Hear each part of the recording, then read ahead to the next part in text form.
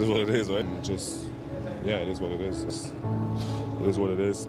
Control what I can control, and it's easy to just be like, oh, I could have done this, or like pointing the finger at everybody else, but it is what it is. Like, I just gotta look at myself in the mirror.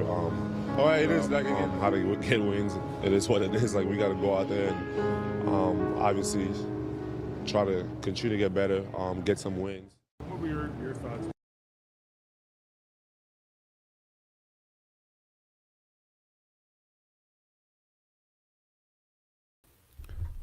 How y'all doing? That was predictable, but I gotta tell you, that first quarter, there was a little bit of anxiety there. I was like, wow, are they actually going to out tank a G League team, basically? I've watched a lot of Rocket games this year. I like a lot of the young players on the Rockets, and I gotta say that when I watch that team play and I watch the Raptors play, there are no two teams that are more similar in terms of play style than these two teams. Maybe the Orlando Magic.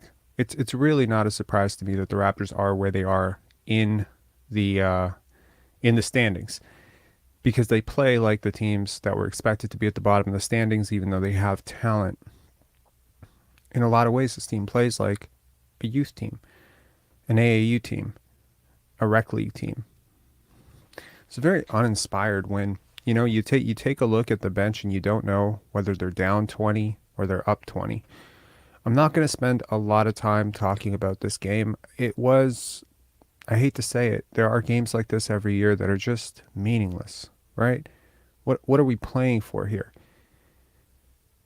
I will say that as I look around the league tonight, there were a lot of interesting implications for the tank. We're going to get into a lot of stuff today. We're going to get into the final three Raptors. So we've been ranking Raptors from 16 all the way through 1. We did up till 4 yesterday, or the day before yesterday. And today we're going to do 3, 2, 1. And it's probably not going to go the way you think it's going to go. So we're going to get to that in the second part of it.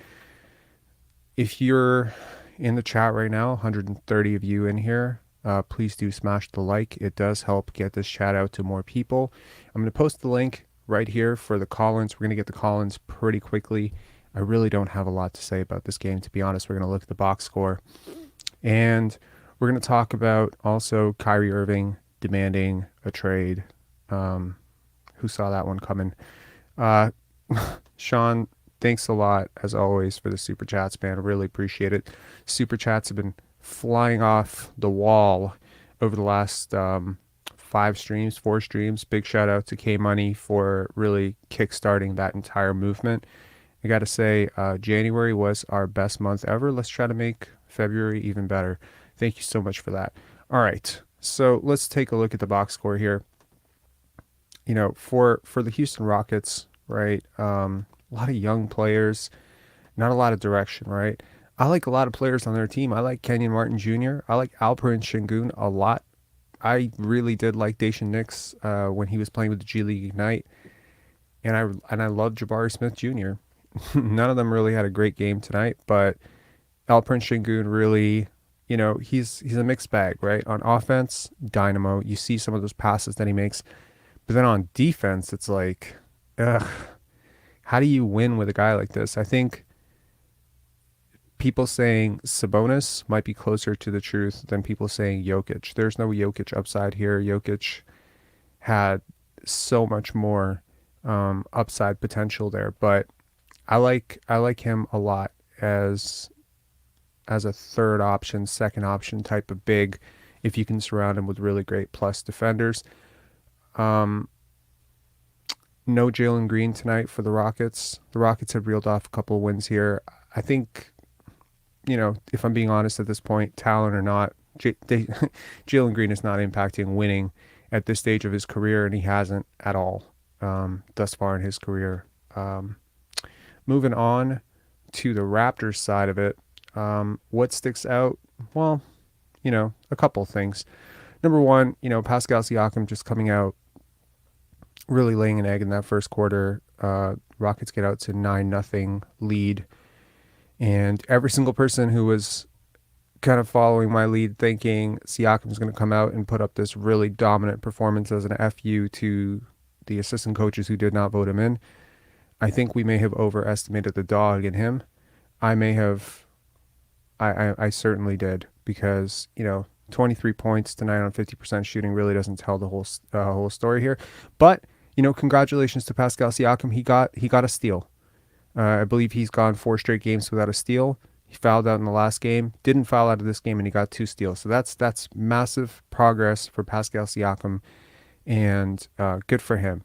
Precious Achiuwa, sort of a mixed night, fouls out of the game. Scottie Barnes, a very strange performance, a lot of jump shots.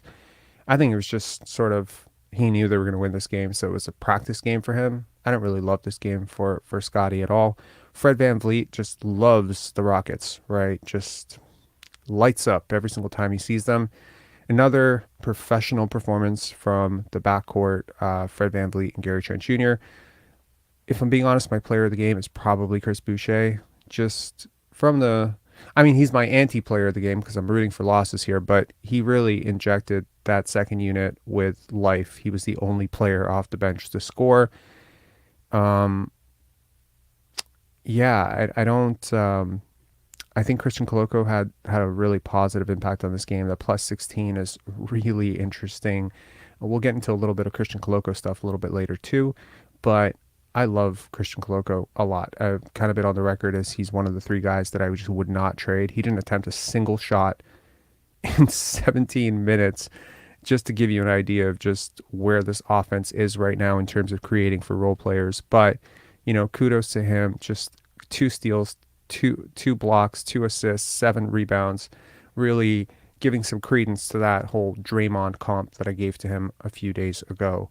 And in terms of team stats, just when you think the Raptors can't possibly get fewer than 25 assists, no, they get 21 assists. If this was a battle for which team is more selfish, the Raptors win out. They win on talent tonight, but they give up a lot in the paint.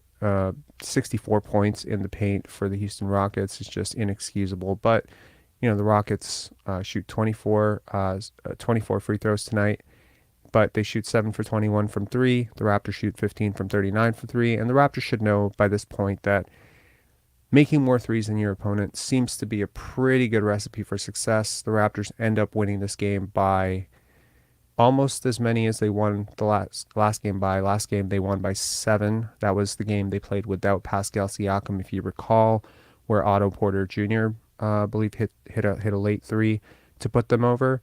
And it was kind of close then too. And this is back-to-back games where the Rockets have sort of played them down to the wire. I don't think that's necessarily something you should be optimistic about, but nevertheless, that's the game in a nutshell for you. I don't think this was really ever in doubt, even when shout out to Vince. Vince has closed the chat with me a couple of nights now. Last night we did a 4-hour live stream, and if you haven't checked that out, there's a lot of gems in there, a lot of good stuff. Totally, not about post-gamer stuff. It was just a completely impromptu chat where we talked about Pascal Siakam getting snubbed from the All-Star game. And it turned into a snapped at a dude about Quentin Grimes. But yeah, it was a good chat, and Vince closed the game out for me, and around halftime, I think he messaged me, or maybe it was before halftime, and he said, I would lay some money down on the Rockets right now, and I was like, nope, not happening. There's no way they're going to lose this game, and honestly, I would have been shocked out of my mind if they had lost this game. There's just such a gap in talent. There's such a gap in talent between these two teams. But the fact that the Rockets played them competitive, yeah, I mean, it does sort of predictable at this point, right? So I'm going to put the call-in link here. Artie Lane saying, Grimes, bro. Oh my gosh. Kiko Latte. Marc, chill, bro. You sound hella angry. What's Marc saying now? Şengün better than Barnes? Oh, Marc. One day, I tell you, Marc, one day I'm gonna go back through all these live streams. I'm gonna take a screenshot of every idiotic thing you've ever said in these streams, and I'm just gonna make a video about it, and you're gonna be famous. Honestly, who isn't better than Scottie Barnes to you, sir? Just who isn't? I suggest you watch the end of this chat. You're gonna lose your mind, or watch the end of this stream. You're gonna lose your absolutely lose your mind. All right, okay. I'm gonna put the stream link here. If you want to call in, you want to have a conversation, by all means, call in. We're going to get to our first caller right here, Tonius35. Tonius, how are you doing? Hey, hi. Hey. Good evening. Good evening. I would call this a horrible win because either if you want to win, you got to blow them out, or you lose and get the lottery picks. But my ego wanted us to get this win because Houston is a disgraceful ownership with no standards. Also quoted by John Wall because he said on that interview that this team does not take accountability. I think a major example is that Kevin Porter Jr. left in the middle of a game last year. Mm-hmm. A responsible ownership should have suspended him and also waived him immediately, but they didn't do that. They kept him and they still keep paying this guy. It just doesn't make sense. Yeah, I mean, look, to all of the tank people out there, and I'm one of you, okay? I am firmly for the tank. I want to say tonight was a good night for the tank, okay? And you may not believe me, but here are the facts, okay? Yes, you don't beat the Rockets. I want to say that was never going to happen. Sorry, you do beat the Rockets. I was saying you're never going to lose to the Rockets, and I think most people with, half of common sense would have said that this was going to be an impossible game to lose tonight. But the Detroit Pistons win tonight over the Charlotte Hornets. So the Pistons are 14 and 39, so they're just second place from the bottom. So even though you don't give the Houston Rockets a win tonight, you do have Detroit winning over the, I guess, third place Charlotte Hornets. And you have Indiana, who you're chasing in the standings. They get a win over Sacramento.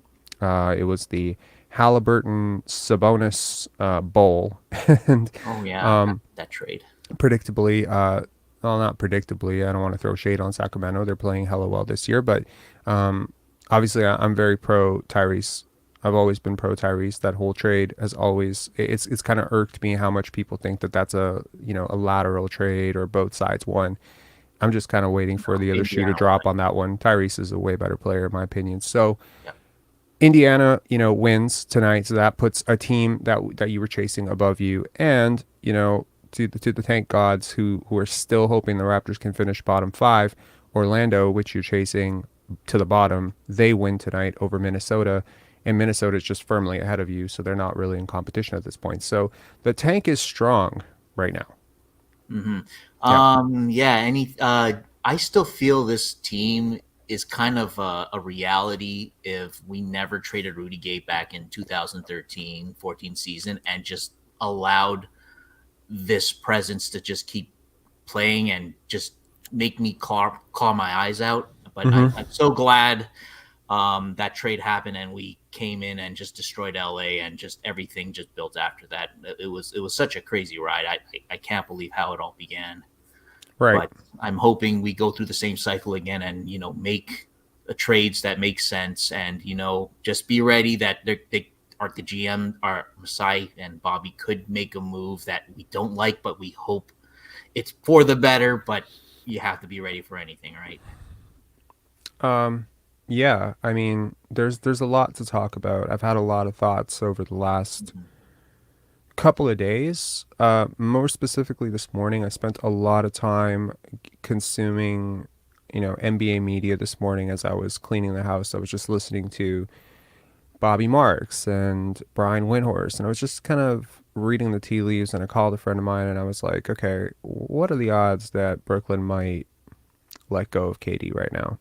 Right? Just let it go, hit the reset, trade Kyrie and KD, get maximum haul of young players and picks back, because so much of what the Brooklyn Nets have built up this year so far has been predicated on Kyrie Irving being really a top 10 player in the NBA right now.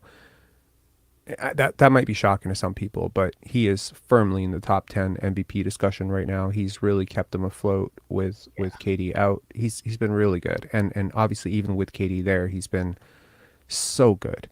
So if he wants out and you're not getting equal value back for him, there's just no chance in hell you're going to deal him for someone who even remotely matches his impact because of all the off-court stuff, right? He's been the best version of Kyrie this year. Right? He's been about as well as anyone could have hoped for him. So you get rid of him, your championship window goes right out the window. Sorry, that's awkwardly phrased. Your championship hopes go out the window.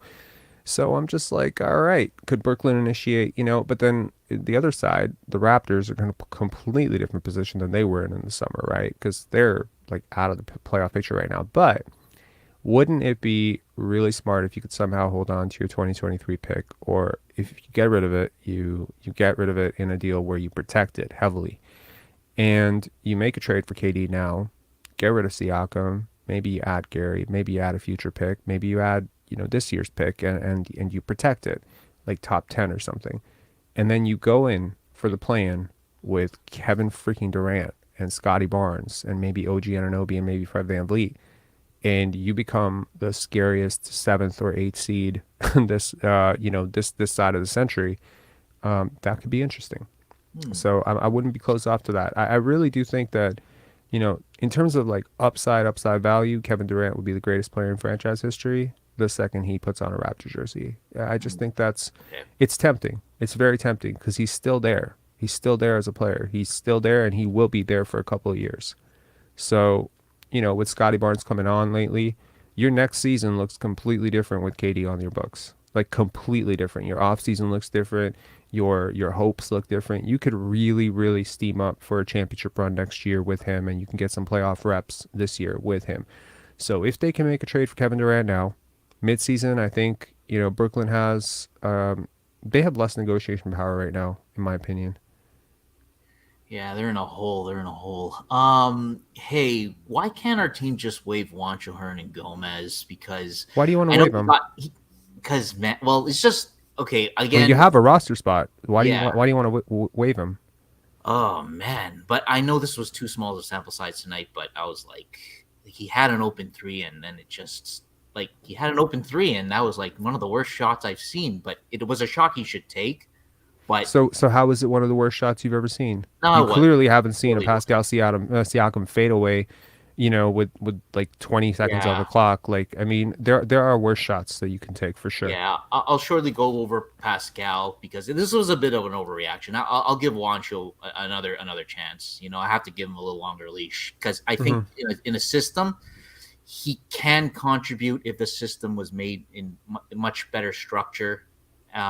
Because right now Pascal came in the game, and especially when he's going into the fourth, he killed our rhythm again. Like he was at risk of killing our rhythm again, and he did what you call the Chris Bosh callback when he just stopped the play, couldn't decide. Yep. And I think if it wasn't Houston being a terrible team, it could have again bit us in the ass, and right, like Utah, the same as what had happened in Utah. Any closing thoughts here? Closing thoughts. I think we'd like to try out OG with whoever we replace. Keep OG, keep Precious and everybody else. But one more small question is are you based in Canada or the US? I'm based in Canada. Oh, you're based in Canada? Is it Toronto area, or are you kind of more in Central? Yep, I'm in Toronto. Oh, okay. Oh, you're from Toronto. All right. I'm not from Toronto. I am in Toronto right now, though. Okay. All right. All right, man. Thanks a lot. Okay. Yeah, you have a good night. All right. The chat is about to get spicy. Hopefully I don't lose my mind here. Next up, we got Marc, we got Lane, and we got Raps Fans 6996. Now, if I'm not mistaken, two of these calls are going to be potentially spicy, so hold on to your popcorn. All right, Marc, what's up? Not bad, Rob. How you doing, Rob? I'm good. Man, I don't know what to say, brother, man. I'm just getting sick and tired of this team, man. It's like we win against pathetic teams, and then we lose against good teams. Do me a favor. Explain to me the Scottie stuff. Explain it to me, man, because I've seen your comments. It's I don't care, personally, but I just want to understand it. I want to understand why you think this guy who, I'm flashing something on the screen for you to look at. If you want to look at it, by all means, look at it. This is what the analytics say, man. They're saying right now, this is your best player. They're saying right now, the market value wise, he's your best player. They're saying his closest comparable player is Jason freaking Tatum. And you're telling me he's worse than Alperen Şengün, I don't know who else you've said he's worse than. Have you said at some point he's worse than Jalen Suggs? You've said some pretty crazy stuff. So I just want to understand, what is your frustration with Scottie Barnes? I really think that his second season this year has been really disappointing, Rob, because I was expecting a guy that was going to average at least 20 points per game. And I don't see the potential in a superstar. I'm being honest with you. I do not see that potential, man. Do you think it's easy to average 20 points per game in this horseshit offense where you have 3 to 4 guys who just never pass the ball? Someone has to be a catalyst for ball movement, right? I agree 100%. And the problem relies with Masai. I think Masai needs to decide if he needs to make Scottie his number one option or keep Fred and all these guys, because it's really hurting his potential, man. And it's getting okay, so here's the thing. I think we can all get tunnel vision sometimes, right? Like, we can become obsessed about certain things and we miss things. Like, for instance, and no one is oblivious to it and no one is immune to it, because the Raptors, they're obsessed with wingspan. And what happened? They missed on Desmond freaking Bane. Because I tell you, if Desmond Bane's arms were like 3 inches longer, he'd probably be a Toronto Raptor. But they aren't, and he's not. And right now, you probably couldn't trade Pascal Siakam to get him. That's crazy. When I start looking back at all the drafts and I look back at who should have gone top 3 based on WARP, based on win shares, it's actually surprising that Desmond Bane should have been a top 3 pick in his draft. And he was available for us at 28 and we didn't pick him. My point is, are you so maybe just, are you getting some sort of interference on your mic? There's some static that keeps coming in and out. Sorry, it's getting a little bit frustrating there. Yeah, that's better. Okay, I just had headphones on. Sorry about that. Yeah, no worries. So my thing is, if you become too obsessed with this point total, you might miss a lot of the other stuff. And I think the other stuff is valuable.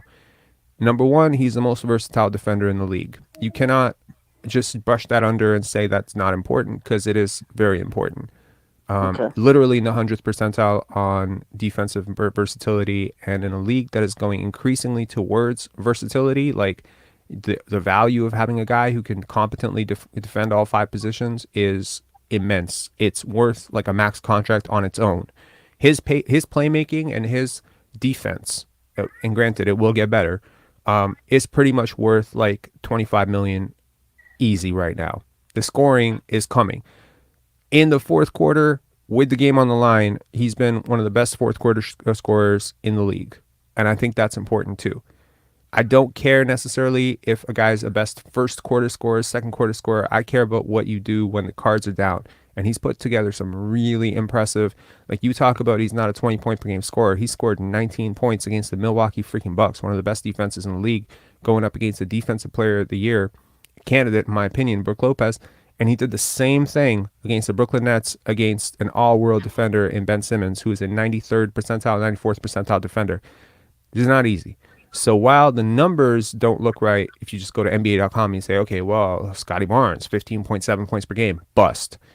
The numbers don't look right. But to me, you have to go beyond the numbers with him. You just have to. Yeah. But Rob, don't you think it's a red flag when you have a rookie of the year all suddenly not improve as much as you expected to improve? Don't you think? I think it's a misnomer, man, because he has improved. He's improved tremendously. He's shooting 45% from corner threes. He wasn't doing that last year. He's improved his ball handling, his playmaking. He has upped his playmaking without drastically increasing his turnovers. He's massively changed his role. Look, have you played basketball? I'm just curious. I played middle school all through high school. Of course, okay. I played basketball. Okay, great. So were you a scorer, passer? I was more of a scorer, to be honest with you. Okay, so that's the thing. Scottie wasn't, and Scottie never has been, right? He's never been a go-to scorer. I mean, the most dominant scoring seasons he put up were in AAU, like EYBL season, where he averaged triple-double as a point guard. But they weren't like 38 points, 35 points per game. He wasn't a gunner. It's never been his game. He's trying to become that. That's difficult, right? Changing your mind from becoming a pass-first player to a score-first player, or a guy who just takes... I mean, where were we last year with Scottie attempting 7 threes in a game like he did tonight? He went 3 for 7 from 3 tonight. He hit 5 threes against Atlanta. I honestly think that's progress. Now, it may not show up again. You have to look at it in increments. Where he was at Florida State to where he is today, that's just like 20 months. That's 20 months. And over those 20 months, I would say he has grown tremendously. I think the ball movement was much better last year. I think the spacing was a little bit better last year somehow, and I think that he thrived. I think for a guy this big who needs space to consistently play on the court with guys like Chris Boucher, Precious Achiuwa, guys who don't really space well, to play in a system that does not facilitate ball movement, I think is going to hurt a player like this. I tell you right now, if you put Giannis Antetokounmpo on this team, he'll be worse. Not worse than Scottie Barnes, but he'll be worse than he is right now. Okay, I got another question, Rob, with Mhm. KD, involving KD. Okay, since they wanted Barnes last year and we refused, do you think if we got a pick that's like the 6th pick or 7th pick and we offered the Nets, do you think they would actually take it with KD? You think that would work out? No, because the 7th pick is not worth as much as Scottie Barnes. Not even close. So they want Barnes again. Is that what you're saying?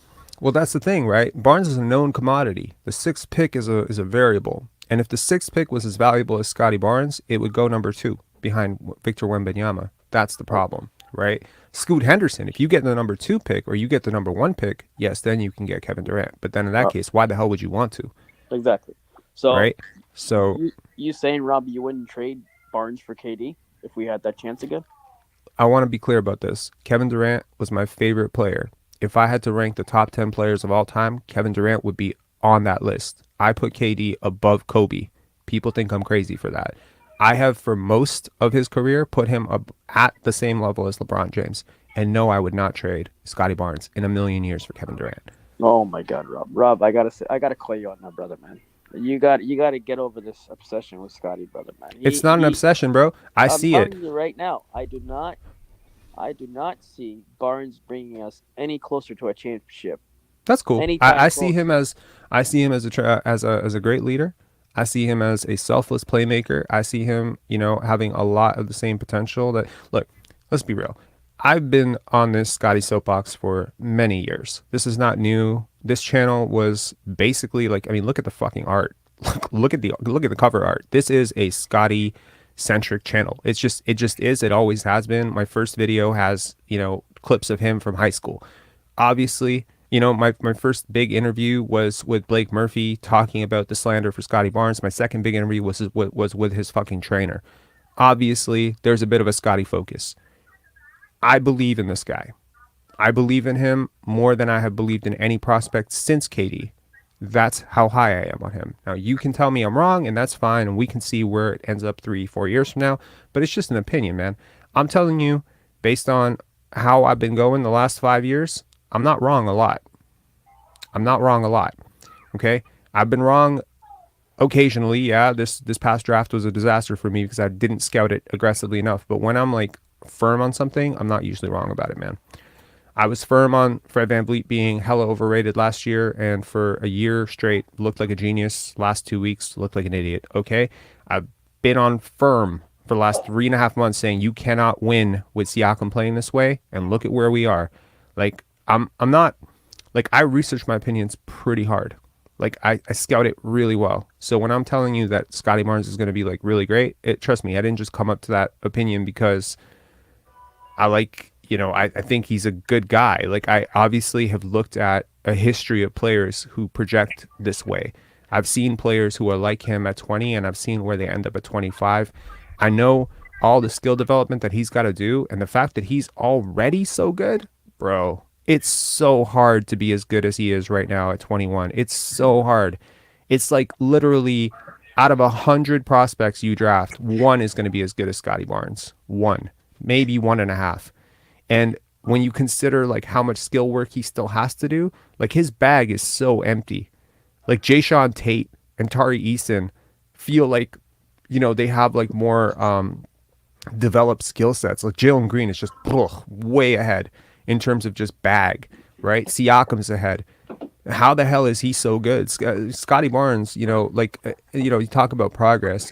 For the month of January, do you know he was top 20 in the NBA in touches per game? I mean, he's really been a big part of this Raptors offense. And I tell you, based on the plus minus and EPM and every analytic, he's been the best part of the Raptors this year for at least the last month and a half to 2 months. Yeah. I mean, the fact that he's better than he was last year per the numbers, given how his season started out, is a real testament to how he played in January. I think he's good.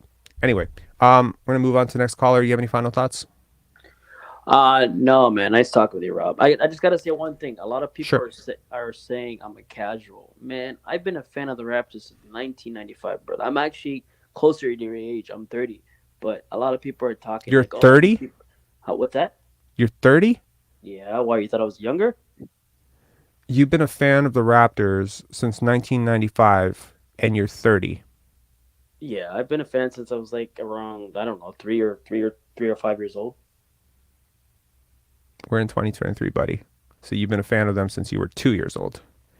I'd say when when the first expansion year happened, yeah, I was 3 That years was old. 95, Yeah, 95, 96. So I if you're was 3 years more, old. But okay. So yeah, I mean, it's very hard to believe that any human, like, first of all, human beings barely have a memory of anything prior to the age of 6.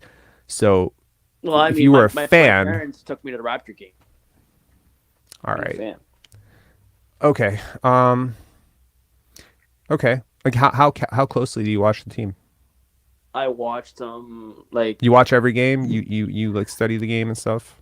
honestly, I watch whenever I have time because I work a lot. But yeah, I watch almost every game, even if I'm work stuff. So yeah, I watch pretty much every game. Okay, I'm gonna shit test this. I gotta shit test it. Sorry, I just want to make sure like that you really suffered through those nasty errors that all of us did. Okay, I'm gonna name a player's last name. You Yeah, name the first name. Okay, no all right. googling. I won't Baston, Google it. I won't Google it. Baston. Ain't. Nope. Montross. Is it Harold? Nope. Moving on. Montross. Karen? Nope. Woods. Uh... I call cap. All right. See ya, Marc. See ya. All right. Lane, what up? What's up, man? How you doing? I'm good. How are you? I'm good. I'm good. Okay, I gotta ask. Are you a Raptor lifer? I'm from Columbus, Ohio. So around 2011, when I started getting into basketball, obviously the Cleveland Cavaliers are about an hour and a half away. I can't stand LeBron James. I can't. He's just too cocky for me. At the time, I just couldn't stand him. And Indiana Pacers are too boring. Toronto from Columbus is only about a 2-hour plane ride. So that was my next best bet. So at 8 years old, became a Raptors fan. Started watching the team every day in about 2013, 2014 season. That was really my first big season with them. So I'm not going to claim to be a lifer. I'm not Yeah. from Toronto, but I've watched them pretty heavily the last like 8 years. Appreciate you, man. Brad Moores, thank you, man, for the super chat. I really appreciate it. Also, Lane, I'm just joking about obviously like the lifer stuff. Like I don't care if you're a lifer. I'm not one of those people that's like, oh, you only tuned in 2017. Fuck you. You didn't. I'm not that insecure. I don't care. I'm not a championship bandwagon. A little short story before I get into what our conversation. Yeah. It was my junior year in high school. That summer going to, was it? Yeah, no, it was my sophomore summer going into my junior year in high school. I had all my friends over, and of course, they're all Cavs fans, they're Lakers fans, you know. Yeah. They all bandwagon the big teams. When we won that Game 6 championship, I cried like a bitch in front of all of them. I cried because I got made fun of for years for LeBronto. I go to school every day. I got bullied all throughout middle school. You got bullied for LeBronto? Dude, it was crazy. They wrote it on the back. I wore a white shirt. And like I was like reading, taking a test with headphones on. They wrote LeBronto on the back of my white shirt. Wow. Yeah, that's rude. yeah. Dude, Columbus is crazy about their sports. I mean, Ohio State here, you can't wear a Michigan hat and walk around. I mean, it's crazy. So the fandom's just nuts. It was all. Are you how do you feel about Ohio, buddy? How do I feel about Ohio? Okay, well, let me ask you more specifically. How do you feel about Cleveland? I have my thoughts. Cleveland. I'm a huge Browns fan. Okay. I think fans are some of the worst fans in all sports, though. I can't stand. I agree. I can't stand them. They're don't get me wrong. I love Deshaun Watson as a player. I don't know how closely you follow NFL, but like when Deshaun Not Watson. closely. Okay, well, you know about the Deshaun Watson situation, right? Okay, Brief the chat, buddy. Like just let the chat know. Like I'm sure there's some people that don't know. So just let them know briefly about Deshaun Watson. Hmm? is a hell of a football player. Played at Clemson, won national championships there. Got drafted to the Houston Texans. Was compared. I mean, his coach Dabo Sweeney called him the Michael Jordan of football. Was right there the first few years. Had like 60 masseuses.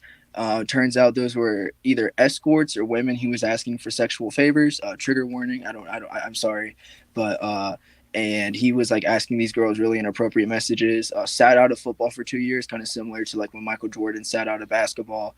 And then the Cleveland Browns were desperate for a quarterback. We haven't had a good quarterback since we came back to Cleveland. So they traded their whole future for the guy.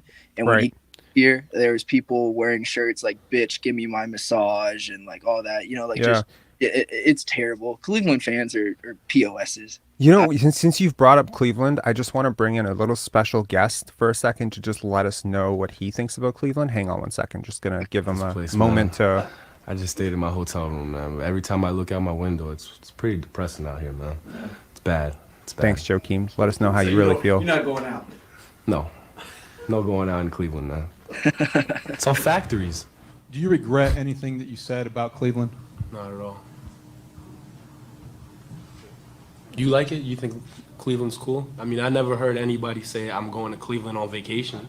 I mean, facts. What's so good about Cleveland? It's facts. It's facts. Have you ever been booed as much in your life? Yeah. When did you booed more than this? I was booed a lot. My whole life I've been booed. College, I was getting booed a lot. Boston, they don't like me over there. And they don't like me over here either. It's okay. I have my friends. I don't care. I love Joakim Noah. Honestly, the coolest dude ever. I was just so sad the Raptors never got a chance to have him on the team. He would have been... I think the city would have built a statue for him. I love him so much. Anyways, moving on. Sorry, I just wanted to... If there was ever going to be an opportunity in my life to play that clip on this show... It was now. This was it. So thank you for giving me that opportunity. No problem. I appreciate that. I can give So what'd you think about the game tonight, man? What I think about the game tonight? My brother's a Rockets fan. He was kind of in the same situation I'm in, where it's like everything. He was a huge Dwight Howard fan when he went there from the Lakers. So like he's been a fan of them for a while. He was same situation as me, as like he didn't like LeBron. Pacers were too boring. He didn't want to follow me and be a Raptors fan, so he went to the Rockets. That's taking a very interesting route to contrarian thinking, but yes, okay. It is. But so we watched it together, and I knew we were gonna win. Honestly, that's one of the games where you can always be confident is with veteran players, even though they're not the elite or the best. If you go into a place like that, you're gonna win. I think the score. Was there a moment tonight where you looked on the court and said, "Is it possible that Eric Gordon is the best player on the court right now?" Is it what was there a moment? Because there was a moment for me when he hit that second three. I was just like, is it possible that he's the best player on the court right now?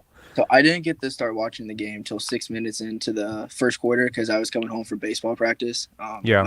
My coach, and so I didn't get to see that part of the game. I don't know if anything. So you missed all the good Rocket parts. First 6 minutes. I was checking my phone at D-Back, that's the facility we work out of, and I saw they were in the 3 or something like that, and like I knew we were gonna win. I still was confident we were gonna win at that point, but I was like, damn, they're really making this harder than they need to. That's the motto of the season. That's the motto of this franchise. It's the motto of the franchise. I mean, come on. This franchise has been like the second most winningest franchise over the last decade under Masai Ujiri. Come on. It is. No. I'm not saying the franchise is bad at all. You didn't even sit through the ugly parts, man. Come on. You've sat through nothing but glory years. I'm sorry. We don't have an NBA team here. I'm sorry. Whoa. 2012, 2013 was interesting. That was interesting. Okay, so you got just a glimpse of terrible before you got amazing basketball for 10 years. Congratulations. My tears are drying for you. Do you remember me mentioning Eric Montross on this chat? My God, man, I had to watch Eric Montross. Eric freaking Montross. No disrespect. Rafael Arujo. Some of these names give me PTSD. I won't even shake hands with someone that I meet whose name is Rafael. If I meet a person named Rafael, I will leave the room. I was told too much for being a new fan. Pardon? I was told I was not going to be shamed for being a new fan. I want my refund. No refunds. You didn't pay shit. So it's like, all right. I mean, what do you think the Raptors are going to do at the trade deadline? Let's leave it at that and get to the next caller. Yeah. I don't know. I think any move they do is going to be hit by resentment, but by some sort of the fan base. There's no right move to make, because you trade Fred, you're going to piss off those fans. You trade Pascal, you're going to make those fans mad. I don't care about those fans. No offense. You're going to make those fans mad. I will say though, the law of averages is working out in Fred's favor. I mean, anybody that has been around sports long enough, professional, amateur, whatever, a player as good as Fred. And I'm not calling him elite, but a player as good as Fred. Good. Yeah, He's a player as good as Fred is never going to stay that bad forever. I mean, like he mentioned it earlier in the season. I don't think people caught it during training camp, but he said that there was a plan for this season. Both him and Thaddeus Young had a plan coming into the season. Otto Porter as well, that they were going to rev up. And there was maybe some people don't know this. They haven't been in NBA circles, but this is often the case with teams. They'll draw an 82 game map for the season. So, for instance, at the beginning of the year, you might say, okay, we're going to get Delano Banton some early minutes. We're going to get Christian Coloco some minutes, etc. Thad, Fred, we need you to be ready for January. We need you to gear up for this season, prep in the off season, expecting to see a major uptick in your role in January. And that's sort of how Fred approached this. He's obviously coming off of, back issues during the playoffs, and maybe he didn't enter the season completely healthy, but he's looked great so far. I still don't want him long-term on the team, but I can acknowledge that he's played a lot better for sure. Yeah, I just don't think that his playing well is impacting team winning at all. So I think and this is from somebody who started watching the Raptors right as Lowry started to hit his stride. I think he has a lot of the same ups and downs as Lowry did in his early years with the Raptors. I disagree. I'm not saying he is Kyle Lowry at all. Yeah, fundamentally disagree with that comparison. I understand why it exists. They're both 6-foot guards. They have a lot in common analytically. I'm just talking about their career-wise, like the injuries they faced. Now they're going into contract situations. Obviously, Fred's been a little bit more lucky than Lowry early in his career to be picked up in such a great situation, and with people that were willing to work with him to get better. I mean, Lowry was in, Houston wasn't a bad situation when Lowry was there. It became a bad situation partially because of him. Memphis was definitely not a bad situation when he was there. He had a great vet. So I don't think Lowry was in a bad situation. I think he was the bad situation. He had a lot of growing up to do. The difference here is he changed. Fred hasn't. That's the difference. I think Fred's changed into more it's me, which is, I mean, he's won a championship. Guys are going to have egos. That's one thing. Once guys see success, they're going to turn their ego up. I guarantee you Scottie Barnes has a bigger ego because he won Rookie of the Year. He's I'm not saying he's me. I'm not saying he's me, but he said, but I guarantee you he's looking at all the other guys in his draft class. Like, I was the best out of all you guys. And I don't think so. I don't think so. Number one, like all the guys who were eligible for Rookie of the Year, he's really close friends with those guys anyway. You want to be better? Josh Christopher is one of his best friends. Josh Christopher had the best game of the season against him tonight. Against not against Scottie, but against Scottie's team. Sure. Right? You get what I'm saying? But I mean, like, Scottie's like really happy for Josh Christopher. I'll guarantee it. Exactly. And they're gonna try. But so then the notion of, oh, I'm better than Josh Christopher probably never even crossed Scottie's mind. See, the funny thing is, Scottie doesn't even compare himself to Evan Mobley or Cade. I think he compares himself to LeBron, Kobe, Magic. He's always had his sights. That's exactly what I'm saying. Is once you win that Rookie of the Year, I'm in a. He's been like that. He's been like that for like 3 years now. Rookie of the Year didn't change him at all. It's just like gold medals didn't change him. Did you watch the interview I did with Brian? I'm gonna be completely honest with you. I listened to the post game stuff, and that's it. Okay, so there was a 1-hour interview that I did with Scottie's trainer in which he talked about a lot of stuff, namely who Scottie is. And to anyone who hasn't checked it out, highly encourage you to check it out. I'm really proud of it. I think we got really deep on Scottie, and it was right around when his season was turning around, so it was kind of a prophetic video. And Brian had been talking about, mid-December as a turnaround point for Scottie and for a while, and that's why I wanted to time the video for around that time of the year. Anyways, long story short, he talked about Scottie winning gold medal, and he said it didn't change him at all. He came back and worked even harder. He didn't act like he was better than anybody. So I just I understand that most people, if they won Rookie of the Year, they'd start walking around like different. I don't think he did at all. But anyway, thanks a lot, Lane. I think you were the person who talked about the baseball analogy last time, right? Yeah. I remember you very well. Thank you so much for calling in, man. I really appreciate it. All of our conversations are always there's interesting ping ponging, so I appreciate you, man. All right. Have a good night, man. Good night.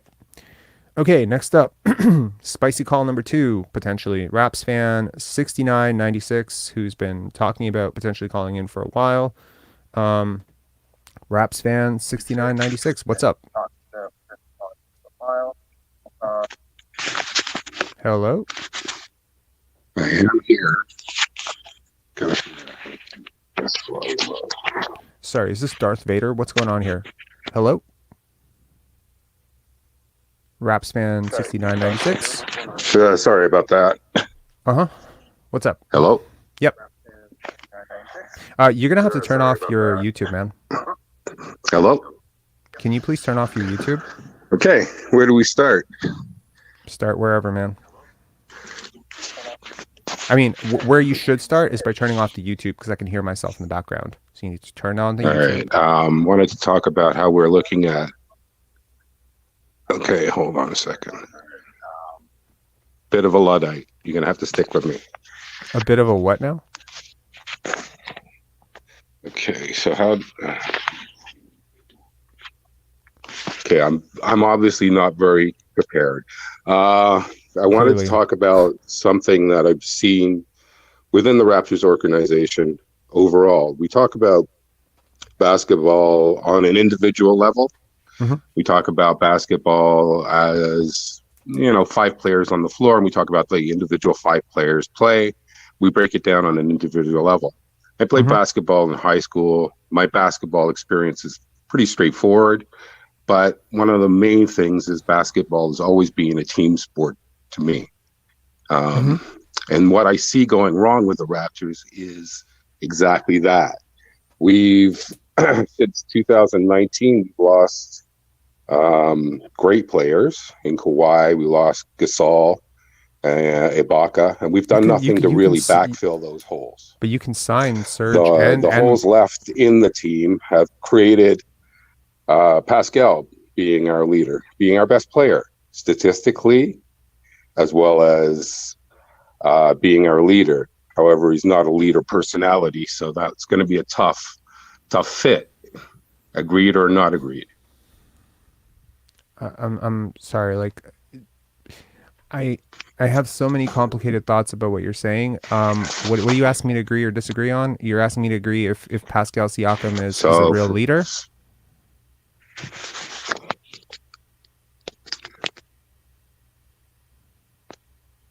Hello?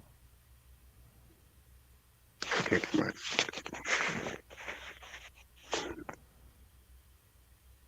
He has left. Okay. The host reminds me of every customs agent I've ever dealt with at the land border between Canada and the US. That's really funny. I mean, I don't agree, but I would love to understand why. Am I just very matter of fact? Anyway, Coach Mo, what up? Hey, Rob. How's it going? They need the people that attended that game, the people that watched this game. We need to be reimbursed. We need to be paid to watch what we watched today. But did you pay anything to watch the game? I feel bad for you. I should have been paid. I should have been paid. Oh my God. The in-arena product at the Houston Rockets games is basically country music, and I'm all for it, man. Fun fact 5,000 about me. I like country music. So yeah. Giving a real context to my hood rat image is I like country music sometimes. Listen, anyway. I want to talk. The game was so boring, and I might get into that a little later. What I want to talk about is what happened to the conversations you were having with certain people, and I'm kind of like you, and I agree you should be yourself and don't when I saw one person comment, "Oh, you need to be nicer you need to be a nicer host," and it's like, Rob, you speak to how many people? during lives, and it's like you have trouble with one or two of the same people, and it's for a reason, and it's like, why should you be nice? It's like I swear we're Alex C just called me the Serbian Jimmy Butler, and I gotta say, Alex, I know you're Serbian, right? That just made me laugh so hard, bro. No, that's funny. I gotta say, like, Jimmy Butler is like my soul twin, like in terms of like the way he feels about things. Like when he'll just be like, he'll just come into a room and be like, fuck this, I'm out. Like he just leaves. And like that's the hilarious story in the Minnesota Timberwolves where he just went at everybody and then he just like turned he around beat and the just like, starters with the you goal need me. scorers. You need me here. I swear to God, if I had like that level of basketball talent, I was on a dysfunctional team with a whole bunch of youth like who didn't play the right way, I would do the exact same thing. So I appreciate the Jimmy Butler comp. I love Jimmy Butler. It's like, yeah. Are you supposed to sit there and just play nice to a guy who's telling you he has like insider information on the Knicks? It's like you're just supposed to sit there and stomach that. Like, oh my God, yo! I mean, you I'm listen sorry. to that, eh? You listen to that? You Okay, know, when first of you all, said, how do you know this? When you said, how do you know this? You're speaking as if you have inside knowledge. I said the same thing. I'm like, dude, how do you know this? You're speaking with such authority. But it's like, yeah. So, I mean, you know what? Like, I let my girlfriend listen to that part, and she was kind of like, yeah. Like some people like, did he know, right? Because I was like, oh man. It's like, look, this has been a thing with me forever, right? First of all, I want to say thank you, Jason Choi and MSJ, for the super chat stickers. Really appreciate it, guys. Much appreciated. The super chats are just flying off, and I'm for it. Thank you so much. To what you're saying, Mo, I listened to that conversation back. I listened to it with my girlfriend because there was a person in this chat, John, who said, with the Marco call previously, he's like, hey, like, you should let your girlfriend listen to this so you can get a second opinion that you trust and just get some real feedback on this because, like, you're doing this a lot now. We're doing the live streams a lot. So I want to get better at this and I want to know if I'm actually like making mistakes here. I want to know. But I listened to that fucking thing again and I went back and I actually immediately this morning when I woke up, I had that thought in my head and I phoned somebody that I know in the New York media and I said, listen, this is what I think about the New York Knicks and how they view Quentin Grimes. And this is what I think happened in that Danny Ainge thing. And they're like, you're 100% right. That's exactly what happened. And I was just like, I knew it, man. I knew it. I thought I remembered it correctly. And I was just, he's a haggler. He's a haggler. It is what it is. People have an idea that they're right about something. They come onto these shows and they think they're right. And I'm open to being wrong about something. Like I'm completely open to finding out that I'm wrong about something. I'm cool with that. But I'm not going to listen to somebody just tell me I'm wrong and then not provide any reason why. That's just a frustrating conversation. It's like when someone says something, mm-hmm. and you're like, someone says something like, oh, like Scottie Barnes, Sengun's better than Scottie Barnes. A part of you dies in that conversation. You're like, okay, here we go. All right. It's like, I'm not speaking to someone that, you know what I mean? And so, I mean, I can listen to it. I mean, I don't mind. Like, a part of you has already left the building. That's the challenge. So like that's the challenge for me. And I got to tell you, if holy shit, if I had figured out how to do live streams when I was 20 years old, the shit that I was saying today or yesterday or like the day before, that would be mild, so mild compared to what I would have said 15 years ago. Believe it or not, I have tuned it down a lot. I was way more abrasive and way more objectionable and 1,000 times less likable 15 years ago. This is therapy, okay? Yeah, I went through therapy because of this, okay? Listen. But it's still like certain characteristics, certain traits, certain conversation styles are still going to rub you the wrong way. Yeah. And I got to be honest, I have an obligation to one thing really, which is beyond my ego. I have an obligation to this chat. And I got to make sure that anyone who comes on and says something absolutely absurd gets checked. Kuwata from Mars, thank you for the super chat, my friend. Thank you so much, as always. He said, like Jimmy Butler, you are also a big coffee connoisseur. Stay warm, people in Toronto. Thank God it's Friday. Yo, I got to tell you, I'm insane because that's 11:45 and I'm drinking my coffee right now. So, I mean, like, I'm going to be up all night playing chess on chess.com. But yeah, go ahead. But yeah, we need more. The Jimmy Butler energy came up when you asked that guy, Baston, what's his first name? I was like, damn, Rob, you doing him like that? All right. He wasn't gonna say Macy. We all know he wasn't gonna say Macy. We all did. That was a tough one. I honestly, I could have lowered the bar a lot. Yeah, you could have said, Bargnani. You could have helped him out. I mean, Bargnani, come on. Hey, That's listen, too easy. Baby steps. Anyways, the first 3 quarters, Fred was touching the ball like 90% of every possession. Then it was Siakam's turn. All I'm saying is those first 3 quarters, that's why OG wants out. That's exactly why OG wants out. Yep. 100% why he wants out. And honestly, yes, it is. I truly believe OG would, or his camp would go back on his desire to leave if they got rid of Fred and Pascal. OG's like, no, I'm staying. I'm good. Okay, I'll ask you a question. I believe that. If you were OG's agent, just put on your agent hat for a second. You're not a coach anymore. You're an agent. What are you saying to OG ahead of the trade deadline in the next 6 days? Like, what teams are you trying to guide him to? Because we've heard New York, we've heard New Orleans, we've heard so many teams being mentioned. I want no parts of New York if I'm OG, if Randall's there. Okay. I want no parts of New York if Randall's also there, because then I got to share with Randall and are you approaching this from the perspective of OG wants better stats, or OG wants to be just in a different, better team? If I'm not on a championship contender, I'm not playing third fiddle to Brunson and Randall. He'd be playing fourth fiddle because he'd also be playing he'd be playing behind RJ. There you go. Probably. So, is that really an upgrade for him? Is that really a better situation? I mean, it depends on what you think he wants, right? I mean, the report so far is that he wants a different situation. Look, if I'm his agent, I'm being fair. I'm going to try to be completely fair. If I'm his agent, I'm guiding him to Memphis or New Orleans fast. I would want him in one of those 2 teams. Ja is super selfless. Yes. He's not going to get his stats aren't going to improve, but his mood would improve a lot. His shot selection, his looks will be better. Yeah. Yes. They need to stop chirping over there, though. Oh my God. Where are you at? Where are you at with the Grizzlies talk too much? Where are you at with that? The Grizzlies talk too much? Yeah, what are your thoughts on that? You agree with that, or? Yo, honestly, that Dillon Brooks thing last night where he punched Donovan Mitchell in the nuts.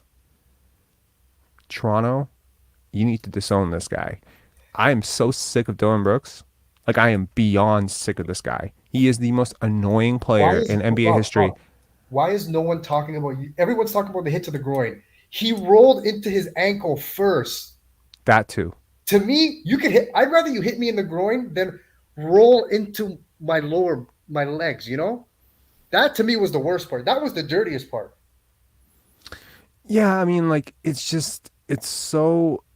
I don't like dirty players, like Grayson Allen, Joel Embiid, like, y'all can honestly go to Guangdong Tigers and go injure those dudes. I'm not for it. Like, I don't think there's any place for it. Tough, yes. I like guys who stand up for themselves. I don't mind, fights, whatever, fight. It's a fight is a fight though. It's like, it's straight up, square up and fucking fight. Don't do this shit where you're cutting out people's ankles. And you know what? Throw Siakam in that fucking list too, because I've seen him grab people's I saw him trip Joel Embiid. I saw him grab Dame's ankle and pull him down. Fuck that shit. Fuck that energy. I'm not for it. I'm not cool. What about guys like Julius Randle? I'm not saying he's dirty, but he's like a bull in a china shop. He's just like Julius Randle. Yeah, he plays so. He's annoying too. He's annoying as hell too. Elbows, and it's just like. I don't know what these people endured in childhood to make them the way that they are, but like, honestly, miss me with that energy. I don't like it. Half the time. And it's like, if you ever play pickup ball, or you ever play, there's certain guys where you have to be wary because they're just so reckless. Oh, for sure.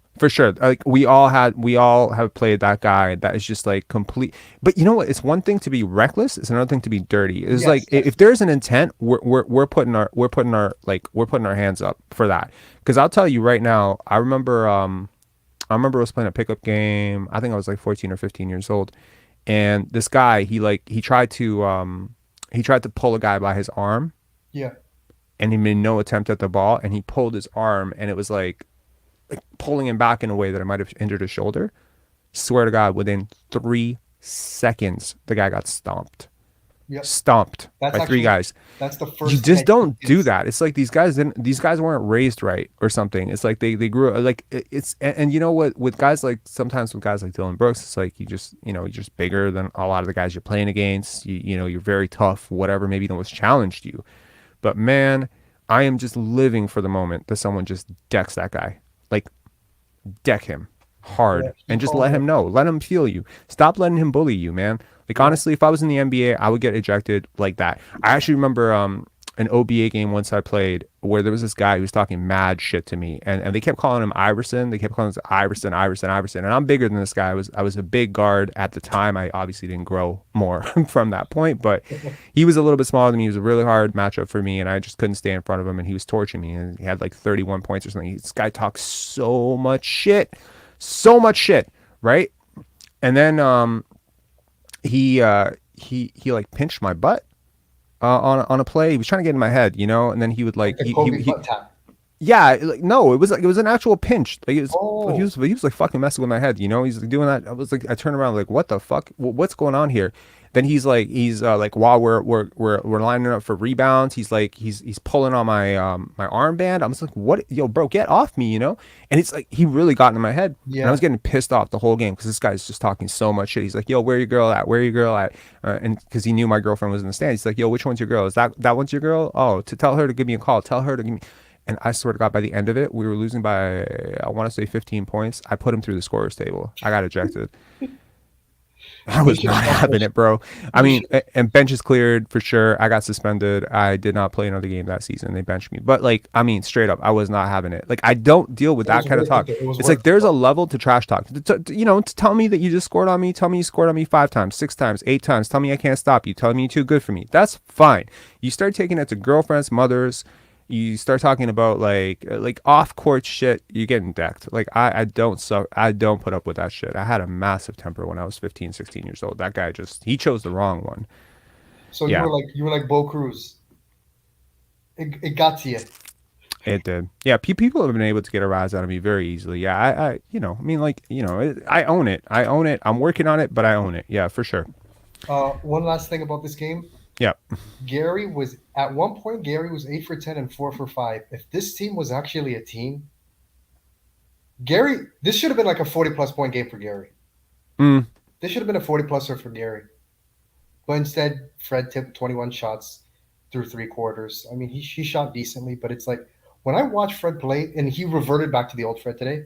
It's like, at what expense? People are like, "Oh, you can't blame Fred for this." It's like, Fred is almost kind of like he shovels it's like it snows. There was a snowstorm, and he shovels his steps, but he's throwing the snow on someone else's. Mm-hmm. Like, yeah, his is clean. He did his job, but it's like, at whose expense? Yeah, it's for weird. Sure. Are you a soccer fan, Coach Mo?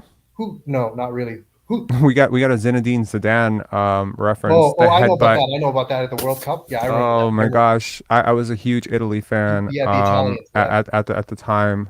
Shout outs to all the Italians who watch this show. There are so many. Even pensare. It's like a pensare basketball is an Italian word, right? I grew up partly in Italy for a little bit, so I speak the language. So it was kind of interesting. I was rooting for Italy, and when he headbutt him, I was just like, yes, they win. Achua 1 for 5. Achua 1 for 5 through 3 quarters. Who's getting him good looks? It's like, I swear to God, our 2 best guys. It's like, we're gonna get ours. Everyone else, fend for yourself. Hey man, helps the tank. The tank. That type of basketball with this level of talent cannot win. The only chance this team had was team basketball. Not going to play team basketball, you're going to lose. And you know what? Scottie hit 2 threes the second he was by himself in the 4th quarter. And how do you feel about him taking 7 threes? I kind of feel like he kind of mailed this game in. What do you think? Or you think he was just kind of trying it out? I didn't love this game for Scottie. I like that he's hitting threes. I want him to expand his repertoire and get outside his comfort zone because he needs to expand his game. What happened to Scottie being a part of the offense? What happened to that? I swear we just left. It's like certain guys circled this game and they're like, oh, it's the Rockets. I can get my stats back up. I can boost the efficiency back up a little bit. You know what I mean? Honestly, show me a true like superstar in the making, and I'll show you a guy who checks out of the game against the Houston Rockets. Oh It just my it God. just is what Yup. it is. Like, like I think Jack Armstrong said it during the game, and he said, like I really love who did he talk about? I think he was talking about Boucher or Gary or Fred, like one of those three. And he said, like, I think it was Fred. It's like, I love that he approaches every single game with the same intensity. And I was like, yeah, that's what role players should do. Exactly. If you're a role player, you should approach every single game with the same intensity. If you're an aspiring superstar, yeah, you need to circle about 25 games that you really, really need to dial it up. You can't do it every single night, but you need to save your best for those 25 teams that your team really needs you.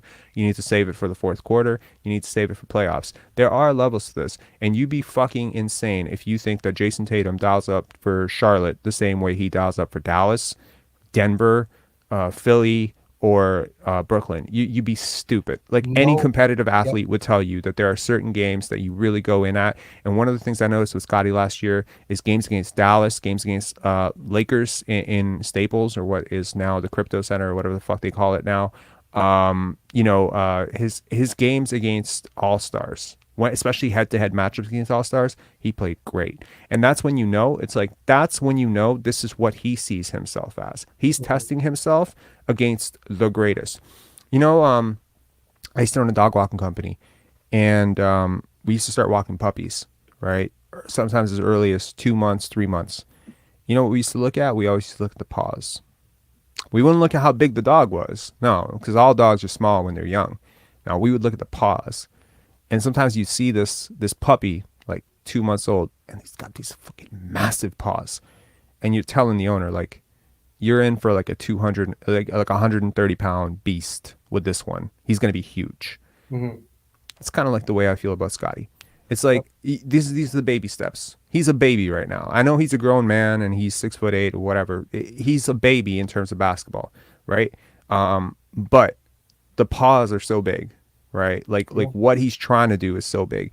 You often look at it with, it applies across everything. It's literally everything. When you talk about chess, you talk about baseball, you talk about football, you talk about fucking math. Like I was tested gifted when I was younger. So I have like a bit of a knack for spotting people who are ahead of the curve or wonderkins or just, better at things than they should be for their age. Scottie has a lot of that. Like a lot of that energy. And when you are wired that way, you do tend to want to test yourself against people who are older, better. There's something in basketball called the big brother theory, that players who have bigger brothers tend to be better players. And I find that to be very true. And Scottie has a bigger brother, and he's been beating him since he was like 14 years old. Yeah. Anyway, any closing thoughts? It's almost. I mean, what are we? We're technically in Saturday. Thursday's on its way. 6 days away, man. Coming. 6 days away. I'm hearing noise that Kyrie wanting out has ruined the trade market for Fred VanVleet. I disagree. No, I don't agree with that much either. But it definitely. But if Kevin Durant becomes available, I think now that creates a completely different thing. Now, I'm going to leave you. I can't let you respond to this because this conversation is going to go forever. But I'm going to leave you with a nugget. It's a what if. Okay. Are you ready for this? What if the Toronto Raptors are only making OG Anunoby apparently available so that they can talk to all 30 teams about the guys that they really want to trade? Okay, that's all I have to say for you. Okay, bye. All right. Bye. All right. Next up, we got K Money. Then we got Beaver Fever. And then we're going to go back to Raptors fan 6996, who will have to hold tight and hopefully has figured out his mic issue and all that stuff. K Money, what up, man? Yo, what's good, bro? What's good? Yeah, I want to say thank you so much again to you for your super chat momentum. It really has carried through. It's like it's carrying through every single chat. I'm looking like even last night, I'm like, whoa, we got $40. How we get $40? We were like, there were certain chats we were getting like $2 before you, man. So thank you so much for that. You really started something here. I'm proud of you, man. I'm proud of the chat too. Y'all keep it up. Thank you. I just want to say, I just wanted to say, Fred VanVleet really has been hooping lately. If you've been watching, like, I almost want to give him really a super max. Shut up. No. You're kidding, right? Yeah, I'm kidding. Okay, thank God. Sorry, I I almost don't know. died. It's I not was much like, to say. no. I mean, he's Yeah. like hold it. One of the biggest things, with playing on a losing team, right, is motivation. You got to play for something, right? Scottie plays to win. His season is not going to turn around. He can't turn around the season by himself. He's not LeBron James in his prime. So he's looking at this like this is a lost season, and the thing that I came in trying to do this season is kind of off the table. So I wouldn't be surprised if we've already seen the best of Scottie Barnes for the most part in January when he was still trying to salvage the season. However, Fred VanVleet is not playing to win. Fred VanVleet is playing for his next contract. Pascal Siakam is not playing to win, in my opinion. No matter what he says, no matter how many times he says it, I study people's body language and tone. I will go back. There's a part of his interview that he did about being snubbed for the All-Star team. Mm-hmm. Have you noticed that people, when they say things that they don't really believe, they introduce a subconscious to it without even thinking about it? They introduce a, it's a subconscious tick. When he like you talking about I gotta make him pay next time. No, I mean, like, he wanted to make it this year, really, but team record is a big factor. Yeah, Sean Stevenson, thank you so much for the $27.99 super chat. I feel like this $27.99, I don't know where this number comes from, but I think K Money, spamming $27.99 has it's left a subconscious blueprint in people's minds. Thank you so much, man. I really appreciate you. Okay, so basically, like right now, like let's say for instance, I slept with a girl that I wasn't able to tell you about, right? Something like that. Or something I was just like, it's duping delight. Or maybe I have a secret that I can't tell you about or something. When I would introduce it, I'd be like, I would introduce a bit of a subconscious tick to it. When he mentioned the word winning, he laughed before he said winning. It was the only laugh in that entire interview because he knows that that's not what he's trying to do. He's not trying to win right now. If you try to win, you play different. You really would. Everything he said in that interview where he talked about, no, it's not about that for me. It's about winning. Bro, you do not play the way he's been playing all year if it's about winning. He's not impacting winning in a significant way. I don't care what the analytics say. I wouldn't say all year. To begin the season, I seen him really just make for others, use his attention. He was going for top 5. You're not going to be top 5 if you're not going to average 7-8 assists. I mean, we saw Russell Westbrook do this, right? I wrote an article about Russell Westbrook's MVP, and I said it sends the wrong message to promote this style of basketball as MVP caliber. Just because you're wowed by the triple-double nature of it. I mean, as pace picks up around the league, you know how many guys could average a triple-double? Realistically. Luka could average a triple-double if he pushed for it. Jason Tatum, if he pushed for it, could average a triple-double. Easy. Kevin Durant could easily average a triple-double. LeBron could average a triple-double. Russ could still average a triple-double. James Harden could average a triple-double. Joel Embiid could average a triple-double. Every single one of these players, if they really wanted to, if they came into the season and said, that's what I want, they could average a triple-double. Pascal Siakam's trying to average a triple-double. He can't. He can't because he's not that level of playmaker.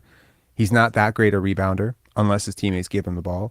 And quite frankly, he's not that great a scorer. He's below league average efficiency. I don't rate this guy. I don't. And I mean, like, let me show you something. I think you're gonna find this crazy. You're speaking my language. Look at this. I don't rate. Yeah. Look at this. This is what the analytics say about Pascal Siakam right now. His 5-year market value, which is projecting the next 5 years of his career based on age, everything, is $93 million over 5 years. His performance of the 10 most comparable players is David fucking West and Tobias Harris and Danny Granger and Rudy Gay. Do you see any Hall of Famers on that list? No. Because that's fucking nasty. It is nasty, isn't it? Now, I didn't invent the fucking stats. I didn't invent advanced analytics, but I'm telling you that they're seeing what low efficiency. Yesterday during the live stream, I don't know if you were there, but someone brought up Colin Sexton, his 3rd year in Cleveland.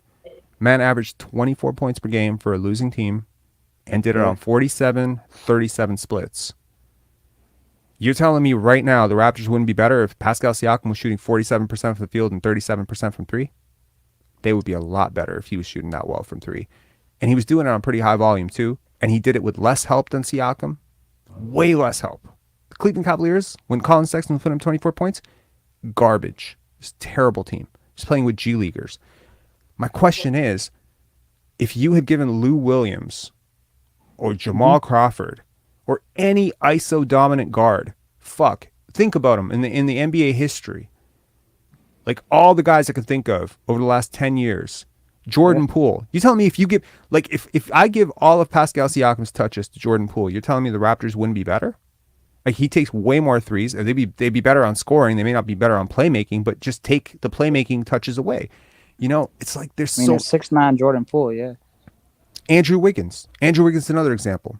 It's not that far, man. I think people just keep talking about him. They think they can just talk this guy into existence. Like he's going to be like, oh, we keep talking about him in the same conversation. Like I heard a YouTuber compare him to Jokic. Jokic? Oh my God, he's not comparable to Jokic's leg. Rob, Raptor fans view Pascal Siakam as Tim Duncan with a 3-point shot, bro. Hey, you can't take him serious. It's a joke. Tim Duncan? Like, I can make a legitimate case that Tim Duncan is a top 6 player of all time. You telling me they think he's that good? Raptor fans, we got 244 of you in the chat. We're going to play a game with K Money on the line. We're going to play Pascal Siakam or, okay? And you tell me, okay, K Money, give me the first comparable. Pascal Siakam or who? Oh, we lost K Money. Oh no. Okay, hopefully K Money's still listening. We're still going to do the game and hopefully he comes back. Carlo Adamo, thank you, sir. Big shout outs to Carlo. I've mentioned it before in the chat. Carlo is an actor that I worked with. If you're an aspiring director out there, I highly recommend working with him. He's an awesome actor. All right. Pascal, or I'm not even going to go with Tim. We're not going Tim. Okay. We're not going to be stupid about this. There's certain blasphemy that I'm staying away from on this channel. It's not happening. Let's go Pascal Siakam or Draymond. Career-wise, Pascal Siakam or Draymond Green, career. Well, I'll just me that first. Just let me know in the chat. Who is it? All right, bring on the next caller, Beaver Fever. Interesting name. What's up, Beaver Fever? Man. What's going on? Can you hear me? I can hear you. All right, because I don't have YouTube on, so I have no idea. You shouldn't have YouTube on. Yeah, that's very fair. No, man, I just wanted to comment more, steer towards the draft since that seems to be where we're headed. I'm just not completely sold on Victor Wembanyama at 7'4". I just have like huge concerns about his height, and I read an article that sort of traveled down the path like to go as far as advanced analytics and such, and he brought up some interesting points about players that are over the height of 7'2" and their success in the NBA. And most of them, if not like all of them, went on to have either devastating injury, shortened careers, or became this kind of like role players, at best. Right. And I certainly, I've seen videos of him and read articles and such, but it concerns me that at that height, and he's not an overly big guy. I mean, he's so young. Sorry, you cut it. Right? You cut out there. Did you say he's not an overly big guy? Yeah, I understand he's 18 years old. He's still got to fill out, but he's just got a wiry frame, and I'm worried about him coming up against like actual men who he plays against them now, but the NBA is a different animal. And that the competition level is not what he's playing like. A lot of pundits are like, oh, he's amazing in this league and that league. It's like, it's not the NBA. There's a massive, talent difference. All right. I appreciate the call. Do you have anything further to add? I mean, we can just hang up and I'll respond to your comment. So we're having a lot of interference with your audio. Sure. All right. So no worries. hang up and I'll respond. Okay. So to what Beaver Fever said, I disagree sort of with the premise, but I understand where he's coming from, right? On the one hand, you're right. He hasn't played against grown men in the NBA. He's played against grown men, though. He's been a professional athlete for a while. but he is 7'4", and the history of, or he's actually probably closer to 7'5", and people aren't talking about that. He may actually grow to 7'6", and yeah, there's been serious injury history with guys who've been 7'5", 7'6". However, I will caution that there's something called black swan events. Okay, and Nasib Taleb talks about it a lot. Black swan events are not things that you should try to project because they've never happened before. It's for the same reason that I can't tell you how to take care of a 900-pound dog because such a dog has not existed. Sorry to keep bringing up dogs. And I can't tell you, what a 7'5" guy who moves like a guard is going to be like injury-wise because I've never seen that guy before. I'm seeing it for the first time now. We're going to have new data. And you know what? 15 years from now, I'm sure there's another, Victor Wembanyama light or type player, 7'4". Guys are getting taller around the league. People are getting taller around the whole world. Okay. As we scout more of the world, you're going to start seeing, the population population's bigger. You just have a larger sample of potential 7'5" unicorns coming out of, every corner of the world. So, haven't seen a guy like Giannis. Haven't seen a guy like Victor Wembanyama, but really haven't seen a guy like Kevin Durant. There's a lot of, unicorns that we've seen over the last 20 years. Seems to be getting more and more common, weirdly enough, to say about a unicorn. People call Kristaps Porzingis a unicorn.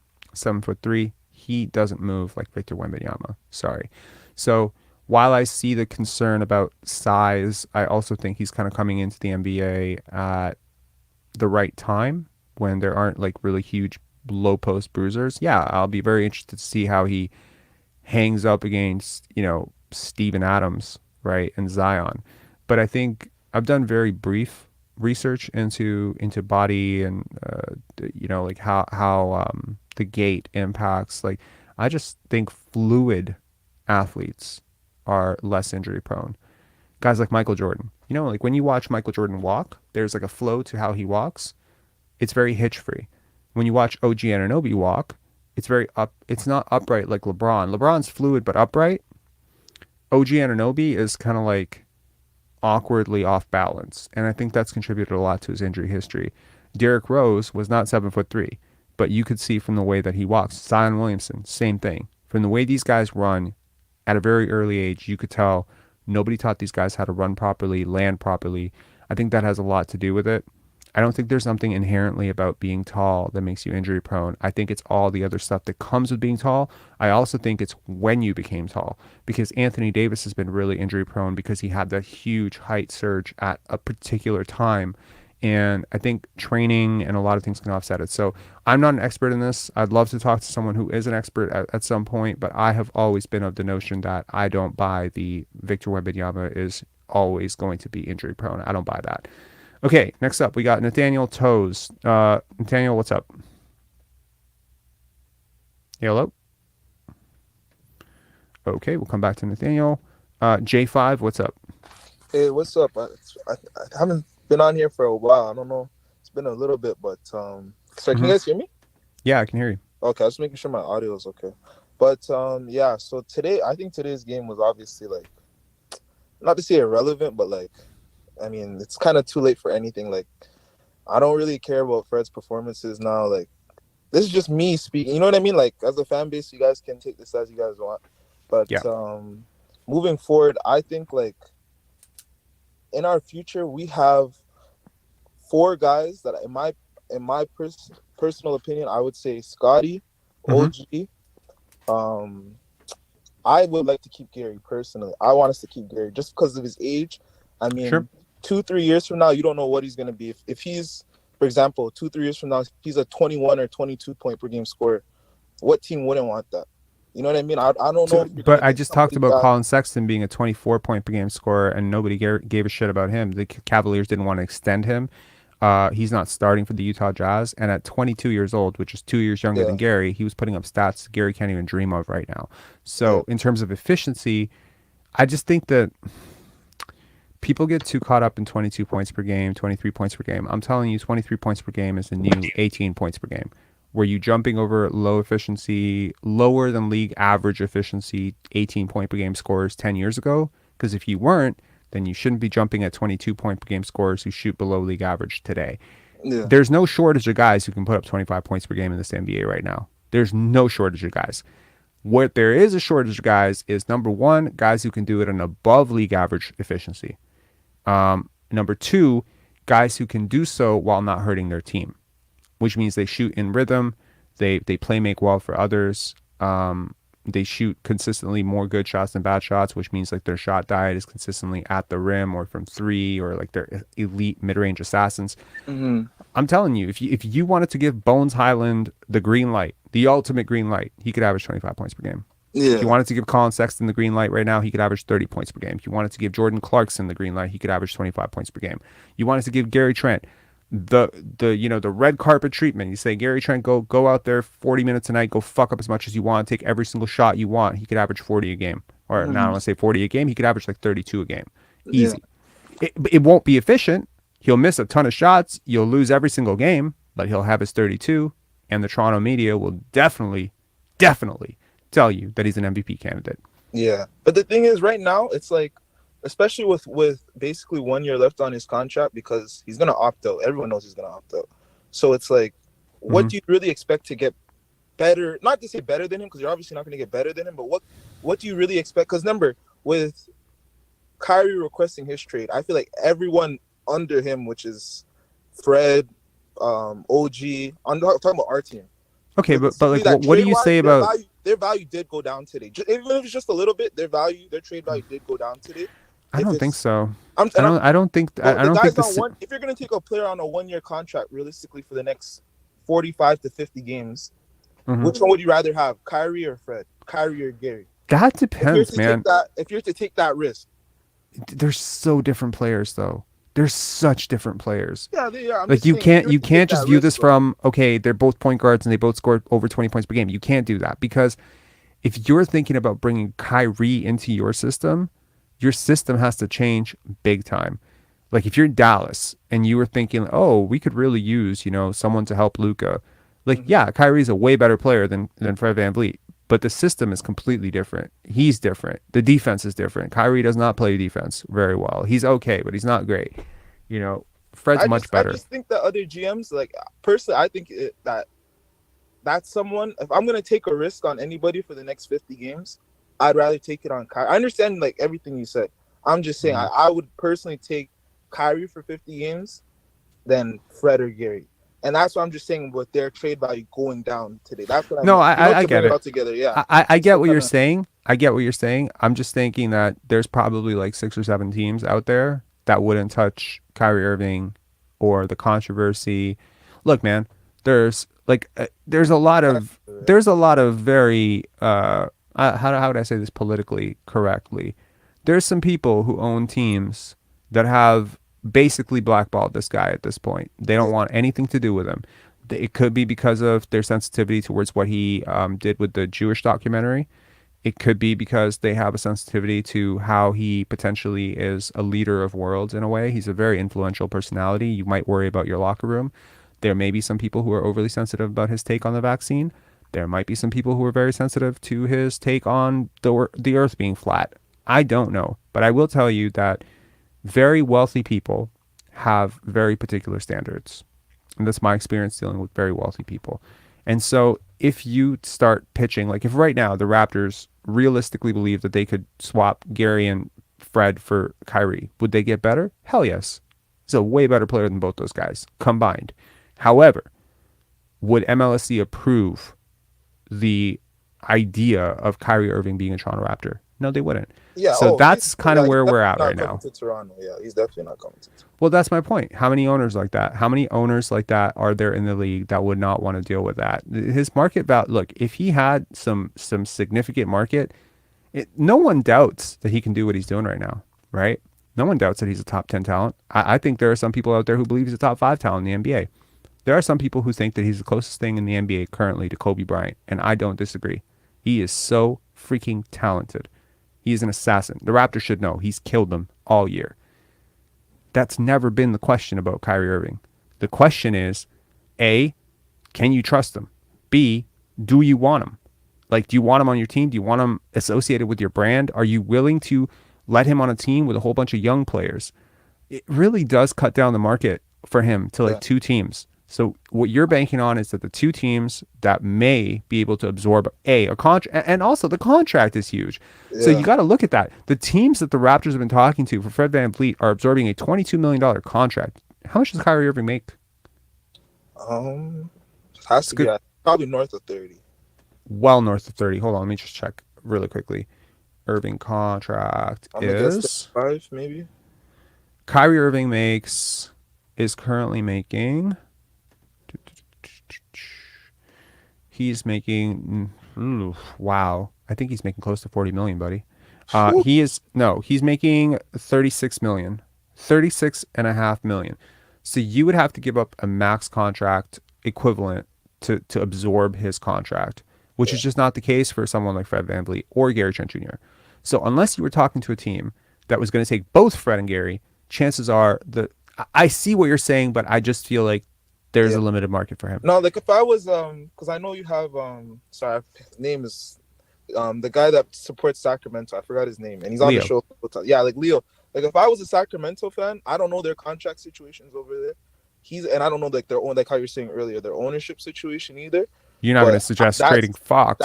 That's definitely like like Fox I wouldn't give up. But if they were able to put together maybe 3 like.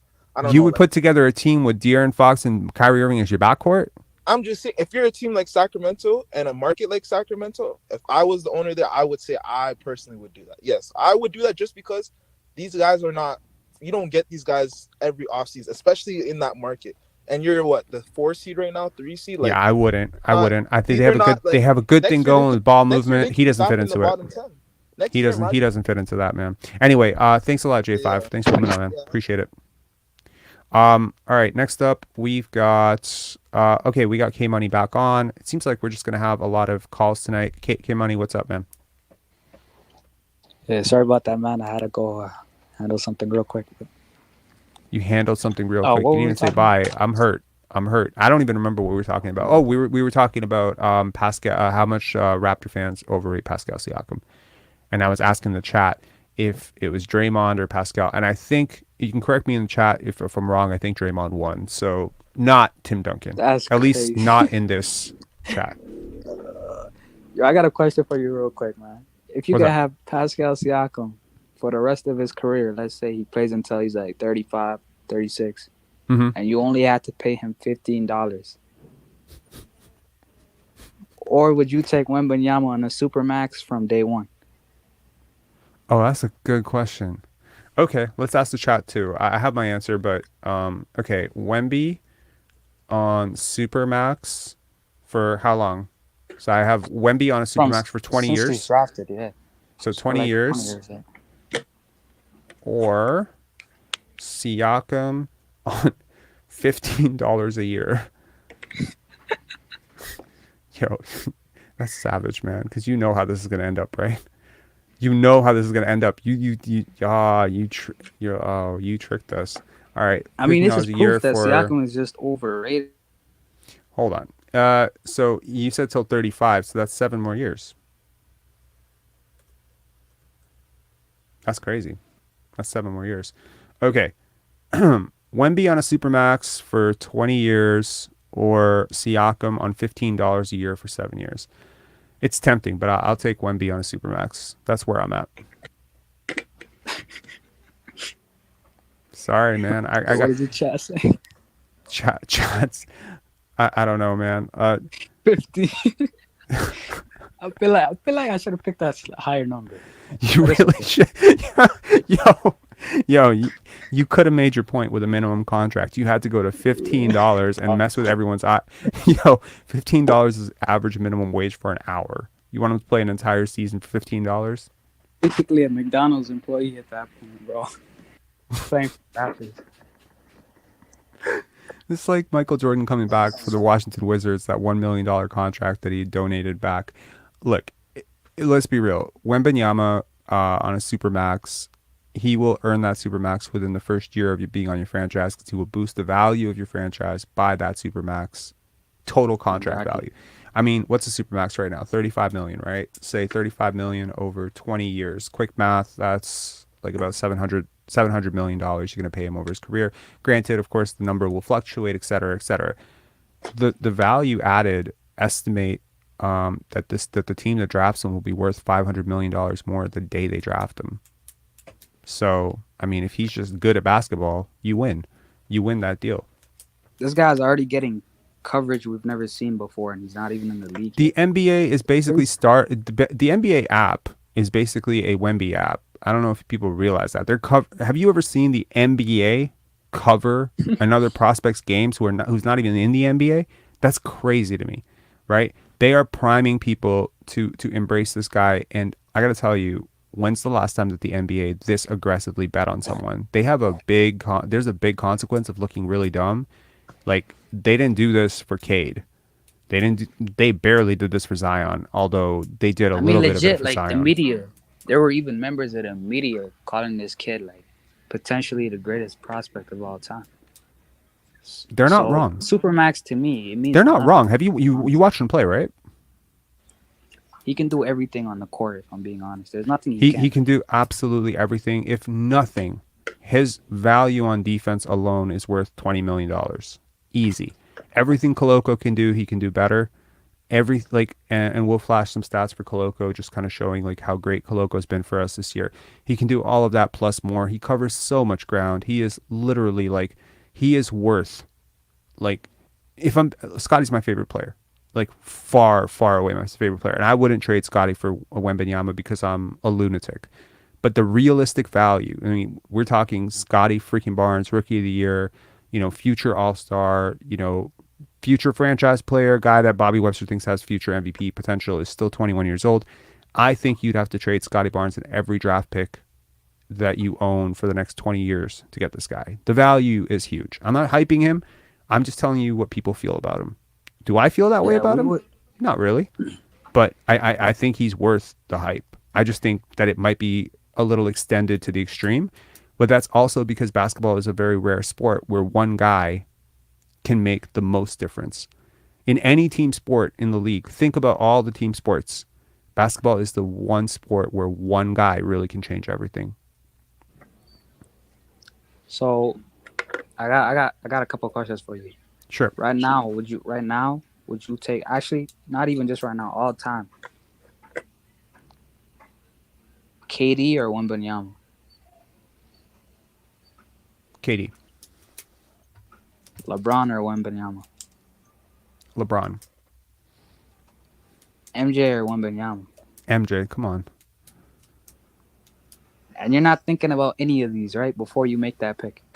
Well, I mean, because I already know what those careers are, and I have to bank on upside with Wemby. So even if Wemby is that good, he could hit 100% max. There's no way in hell that I know that right now. He can get injured on day one and never be the same. He could be Chet Holmgren and miss an entire year, 2 years, 3 years. I don't know that.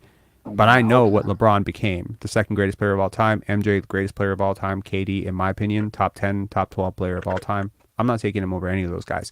You start getting into the 20 range, yeah, I'll probably take him over a lot of those guys. Curry. Steph Curry? I take Steph. Also insanely marketable. Every single player you mentioned is insanely marketable too. Kawhi Leonard. That's debatable. That's debatable. Because Kawhi's had a world of injuries. I'll probably take Wemby. All time? Yeah. Kawhi's not top 20 all time, right? Or is he? Not even close. Not even close? Nope. I think he's top 50. But with his injury history and the way it's going so far, he's 30 now, right? He's not going to crack top 20. You start looking at his career, actual career, how many All-Star games he's made, how many MVPs he's won, et cetera, et cetera. You start looking at it beyond the 2 finals MVPs and 2 championships, it gets really murky. And the defensive player of the year, it gets really murky. What's crazy is he could have had another championship too, but he fumbled that bag, Yeah, maybe. The East was wide open the year he left. That's crazy. I agree with that. Yeah. Anything else? Or you have any other any other players? Not really. I made my point with the Siakam. $15. I'm just trying to put Raptors fans into a reality check. Like, really, Pascal Siakam, he's a good player, but Yeah, not all that. it's not that special, man. People like really like super overrate this guy. I don't see it. I haven't seen it. I've never seen that type of upside with him ever since he was a rookie. I haven't seen it, and he's surprised me every single year with how far he's been able to take what he's packing, right? Like the game that he has, he's expanded it to about as good as something like this can be. It's in the 100th percentile outcome of what this could be. But as I said last time, and I got shit for it, you can only soup up a Corolla so much. You can't turn it into a Lambo. You can't turn it into a Ferrari. It's not built that way. So, there's an upper limit to it. Victor Wembanyama, his skill set is more refined at 18 years old than Siakam's was at 25 years old, 26 years old. Easily. The way he processes the game, the way he's seeing the game right now, he could I'm come in. seeing this guy do one-legged fadeaway threes. Like, it's crazy. Yeah, his skill development is so seen crazy, but it's like what people don't realize is at age 18, your brain isn't even touched growth yet. It hasn't even touched peak. Like you have 7 years of information this guy doesn't have yet. You have years of skill development, physical development he doesn't have yet. I hate the concept of comparing a 21-year-old Scottie Barnes to a 28-year-old Pascal Siakam on consistency, shooting, etc. Because I'm just like, you can't compare 21-year-olds to 28-year-olds. It's just batshit crazy. Anyway, it seems like we have a completely full queue. We're gonna end up on this chat for 4 hours tonight. It looks like. Yeah. Okay. Anything else? All right, boss. All right. Nah, take it easy, man. All right. Always appreciate you, man. Thank you so much. Cheers. For sure. Okay. Next up, we've got Samuel. Samuel, what's up? No, that was great. Corolla, souped up Corolla. That was amazing. I did it again. I'm gonna call him a Purcell. How's that? I don't know if you remember. Yaris. I don't know much about cars, man. I just used Corolla because that was a childhood car that we had growing up. Anyways, what's up? No, I think a lot. I hear a lot of the callers just more respond to some of the guys who call and some of the stuff I've been hearing. Mm-hmm. I think it started with like people calling him like, superstar. I got one guy I'm not gonna mention. Call him Pascal Pippin. I'm like, are you kidding me? Sean Stevenson has a really good question here. All time, Wemby or Shaq? I pick Shaq. I pick Wemby. Really? Over Shaq? In today's league. No. Okay, that's fair, I guess. But I mean, like Shaq in today's league, he would change the league. You would immediately, you'd be dead. You can't stop that guy. He could. With all the switching people do, he would average 50 points a game. Yeah, but like,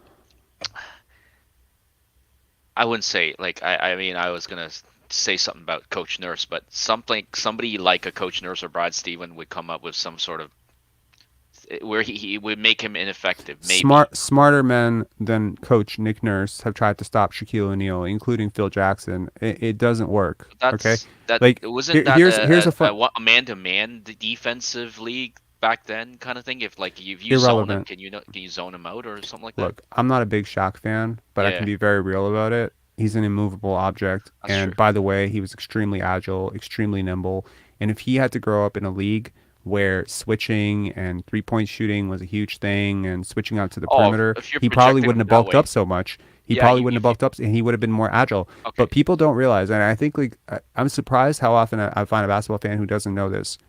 Do you know that Michael Jordan did not go undefeated in the playoffs through the 90s? Yeah. Yeah. Who did he lose to? Orlando. Yeah. The year he tried to come back, he lost to Orlando Magic, led by Shaquille O'Neal. He also wasn't in basketball shape. Yeah, I think they put Luke Longley on him, which was a bad matchup. Right? Yeah. But I think if you project... I mean, if Luke Longley is a bad matchup, what the hell is a good matchup? Because Luke Longley is a hell of a defender. Rick Smith would... This is the second time that Rick Smiths has been brought up on this chat. The first time was by me when I was talking to Scottie's trainer, Brian Fisher. I said, Scottie's like, he's this type of guy. You can't treat him like he's fucking Rick Smiths. And then he doesn't know Brian lost his it got funny. Anyways, yeah. No, I think my comment is like, I think it started by the media. A lot of guys, I don't Like I'm just as guilty. I don't watch nowadays because I don't think there's any intent. I'm just looking at the overall So you didn't asset watch the game management. tonight? No, not even like I'm not even interested right now. That's so. I mean, I think this year what they're doing. Yo, chat, let me know how many of you are here and you didn't watch the game. I'm actually very curious about this because if I'm suffering through these, I hope you're suffering through them too. Like, Yeah, because you know this is a meaningless year. I mean, I can see I why don't think it's meaningless at all. I mean, I saw 17 great minutes of Christian Coloco playing defense and getting steals and Yeah, but blocks you and know rebounds and assists and you know this team isn't like. Let me ask though. Maybe I should have asked this question a long time. First time I call. Do you Mhm. think Pascal Siakam at his prime, Fred? I know you know the answer, but this is more to the guys who are listening or the Raptor fan base. Fred VanVleet at his height. Do you think they're with the collective we have? And hopefully they play the right way. You know, the way we beat some of the teams this year or in past year. Do you think they're going to a championship? when? Your view. Now? Now or last year? Because I think now and last year's a base, a good barometer, right? Like I'm saying they're playing the right way. I'm not saying they play the way they played right now, like isolation. I'm not ball. sure I understand your question. If you're asking me, do I think they're going to win a championship this year or last year? Last year already. No. If they you know. played better, like in the games that they won or the run they were going on prior to the playoffs, do you think a little bit of improvement from every player is going to win the championship? Just out of the blue. Like, I mean, obviously you haven't gone into a deep dive yet. It's not fair, but from your feeling, No.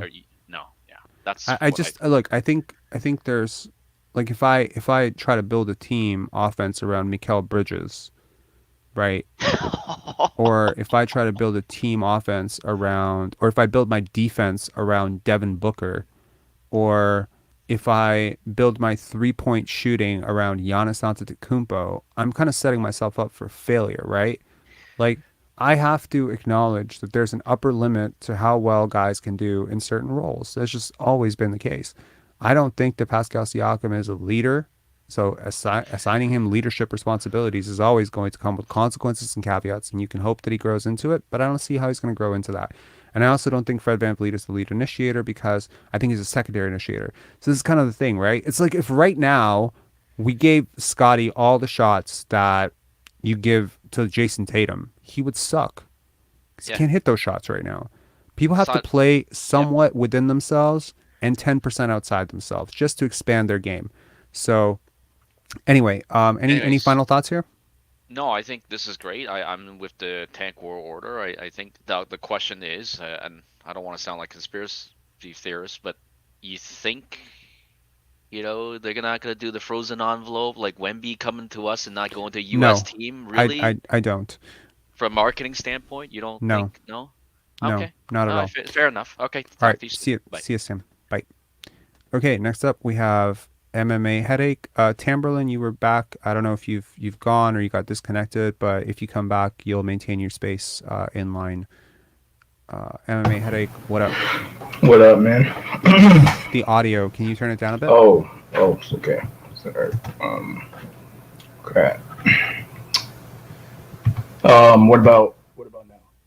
Too low. Little higher? Mic check. Little higher? Hello? Too high. So somewhere between where you were and where you are now. Okay, what about now? That's cool. Yeah. Okay, what's up? Cool. So, yeah, man, like, here's the thing, man. The disrespect to Siakam is crazy. The man's been our number one guy for the past 4 seasons. He's and on top of that, he's a homegrown star. I don't really get, the slander. This guy is our best player, and he's been our best player. And he's let's be honest, he helped carry us to the playoffs last season. After that All-Star break, this man went from not making an All-Star team due to, I think it was injury or something like that. He played like shit when he came back, to all of a sudden making the All-NBA. All-NBA team. Who does that? That is something you gotta have to respect. Some guy that ends up doing that, goes through the hard times, and he's still able to come back even stronger than he was before. He's a better now. He's obviously, in my opinion, a 3-level scorer. You know what I'm saying? Like, he can do it all. He was almost averaging a triple-double at the start of the season. I liked when the team was being ran through him I like How do you when they call was a doing guy a that. 3-level scorer when he shoots below league average? How? I mean, you can say he's a 3-level scorer in the same way Colin Sexton's a 3-level scorer, the same way Lauri Markkanen's a 3-level scorer. I'm not building an offense around either one of those guys. Jordan Clarkson's a 3-level scorer. Andrew Wiggins is a 3-level scorer. Jordan Poole's Right. like where are we going with this? Because if a guy's shooting 31% from three, I think there's an upper limit to how good your offense can be if you run like 100 ISOs for him every single game. That's true. But and how good had the last 4 years been for you? I'm just kind of curious.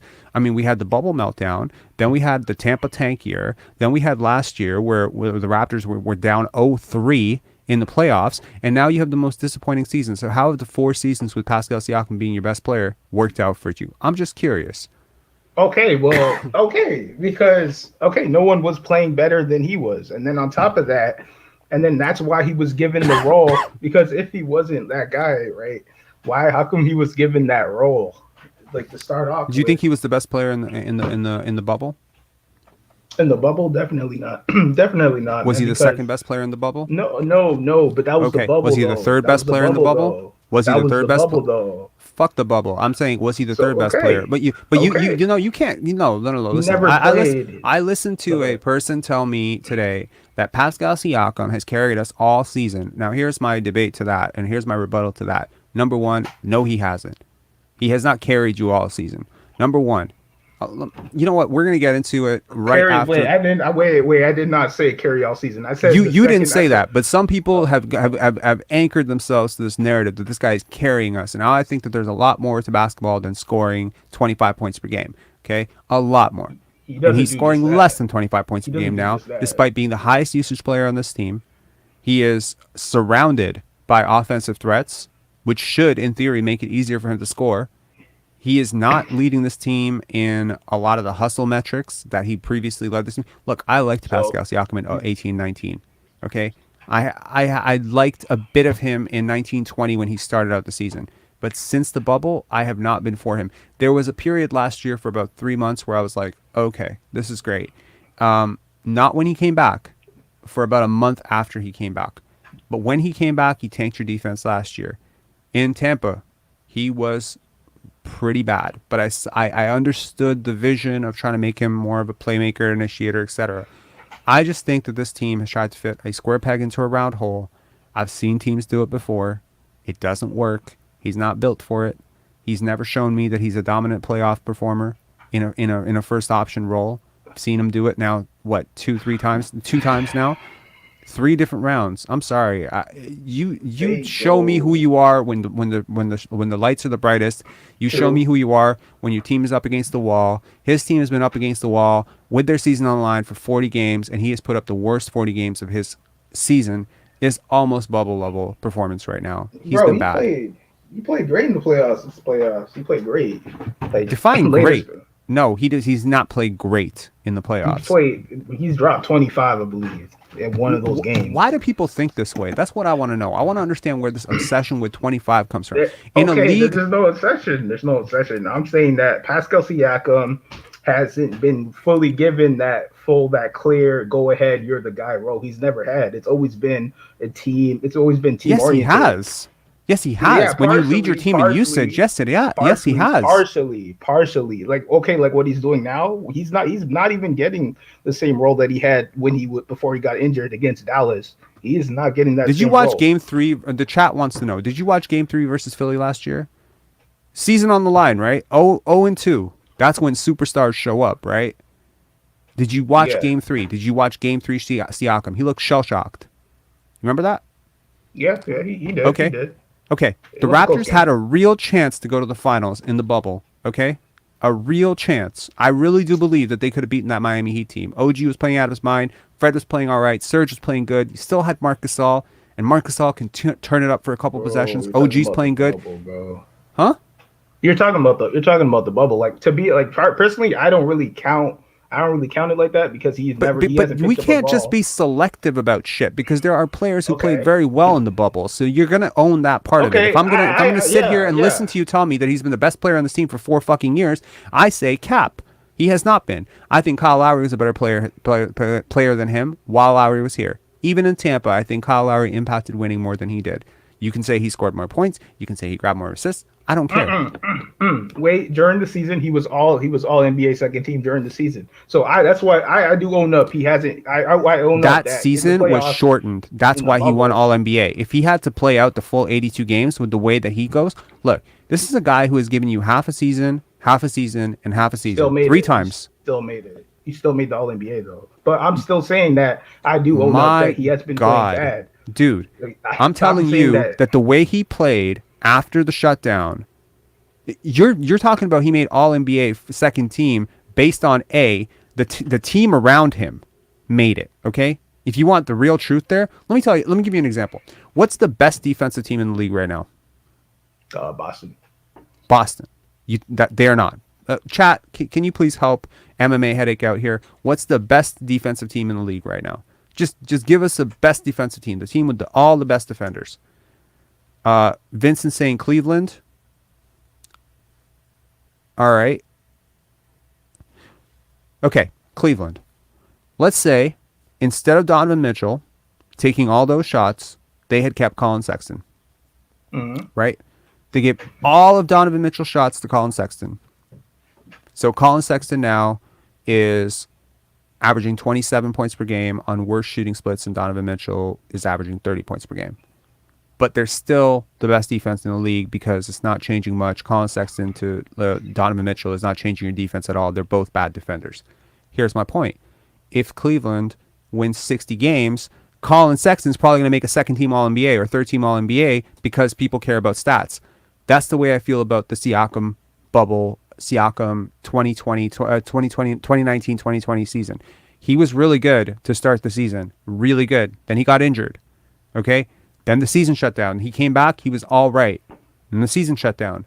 Based on how he played in that first half of that season, based how he came into the season, and based on how his team was performing, he got the vote.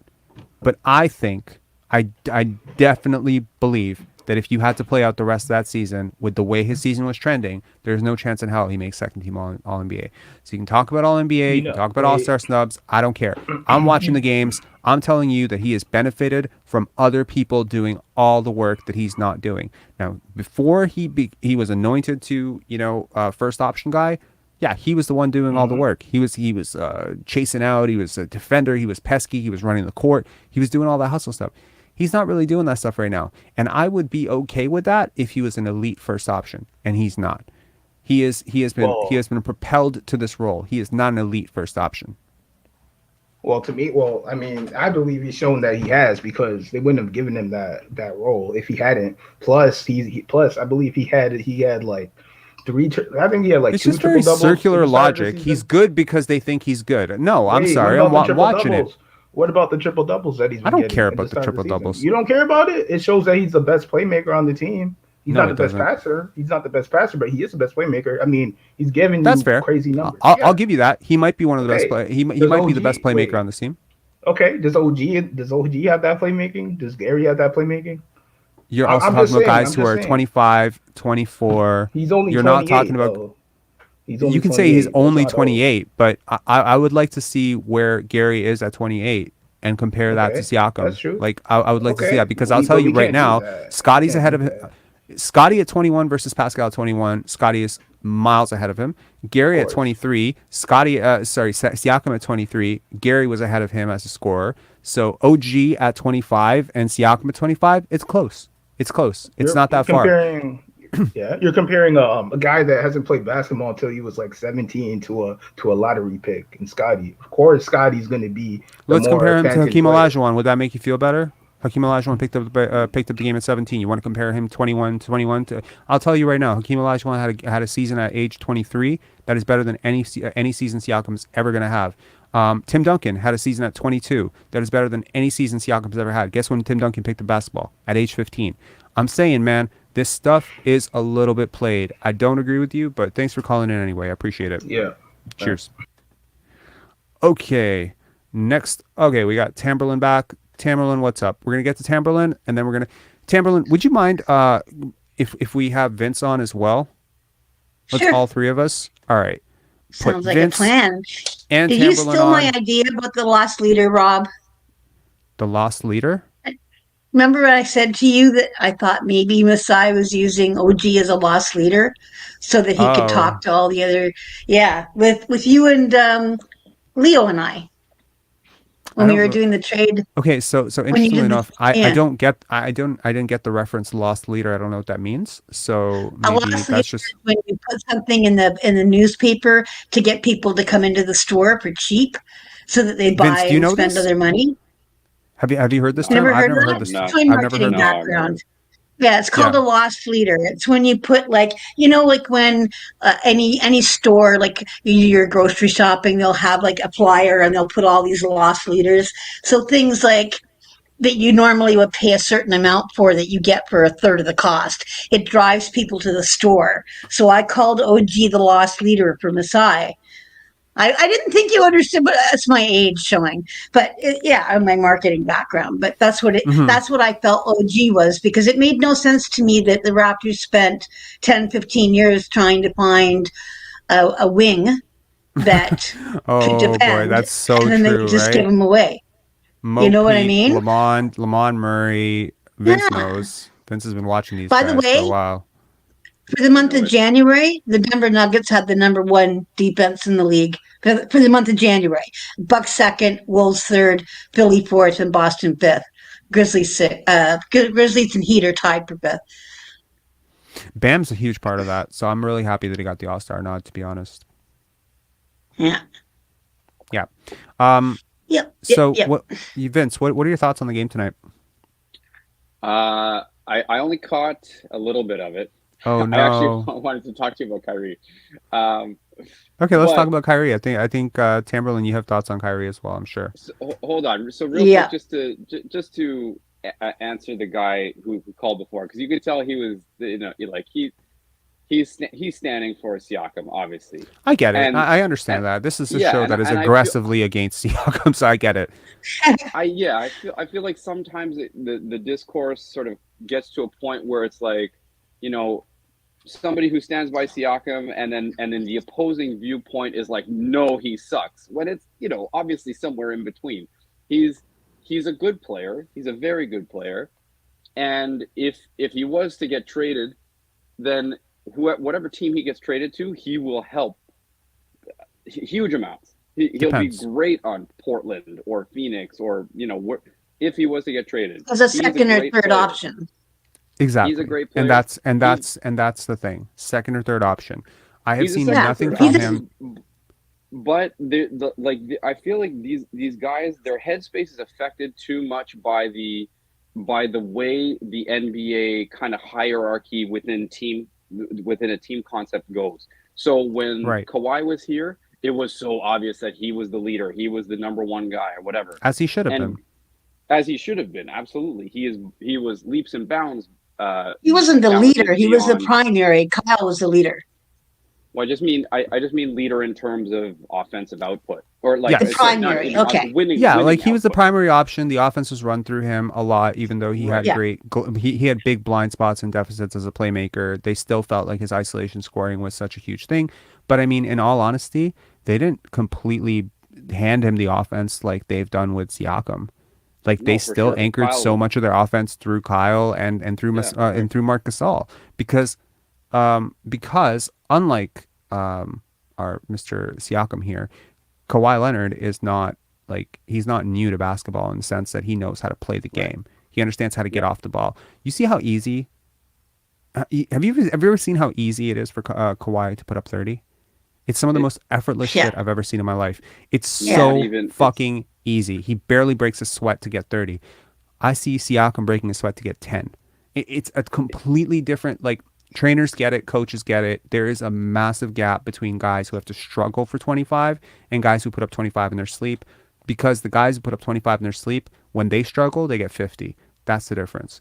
Yeah. Siakam is so much better as a second or third option, and he's better defensively because then he has more energy. I wonder how. First of all, Tamberlyn, can you think of a single second or third option in the league that's really good right now that doesn't shoot threes, or doesn't shoot threes well, or doesn't shoot them at a high volume? Can you think of any? DeMar. He's a second option. He's a primary option right now. It depends. Sometimes Zach would like to believe he's the primary. I mean, when the game's on the line, close down the stretch, it feels like DeMar's the lead playmaker, even if he's going to be the shot taker. I mean, let me just have a little quick glance here and see if I mean, Kawhi doesn't shoot a lot of threes, but he's not the secondary option. It's Paul. He's the primary though. Who's the second option? No. Okay, chat. Let me know. Is there a second? The Heat. Bam. The Heat, because neither Bam or Jimmy shoot a lot of threes. Okay, that's fair. Someone said Anthony Davis. That's a good. That's a good one too. His 3-point shooting is falling off. Player. He's Minnesota, depending on who you think the second option is. But hold on, I'm not saying a second option. I'm saying a great second option. There's a big caveat and a big difference. But here's the thing: I think if you rank guys as like first option, second option, like you're setting yourself up for failure if you don't have a clear cut Kevin Durant, Kawhi Leonard, like guys who are elite, like who are the top 7 guys in the league? Steph, Luka, Giannis, Embiid, those guys. If you don't have one of those, Jokic, Tatum. Complete the thought. Hold on. Jokic, Tatum. Who else? There's 7th. Embiid. So it's Jokic, Embiid, Curry, Tatum, Luka. Did I say Luka? Luka. KD. That's 6. And Jason Tatum. And Tatum. Sure. I said Tatum. Jimmy, maybe. I don't know. No, not Jimmy. No. He's close though. He's having a great season. Who? Yeah, we'll say Kawhi when he's actually in form. I don't think so. I wouldn't put him there right now. Sure, leave him off the list. If you don't have one of those top 7 guys, I don't think your team should run in a way. Yeah. Sure. If you don't have one of those top guys, I don't think your team should run in a way where it's like, okay, this guy's first option, this guy's second option, this guy's third option. You need to find a better way. Oh my God, we forgot LeBron. Kings make it work. I mean, I see what you're saying, Vince. Like it has to, but I think basketball, the pecking order shouldn't be rigid. It should be fluid, right? Like to some extent, like for instance, like the Warriors with KD and Steph, right? Who was the first option there? It was KD. It had to be defined though. It did have to be defined. And then to the person whom great power is given, greatness is expected, right? I have to believe that Kevin Durant was cool with a night where, Curry had a favorable matchup or, he was really going, that he was going to let Curry get 50, 55. Right. And that can happen, right? It's the same thing with Steph and Clay. There's no debate about who the first option there is, but there's also no debate that, Clay could go off for like 60 points at any given time during his prime because Steph was going to allow that, right? I've listened to Steph Curry talk extensively about how the Warriors functioned under Steve Kerr and their philosophy of ball movement and letting the ball find the right guy. I don't think that means that you can't have a first option. I don't think anyone, like if you polled every single Warrior about who the ball is going to final seconds, if it's a scramble, it's going to be Steph. That's going to be primary option. But I also don't think that if Steph isn't open, that they have any problem passing it to Kevon Looney down low. You know what I mean? Right. There has to be some level of egalitarian within the offense. There has to be some structure within the chaos, in my opinion. Let me rephrase this statement and the question to an extent. So let's omit transcendent teams. So let's get rid of all teams with these high-end superstars. Let's look at the Orlando Magics of the world, or who's a middling team. Well, let's not look at the Orlando Magic because they don't have anything close to a superstar. The closest thing they have to a superstar is with. I think Tyrese is top 12. All the more reason for the thought exercise for this particular thought exercise, because you want in that system for there to be a more egalitarian offense where Paolo has his strengths and Cole I think every player you're describing is naturally selfless. Like Tyrese Halliburton is naturally selfless. I'll give you a top 8. Paolo is naturally selfless. I'll give you a top 8. Jokic, Embiid, Luka, Tatum, Giannis, Curry, KD, and LeBron. And Curry, KD, and LeBron bring up the rear simply because LeBron's on a kind of shitty team right now. So you're not putting Curry Shea and KD were in. I said top 8. I would put Shea in there because of where they're positioned. I put Shea over LeBron. Easy. I probably would too, but there's a lot of people that are LeBron lovers, so I don't care I about get in them. trouble not using him. I didn't even put him in my original. Yeah. But the common denominator is all of them make everyone around them better, and none of them force their games. Agreed. Giannis forces his game a little bit, but he is naturally Sometimes. selfless. He is naturally selfless, and he though. also I'll give him hasn't that. had Chris for most of the year. That's true. Yeah, I mean, look, I think, okay, I think Vince, I have the perfect example of the guy you're looking for. Zach LaVine, Bradley Beal, and Devin Booker. I think that's the area you're looking at, right? And Cat. Like clear-cut first options that probably shouldn't have an entire offense run around them. Right.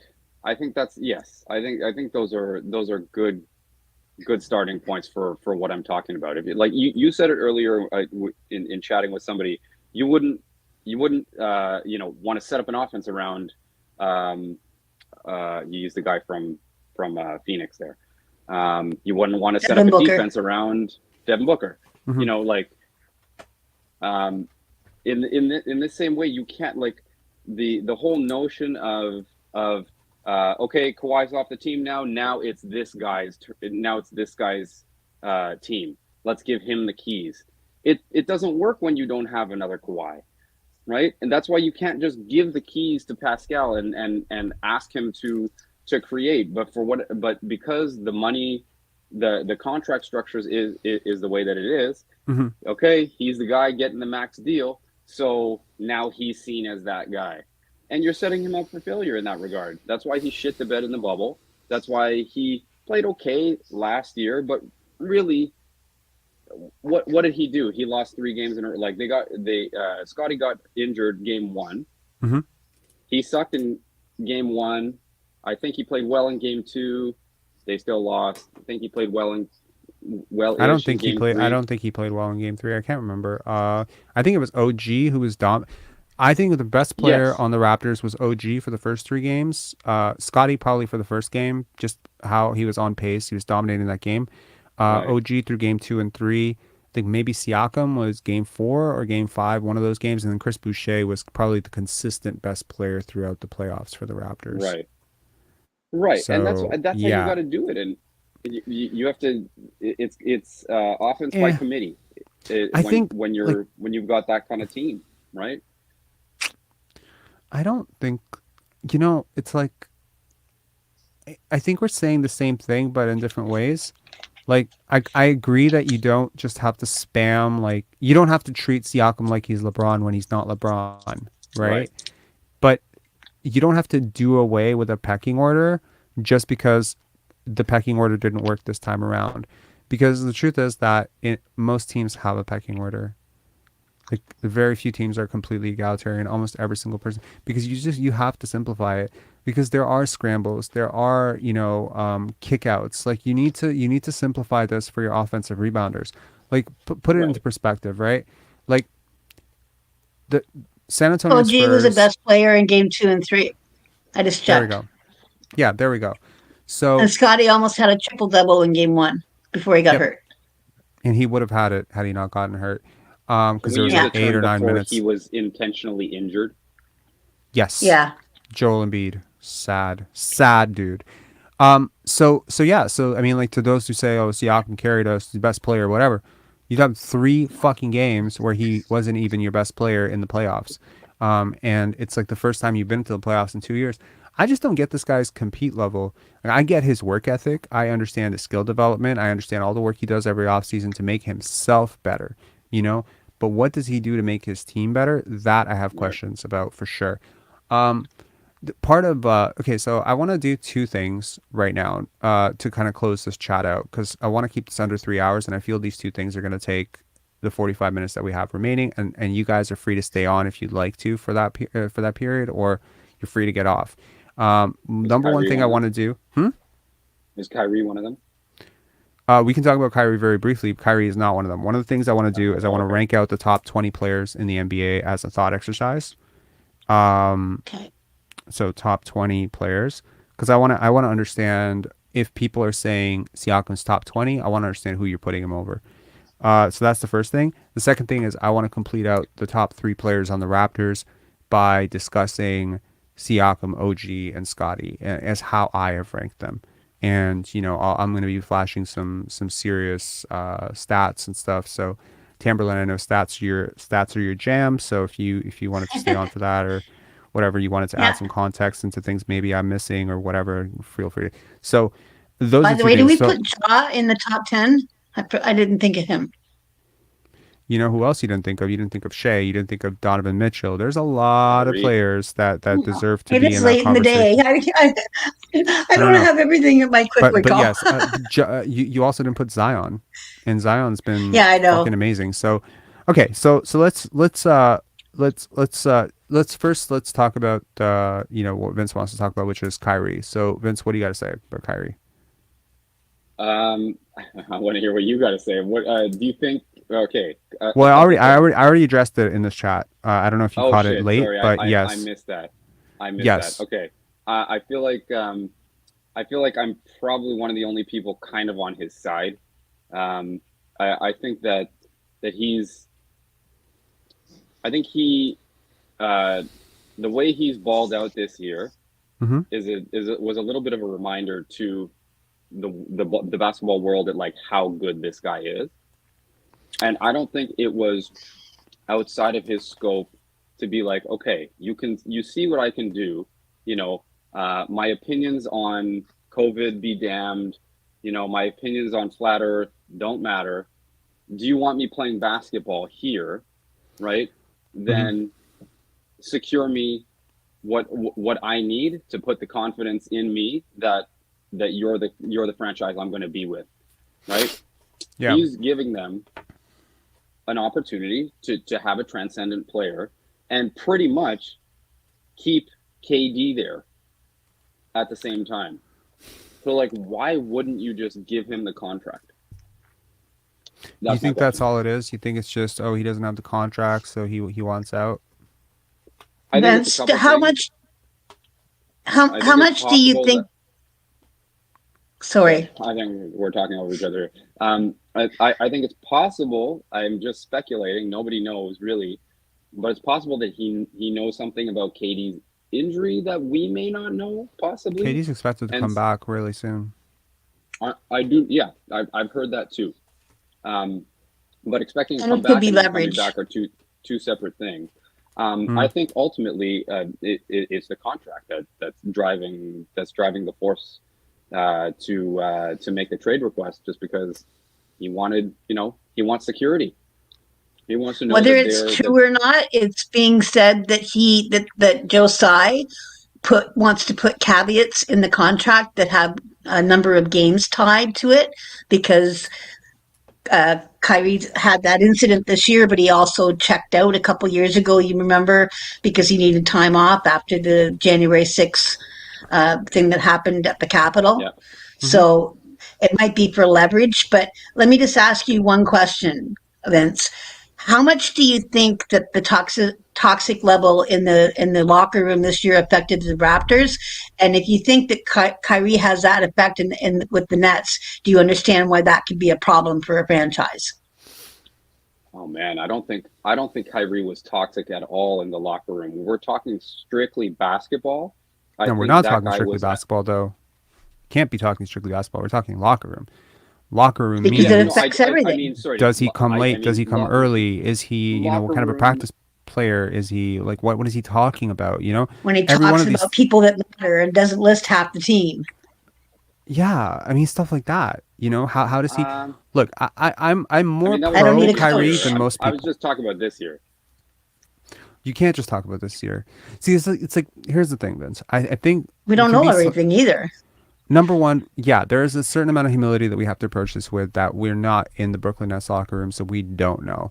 I don't know if Kyrie is just the best guy in the world, and, well, I'm pretty sure he's not the best guy in the world, but I don't know if he's mainly innocent in all of this, and it's just a very leaky franchise. I would personally say, if I had to bet money, I would say the blame is more on the Nets than on Kyrie, in my opinion, okay? Because very often I have found in life and in my travels around the world that toxic people tend to find toxic situations. It's a magnet situation, right?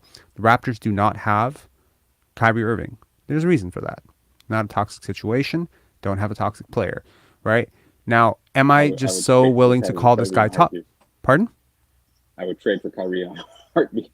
Here's Fred. And So I understand the talent argument, and the talent argument has never been debatable. What I would argue, though, is how much better did the Boston Celtics get when they lost him? How much better did the youth? How did he mesh with the young players? Look, there's this old theory that I have about. Pardon? They had Jalen and Jason. That helps. Yeah, but Jalen and Jason were not blossoming with Kyrie. It's kind of like how I feel about Pascal and They got Fred to right the now. finals without him when he was hurt, or the semifinals. I mean, that too. So at some point, you do have to look at how a guy impacts winning, right? You can't just look at the talent. Like yesterday, we were talking about Jalen Williams, right? And I was like, man, his impact on defense is absolute horseshit. But you said it looks nice, right? At some point, there are guys who just look great, but they don't impact winning. Jalen Green is one of those players. Not to keep harping on Jalen Suggs is also one of those players. Ironically, it's just a Jalen thing, it seems. Jalen Williams, Jalen Suggs, and Jalen Green are all players who don't drastically impact winning. What's the guy's name on Minnesota? Is it Jalen or Jaden? It's Jaden McDaniels. I'm pretty sure. By the way, Shea and Jaden are the Shea and Jaden from Minnesota are the only players in the NBA with 50 blocks and 50 steals. A little bit of trivia there for you kids. Interesting. Kyrie I'm 35 years old. I haven't been called a kid in a while. Thanks, Tamberlyn. Appreciate that. I'm going to re-up my coffee. Y'all want anything? Can I get anything for you while I'm out? Sorry. I'm going to take Katie Money, I called you to go to the stream tonight. Who? Katie Money, I called to go to the stream tonight. KD and Money? By the way, you mean K Money? K Money, yeah. Well, I want to call him KD Money because he has KD is worth 5,555 Siakams.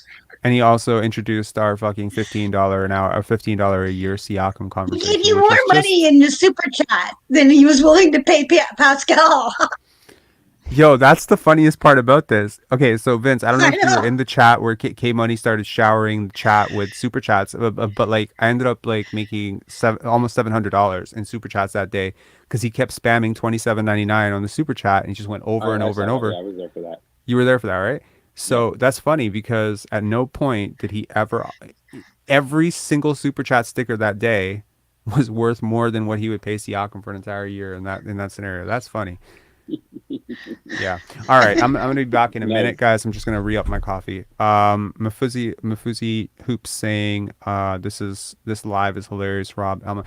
Yo, that's what I said yesterday. I was like, sometimes I'm an asshole, but I'm having a bad day and it's cringy. But other times I'm an asshole and I'm having a good day and then it's funny. So I think my goal in life should not be to not be an asshole. It's just to consistently have better days. All right. Up in the coffee. Be right back. All right. Vince, are you in Toronto? Sure am. Well, I'll see. Yeah, I think probably I'm gonna guess that most of these people in the chat are from Toronto. There's a lot of people from around the world too that check in. So if the Raptors continue to play like they are and Masai ends up doing what he very much could do, which is nothing, he might sit still and wait until the summer because now he knows what everyone's willing to offer for all of his players after he's talked to them all. What team do you spend more time watching besides the Raptors? Well, or do you? I didn't watch the Raptors tonight because I was watching the Sabonis Halliburton Bowl. It was Indiana against Sacramento. Kings. Yeah. I like both of those teams. I like both those teams' offenses. I think they work really well. I think the complements or the players that they have complement each other really well. I like the Halliburton, Buddy Hield, Miles Turner sort of trio, and then whoever else they have sprinkled in there. Mathurin. Yeah, Mathurin. I love Mathurin. So ironic, Although ironic that two passers, Halliburton and Sabonis, they're both amazing passers that made both their teams better. totally, and the way I love Denver. I picked Denver to win the title preseason. Denver looks great this year. I think with a transcendent talent like Jokic, you can't go wrong, right? Like I think that's and they put that's it. These guys, these teams, they have pieces that mesh well with one another. I think Bobby and Masai know what they're doing. I think they can see clear as day right now that the pieces that they have don't mesh well together. They put together a team that did, and it won everything. And realistically, that team was together in full for 3 months. not that many months. 3 months, right? Yeah. That's And we've never had the full fall. health.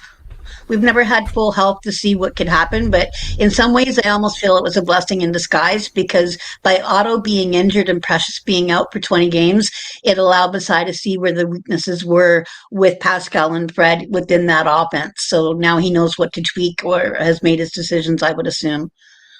Well, we'll see if it's a blessing in disguise. I can't. The downside of the Kyrie thing is I think he may have kind of fucked up the trade market for the Raptors a little bit, possibly.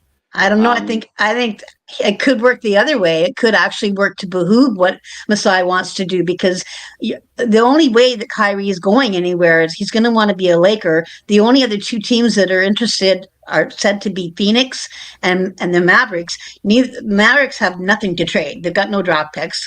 And I can't imagine that Josiah's doing backflips over having Christian Wood come back as a key piece of a trade.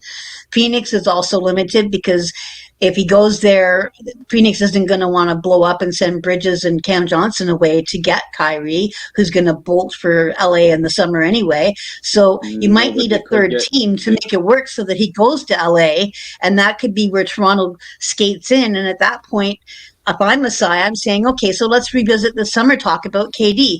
I wasn't willing to get rid of Pascal or Fred prior, but maybe now, since both of our teams are against the wall, we might want to revisit this conversation. Yeah, see, I think Phoenix could flip Chris Paul. Like, if that happens. Agreed.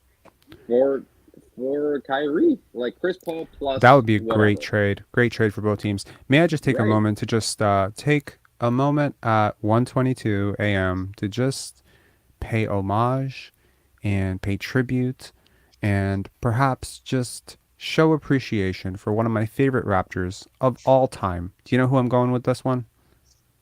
Ooh, favorite Raptors of all time. One of my top 7 favorite Raptors of all time. Chat, I'm gonna take a guess where I'm going with this. I just want to see. Chat, 226 of you. I just want to see if anyone gets it right. Just based on the conversation we've been having for the last 10 minutes, who do you think I'm about to flash on the screen? Someone said Fred VanVleet, CB4. CB4? Are you insane? One of my least favorite Raptors. T-Mac or Vince, I'm going to say. Wow. John Salmons. Is it a deeper cut? It's not that deep a cut. All right. I'm gonna put him on the screen because y'all have disappointed me greatly. Marc Gasol. Oh, Gasol, nice. Yeah, of course. So I just want to show some appreciation for what basketball IQ looks like. I love Marc Gasol so much.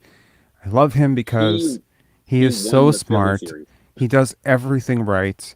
He is so good. He takes all the right fucking shots. He makes his teammates better. If I could grow Marc Gasols in a test tube, I would create like a team full of Marc Gasols, and I would win every championship for the next 50 years. He is a winner, a consummate winner and a consummate professional. And what this team is effectively missing right now is exactly that, a selfless, intelligent guy. When you said that Raptor team was together for 3 months, that guy is the reason that whole thing came together. It's why it worked. He came in, plug and play. By the way, OG Anunoby, not quite Marc Gasol as a playmaker, very similar impact. He would literally, I think teams around this league know this. He's one of the most plug and play guys in the league. He's egoless. If the Dallas Mavericks traded for him tomorrow, not that they have the pieces, if New Orleans traded for him, if Memphis traded for him, he would come in and he would fit seamlessly. He'd play 5 for you, 4 for you, 3 for you, 2 for you. He could do anything you want him to. He can space corners. He can guard the best matchup every single night, or he can play rover for you. It's guys like that that make basketball fun for me. Preach. And that's why I want to keep You'll love this line. Yeah. You'll love this line from tonight, Rob. Did you see Christian's line from tonight? Christian Koloko? Yeah, 7 rebounds, 2 assists, 2 steals. I did. And a team high plus 16. I want to say 17. Something. So far in my rankings so far, I had Christian Koloko 7th, and I had Precious Achiuwa 4th. And the crazy thing about these rankings is I'm doing them almost a week apart from when I started these rankings to now where I'm concluding them tonight. It's almost been a week. And I got to say, over that week, as I do more and more research into the numbers and stuff, I got to say, people thought I was high on Christian Koloko at 7. If I had to do these rankings again, he'd go higher than 7. I think I might go as high as 5. I might even go as high as 4 with him. I love Christian Koloko for a lot of the same reasons that I love Marc Gasol. I know people can't see it right now, but guess what? The Lakers threw Marc Gasol as a second-round pick in a trade for his brother Pau Gasol as a ha-ha. You know, they didn't really think they were losing that much with him, obviously. And they ended up trading, in my opinion, an almost equivalent talent. I mean, people are going to have a really difficult time processing that information and say, well, Pau Gasol was clearly the better brother. It's close. It's really close. The impact that these two guys had on winning, just check it out. You know, I mean, yes, I think Pau was better, but not by as much as people think. And what Marc Gasol was able to do in that Philly series, it won them the series. He won you 2 series, in my opinion. Almost, I don't want to say single-handedly, but he was like, if every starter in theory should contribute 20% to winning, I think he contributed more than 20% in those 2 series. Like, you just, he's so good. Okay, so I'm going to give it to you guys. And by the way, did you see that thing I sent you today on Twitter? No. About Koloko's on-off? You won't blame me for ducking. You won't blame me for ducking Twitter right now, right? Because I'm getting roasted pretty hard. I'm not ducking. No, the you smoke. tweeted out something about Koloko's stats, and I responded to you and said with a link to check out his on-off defensive and his net rating. He's elite. He's elite.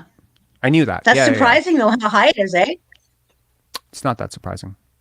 Not surprising, but it was a pleasant surprise. I'll put it that way. Let's put it that way. Okay.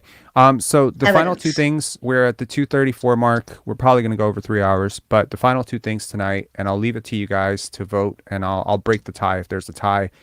I want to go into the top 20 players in the NBA. We'll start at 1, and we'll work our way down to 20, and we'll see if at any point in the 20 we hit Siakam. And chat, you can participate, and you can let us know if we're totally off our rockers with one of the picks. And I want to do the final 3. I want to do how I see Scottie, OG, and Pascal, and how I rate them. Now, for the second thing, I do have all my slides prepared. I have all of my talking points. I have all the stats. I have everything prepared. For the first thing, we're just going to do it off the cuff. So which of those 2 things would you like to do first? The top 20. I like the top 20 thing, yeah. Okay, top 20 it is. Okay, let's start with the best player in the league. Who do you think is Jokic? Yeah. Vince? Yeah, he's a good. I don't think he's the best player in the league. I think. Who is the best player in the league then? KD. Can I ask you a question? Are you basing this on best overall player in terms of how he impacts his team? I think that's a fair point, we just right? base it on, you know. Okay, let's streamline this to say, if you had one guy for one game that you really needed to win, and you could just drop him into a game that you needed to win in the playoffs, this is the guy you're picking. Okay, that changes things. Does it? I might pick. Okay, KD fine. How about forget a single game? Let's pick a single year. A series. A year. Okay. A year. So not just a game. Series, then I'll so pick David Jokic. Okay, so a single year where let's just say like you're like the Raptors, right? You have like a really good core, and you somehow let's say like you know when they did the expansion lottery. You can pull any player from any team. You can literally pull any player from any team. Let's just say you won the expansion lottery of a generation, and you could literally pull any one player from the league that's not currently on your team, and you think you have a pretty competitive team full of shooters and rim runners and just generally good players, defenders, whatever. So, because I understand that fit with these types of players is something. That's a good caveat, because otherwise, But in reality, yeah. But in reality, though, like great players, like greatest players, should be somewhat malleable to some extent, right? Yeah. Like Kevin Durant I still say could Jokic. fit next. Okay, so you're gonna say Jokic. Vince, what's your vote? KD. KD. Okay, I'm gonna break the tie and say Jokic as well. So we're gonna go Jokic number 1. So the best player in the league, according to the three of us, I guess, is Jokic, and Vince is just gonna sit there and cry about it. All right. Number 2. We'll take KD second. I'll go. I'd say KD. Wow. Okay, Vince, you're gonna go with KD second too? Sure. Obviously, because he was your first pick. I would go. I would go Jokic second. Okay, first of all, Tamberlyn, are you giving Vince the KD thing because you feel bad that he didn't get us? Yeah. Okay, don't do that. Don't do that, because I wouldn't go KD second, and now I feel like I'm gonna get outvoted. Okay, so give us your actual vote for number 2. Tatum. Wow. We're gonna get fucked in this one, because you go Tatum and I don't have Tatum. Look, first of all, that's funny to me because you guys are picking my favorite players. Like, I love Jason Tatum and I love Kevin Durant. My top 5 players in the NBA, those 2 guys are on it. But I wouldn't go as high as number 2 on either one of them. I'm torn between Luka and Tatum. That's why I said Luka first, and then I switched to Tatum. You know what's funny? When I did the top 25 players under 25, I also put Tatum over Luka last year, and people thought I was insane. Part of it was just because of defense. I just can't overlook the gap on defense. Yeah. It's just so big. Well, you got in my head when you said a series, because I started thinking about a series. When I think of a series, the one player I know that can burn me in one series and literally wins four games is Luka. We're not talking series anymore. So we're talking season now. So full season. Yeah, I still say. Is it Jokic? If it's full season. If it's full season, I'm going Jokic as well. I think Jokic. But you can't go Jokic. Jokic is already off the board. He's off the board. I just mean at number 1. If we're trying to win as many regular season games. Oh, so we have a unanimous number 1. Okay, so fine. Yeah. Okay, now who do you go with number 2 then, Vince? God, I don't want to, but probably. Okay, no, I'll go Giannis too. Giannis? Okay. That's a reasonable answer. I think I can get on board with that. Tamberlyn, what about you? You're still going Tatum? Yeah. That's fine. I can. There's a couple guys that are almost intermixable for me. So Giannis is fine because he is so overwhelmingly amazing. Okay, fine. So we're just gonna go with Giannis because you two agree, and it doesn't really matter what I have to say about it. No, that's not true. I want to hear what you have to say. Pascal Siakam, man. I'm just kidding. Okay, Marc, number 2. Number 2, Giannis. Honestly, I'm glad that you guys picked, because I feel like there's a glut between Tatum, KD, Giannis. I just think Giannis, because of the defense, rebounding, etc., I think he shores up so much of that for you. I do worry about him as a go-to scorer, so I have to worry that one of my other guys has to be a go-to scorer, great one. I've never seen Jason Tatum carry a team the way I've seen Luka carry a team. I've never seen Luka defend the way. So every one of these guys, including Jokic, is somewhat incomplete in a sense, right? None of these guys are LeBron in his prime. LeBron was better than all these guys, in my opinion. I know that people think Jokic is better than LeBron. I don't think he is. I think he's close, but I don't think he's not nearly as portable. He's not nearly as great defensively. K-Money they're apples and oranges because they're different players. K-Money, love it. This list is outrageous. Siakam and Fred should clearly be 1 and 2. Hey, bro, in their minds, they are. Okay, let's go number 3. Let's move through this a little bit faster. Number 3, KD. What about you? Yeah, sure. Sorry, if we're doing a full season thing, then durability, that kind of thing, sheer dominance, ease of getting over Luka. KD over Luka, eh? Yeah. You know what? Here, I'm just Because gonna of give the you defense. my top 7, and it doesn't even matter the order. Is Jokic, Luka, KD, Tatum. Alex C with the joke comment of the night. He says, Luka number 3 just finished the Balkan bingo. You got Serbian, Greek, and Slovenian in the That's top right. 3. That's amazing. I should be just Did you singing mention praises of Embiid yet? joy. We Okay, haven't Balkan mentioned Bingo Embiid. should be your next. You know how you did the Mortal Kombat thing last night? Balkan Bingo is your next game. Bogdan Bogdanovic, Bojan Bogdanovic. Yep, we're gonna go through. Yeah, okay. Just don't make me think about it, because it just makes me think about how great Yugoslavian basketball would be if Yugoslavia had not disbanded. Okay, Right. number 3, we're gonna go with Durant. Okay, so Kevin Durant, number 3, because I think he still impacts defense in a way that that Luka doesn't. Number 4, I'll Steph. go. Tatum, Luka. Wow, we haven't even Steph. talked about Steph. Holy shit. Embiid. Okay. I don't know. I'm just throwing out names that we're missing. Okay. For number 4, Maybe Tatum because he's younger, and then go Luka and younger doesn't Steph matter somewhere. for shit right now. Younger doesn't matter for a single Okay. season. Yeah, so we're not ascribing any benefit to youth here. It's just one season. It's next One season. season. Yeah. Okay. Could have this player for one season. I'm gonna say Luka because his passing is fucking generational, and I'm just gonna. I'm torn between Luka and Tatum, and I mean KD's off the board right now, so I don't have to be torn about him. And Steph, I think those 3 are sort of bunched together for me a little bit here. Me too. So do those guys in any order then, and I I'm would gonna put go Embiid next. I know this is gonna be blasphemous, but Clutch Tatum is gonna appreciate this when he watches this later. I'm gonna go with Tatum. Good.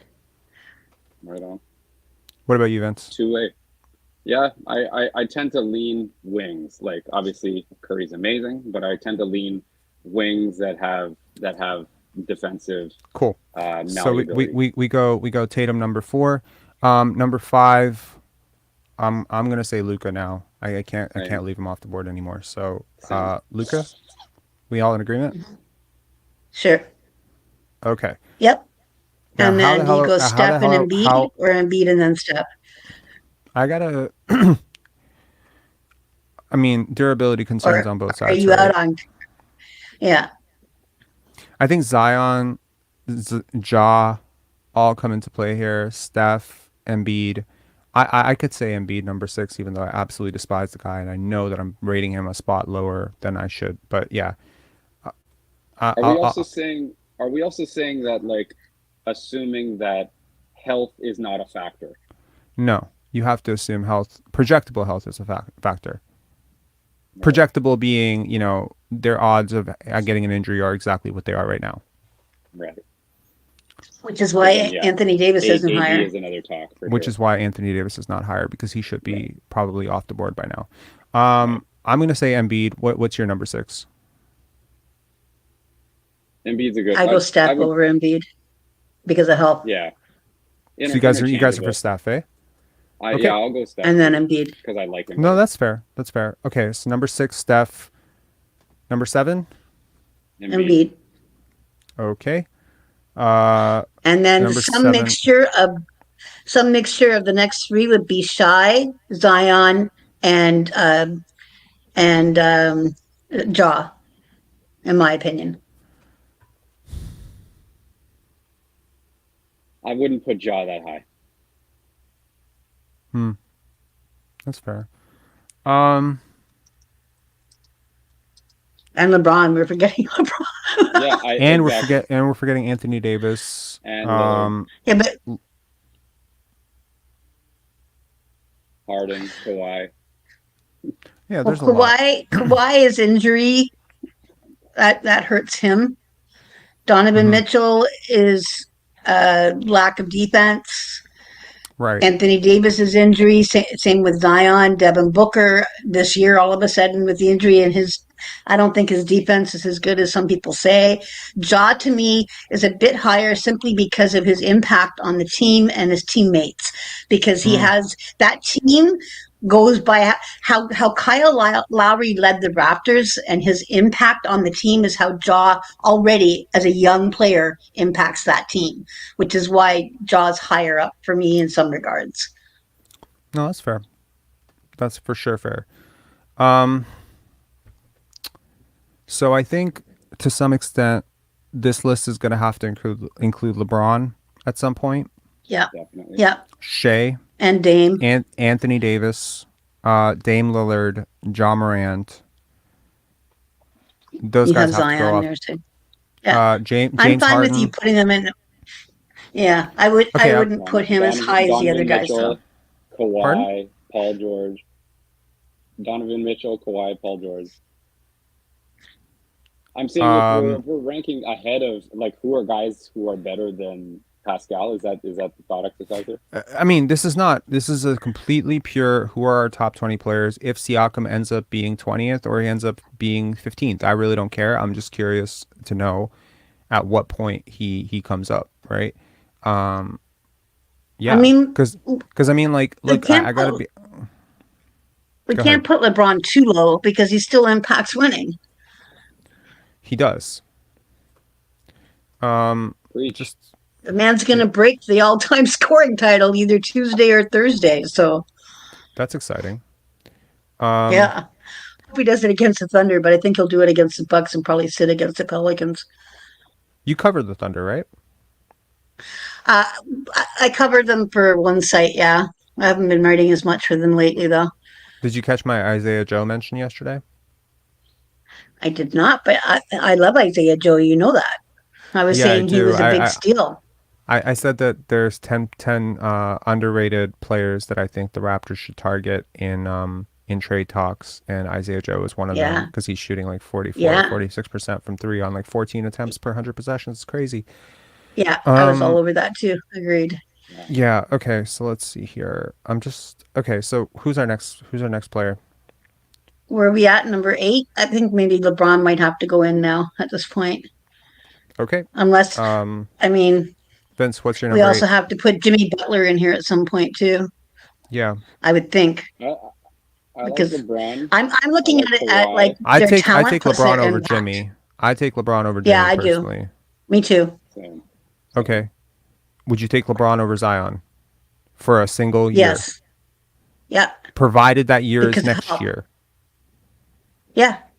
Okay. So Would you take? Sorry, are you would you saying take? LeBron's 20 season number 21 versus Zion's 4th? Yeah. 5th, I mean. Yeah. Look at the help though. Shit. I think I'm saying it out loud, and I think I'm crazy, but yeah, I think I would take LeBron as well. Okay. Cool. Until Zion can play 65 games in 2 consecutive seasons, I'll never be able to put him in the top 5. Sorry. He's got to be able to do 60, 65 games healthy. Okay. Fair. Cool. LeBron's number 8. Who's number 9? I like Dame over Ja. You like Dame more than Ja? Yeah. Not me. That's interesting. I don't, and I'm a huge Dame Not Lillard me. fan. You're making me reject all the players that I love. I like Dame. Shea over Dame, Wow. Okay. and I like Dame a lot. That's I fair. think Dame's done it. Dame's accomplished things. I mean, that's not made it. that's the circular logic, right? Because he's been in the league longer, so of course he's done it. That's like me saying Fred VanVleet's a champion, and therefore he's better. But he's than, never been I don't know, to. Shea He's Gilgeous- never been to a finals. Who? Dame? Look at the team around him. Look at the teams around him. He's just had like the best player he's ever played alongside has been CJ McCollum. That's fair. Okay, but he's been And that's to and that's one including this Western year. Conference Finals, Vince, and Luka had nobody. He had shit around him, and he got to a Western Conference Finals. I think Luka's So- had more around him than people give credit for. It's just because of the way Luka He's had a lot of dominates the defense ball. around him and 3-point shooters. Yeah. Maxi Kleber is amazing. I love Kleber. Maxey. I think he's really good. He's coming back already. Did you hear that? That he's already getting clearing. He's going to be back. They're saying after the All-Star break. I thought he'd be out for 6 months. He tore his hamstring. That's crazy, yeah. Okay, so let's just look very quickly through the top 20 players and value of a replacement just to make sure we're not missing anybody. So here are the top 20 players in terms of value of a replacement this year. Nikola Jokic, Luka Doncic, Shai Gilgeous-Alexander. This is in order. So Shai is 3rd. Jason Tatum, Giannis Antetokounmpo, Joel Embiid, Steph Curry, LeBron James, Domantas Sabonis, Kevin Durant. By the way, value replacement is cumulative. If you miss a lot of games, it's going to hurt your VORP. So obviously with Kevin Durant missing a bunch of time, he's only played 39 games. But, Steph's played 37 games. Joel Embiid's played 38 games, and those guys are ahead of him. So that's just worth noting. After we have KD. So far, the only person we hadn't mentioned was Sabonis. Pretty much.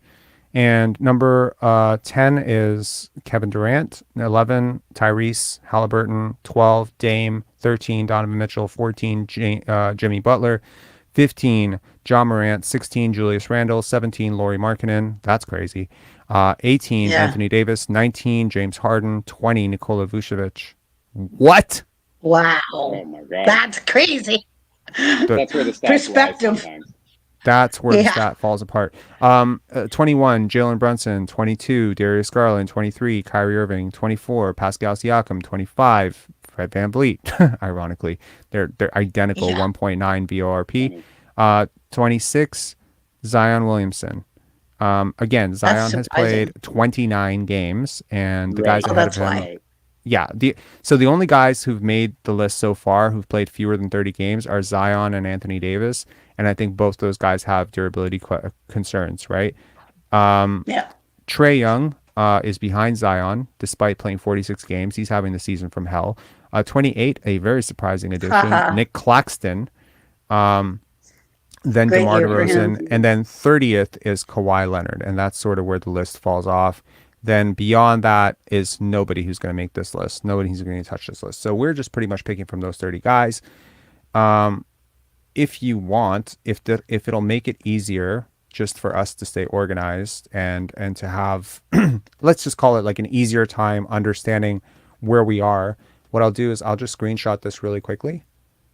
I'll pull the numbers, and I'll screenshot the first, I guess, 25.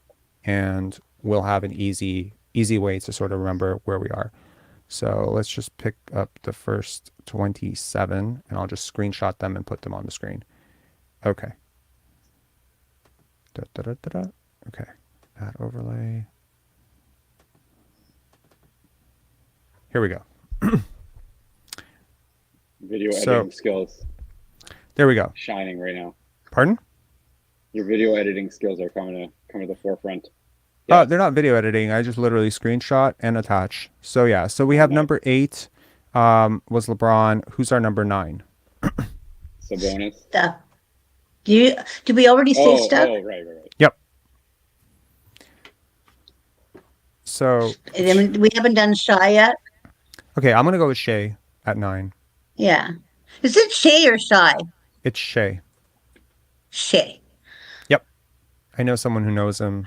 And they were telling me earlier this year, I'm like, man, when your podcast gets great, I can get Shea Gilgeous-Alexander for you. And I was like, okay. So number 9, Shea Gilgeous-Alexander. All right. Number 10. We say Dame. Did you say Bam? Dame. Dame? Oh man, you're not going to let that Dame thing go, are you? Ja. Who would you take over Dame? Hallie? Ja. Damn, they're both so good, right? They're both so good. But Dame I'm going to introduce introduce Ja's ass the other night. I know it was one game, bias. Recency bias. True. I'm going to throw a monkey wrench here by saying I'm going to say okay. No, I can't bring myself to do it. DeMontis? Are you gonna say DeMontis? No, fuck no. No, come on. No, I'm not stupid. I was going to say Anthony Davis, but then I just can't get over the I didn't pick up a basketball for 4 months crap. I can't do it. Yeah, so. no, I can't go there. No.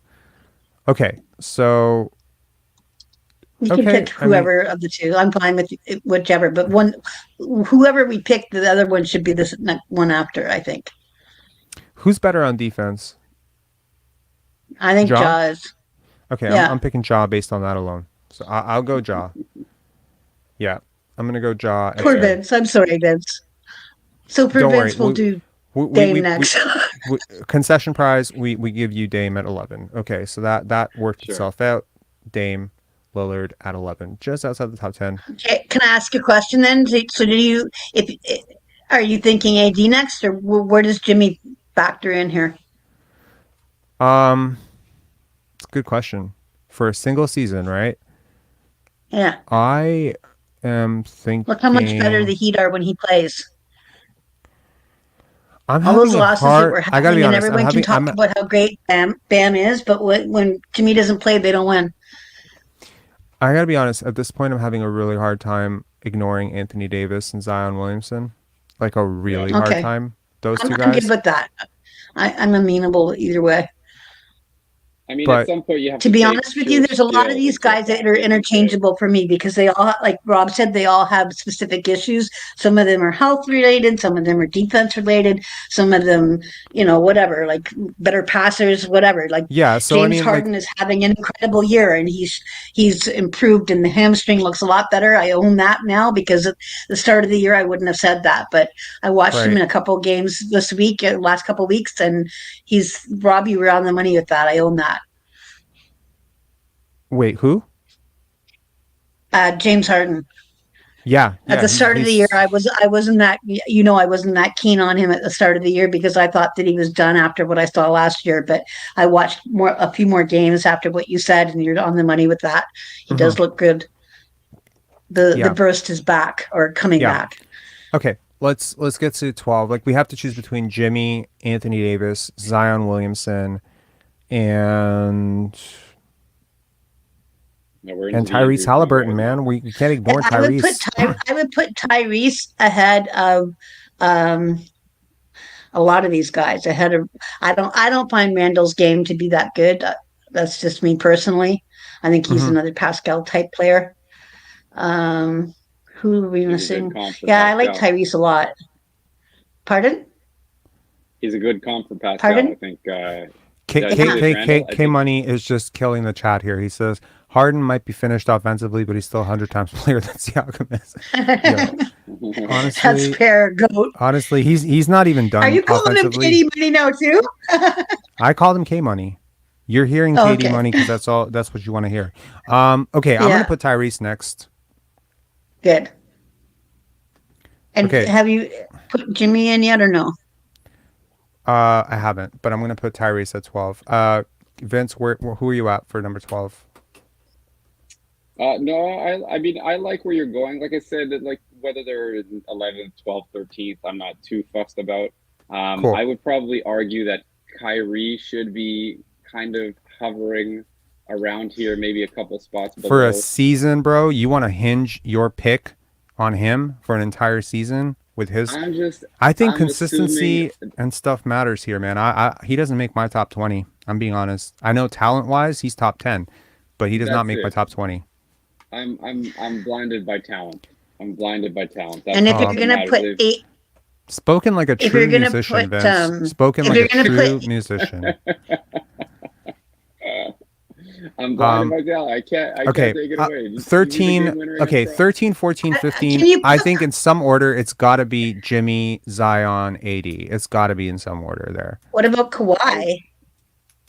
I don't. If you're going to start looking at AD with injuries, you got to start looking at Kawhi. Kawhi's injuries are in a completely different stratosphere right now, but his impact is also on a different stratosphere. At no point when he's been playing have I even been under the illusion that Kawhi is like a top 10 player right now. KD, when he was playing, was a top 4 player. There are gaps. Yeah, but we're at number 13 now, and you just said 3 players, so that's 13, 14, and 15. So at some point, Kawhi is in that mix, even with the injuries. And I put him ahead of Paul George. I just do because he's played 29 games this year, right? He's played but they're 29 doing that games on purpose so that he'll be healthy in the playoffs. I don't agree with it. I think it's bullshit, but he's still going to win games for them. Like you said, he's going to go out there and he's going to try and get his team. Here's the thing: the value added benefit here for me is there's a chance that I take Dame at 11 and he plays 82 games for me or 80 games for me. There's a chance that I take AD and I have a miracle and he plays 75 games for me. There's no chance that Kawhi is ever going to play more than 55 games for me. That's the difference. I have to bank on 30 games missed almost every single year. It's not even, it might be happening. It's going to happen. And I think that it should change the value, because I look at value on a per possession basis, per point basis. I like to break things down very granular. And so I'm looking at this on a value on the pick on a per game basis, because I'm talking about an entire season. I'm talking playoffs. So yeah, load management is going to hurt for sure. Guys who have injury histories freak me out for playoff series, because I mean, you never know. Like, you're in a game 7, this guy has to sit. That scares the living crap out of me. Kawhi is still a hell of a player. I mean, he's trending massively downward. Okay, That's just fair. to give you an idea That's totally of where. To give you an idea, to give the chat an idea of where Kawhi is on a box plus minus basis. Right now, he is effectively, per box plus minus, half the player he was in 2017, 2018. Which is, by the way, still 3 times the player Pascal Siakam is, but still half the player he was. I don't think people understand. Okay, in fairness, though, the season that I'm referencing, he played 10 games, or 9 games for San Antonio, where he was 10 box plus minus. The year prior to that, though, he was 9.4 box plus minus, which is really, really elite, right? That's crazy. We're talking That's like 7. insane. Yeah, that's like what's box plus minus. What is that? Go ahead, Tim. It's the 100 possessions on the board. Your how you affect the offense versus the scoring and the defense. Yeah, it's how an much better the estimate team of, is with you on the. Got it. Yeah, it's an estimate of the number of points per 100 possessions that a player is contributing above like a league average player, whatever hypothetical league average player. So really, it's a plus average. So whatever this hypothetical Ken doll of an average player is for you, this player is 10 points better than that or 10 points worse. It's a combination of offensive and defensive, and then it aggregates total. There's EPM. There's all sorts of different things that are sort of derived from the same yellow box on the far right. Yeah. So On the effectively, chart. it's So look at Jokic right now is 5.8, and that's the elite, and he was a 9. That's why I said it's insane. Jokic is not a right. No way. That's you're Really? talking about value over replacement. The yellow stripe. Yeah, that's value of replacement. Jokic is Is it 13 point? Yes, Jokic is 13.3 box plus minus. Again, insane. But look at again. The 9 is still insane because there's only 2 guys that are over 9, and that's exactly. Luka and Jokic. Oh, for sure. I mean, like anything above 8 box plus minus, you're talking MVP territory. Anything above 4, in a lot of cases. No. 4. Okay, so to give people an idea, box plus minus. I mean, people have talked about analytics for a while. Do we need deep dives? We need to understand more about analytics. I think this is a good group to talk about it with. Thaddeus Young had a 3 box plus minus year, a couple of years actually, with 3. So 3 to 6 for me is firmly in you're having all-star impact, or Solid. low level to Yeah. high level, solid. You're definitely a starter. You're really good. And I mean like high, heavy minutes. And I mean heavy minutes. Yeah. Like there are sometimes players who play like 30, Consideration for all 35. NBA 13. Right. So like basically sometimes players will play like very limited sample size and they'll end up with an insane box plus minus, but that doesn't count. We're talking players who've played over, 250, 350 minutes on the season, at least, ideally way more, so that the sample size has a way to work itself out. Obviously, so I think that Kawhi Leonard right now is in the 5 box plus minus range, 5.7, which is still hella elite. It's well above. Very good. Like he is right now above where Siakam was to start the season. Siakam was like around. Actually, he's exactly where Siakam was to start the season. Siakam was around 5.5, 5.7. And that's when everybody was saying, "Oh my God, Siakam is the best player in the world. Let's get him on the All NBA." Yeah, that's when he was correct. He was holding shit down, right? Exactly. And the other thing to consider when you look at the box plus minus is, yes, the total number, the net number, but also if there's a player that has, say, a 7, but 6 of it comes from the offense and only 1 comes from the defense, so that's a factor as well. Or if it's a minus in the defense and it's an 8 in the offense, then they're impacting one end of the floor. And does that mean in a playoff series, that person becomes someone that you isolate on and then you take him off the floor, like a Jordan Poole? No, that's fair. Okay, so who's our 13th I love this player? conversation. You're right in my wheelhouse, Rob. Yeah. What's our 13th? Who is our 13th? We're losing Dame people, in there guys. We're at 176 people. Dame? We already put Dame at 11, man. We put Dame. Okay, right. Oh, right. I was on Do you the have- Kyrie tip. Okay, so right now we said are no? Jimmy. We're in Jimmy, Zion, and Anthony Davis territory, Yeah. and Kawhi if you want to put him in that. I'm not seeing who you put up. That's what my problem is. So I'm forgetting who's gone up. Okay, but I promise you I Put remember. those four next, and then let's get into the Tyrese Halliburton kind of. Tyrese has already gone up. Tyrese is already on the board. Oh, he That is. one I remember. He's at 12. Yeah. Okay, so let's just do this quickly. Donovan Mitchell is in this conversation. AD, Zion. Right. Let's go 80 and Zion just so we can move it forward, because you made very valid points about why they should be at this point on the list. Okay, cool. So okay, I'm gonna put Zion first. Or no, I'm gonna put AD first. Okay, Davis. Yeah, agreed. Davis 13, because it's an unlucky number and he needs all the unluckiness he can get. And we're gonna put Zion 14. Zion 14. We're taking Jimmy Butler over Kawhi Leonard. I wouldn't. I wouldn't either. That's why I brought up Kawhi, but you gave me all those explanations. And what about as to Donovan Mitchell? why, but So basically now next three we're talking all wings, right? Someone saying but I Paul wouldn't George put Donovan disrespect ahead is of getting Kawhi. absurd. Someone saying Paul George disrespect is getting absurd. I don't think so. His but- injuries, he hasn't been healthy the last 3 years either. He falls in the same category, and Yeah, the team Parts Booker and is LA definitely doesn't not in win this with him like conversation. they. Pardon?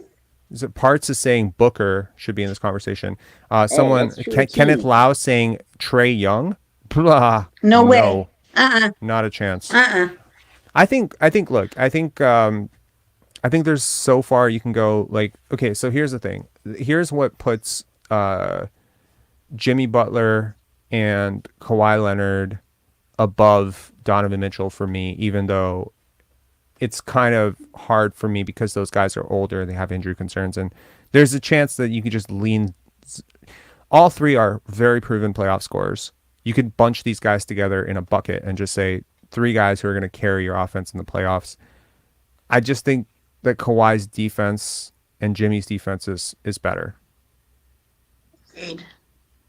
And just for the Donovan Mitchell lovers, I'll just point out the fact that the Cavaliers are 14 or 15 and 14 against winning teams, but 9 of their wins have come with the best player missing, and in most cases, the top 2 or 3 players missing. It's really skewing how their numbers look this year. I agree. It's an important point. I've been using that a Yeah. lot in my odds previews. Memphis was their best win against a team that had most of their players there, but Memphis is impacted greatly by the loss of Steven Adams because they don't have the offensive rebounding and him there anymore to spark the transition Right. offense. So that's just want to throw that in there. Okay, So I agree. I think Donovan falls under them. Okay, so Vince, you choose Jimmy or Kawhi. I'm going Kawhi there. Okay, Kawhi 14, Jimmy buckets 15.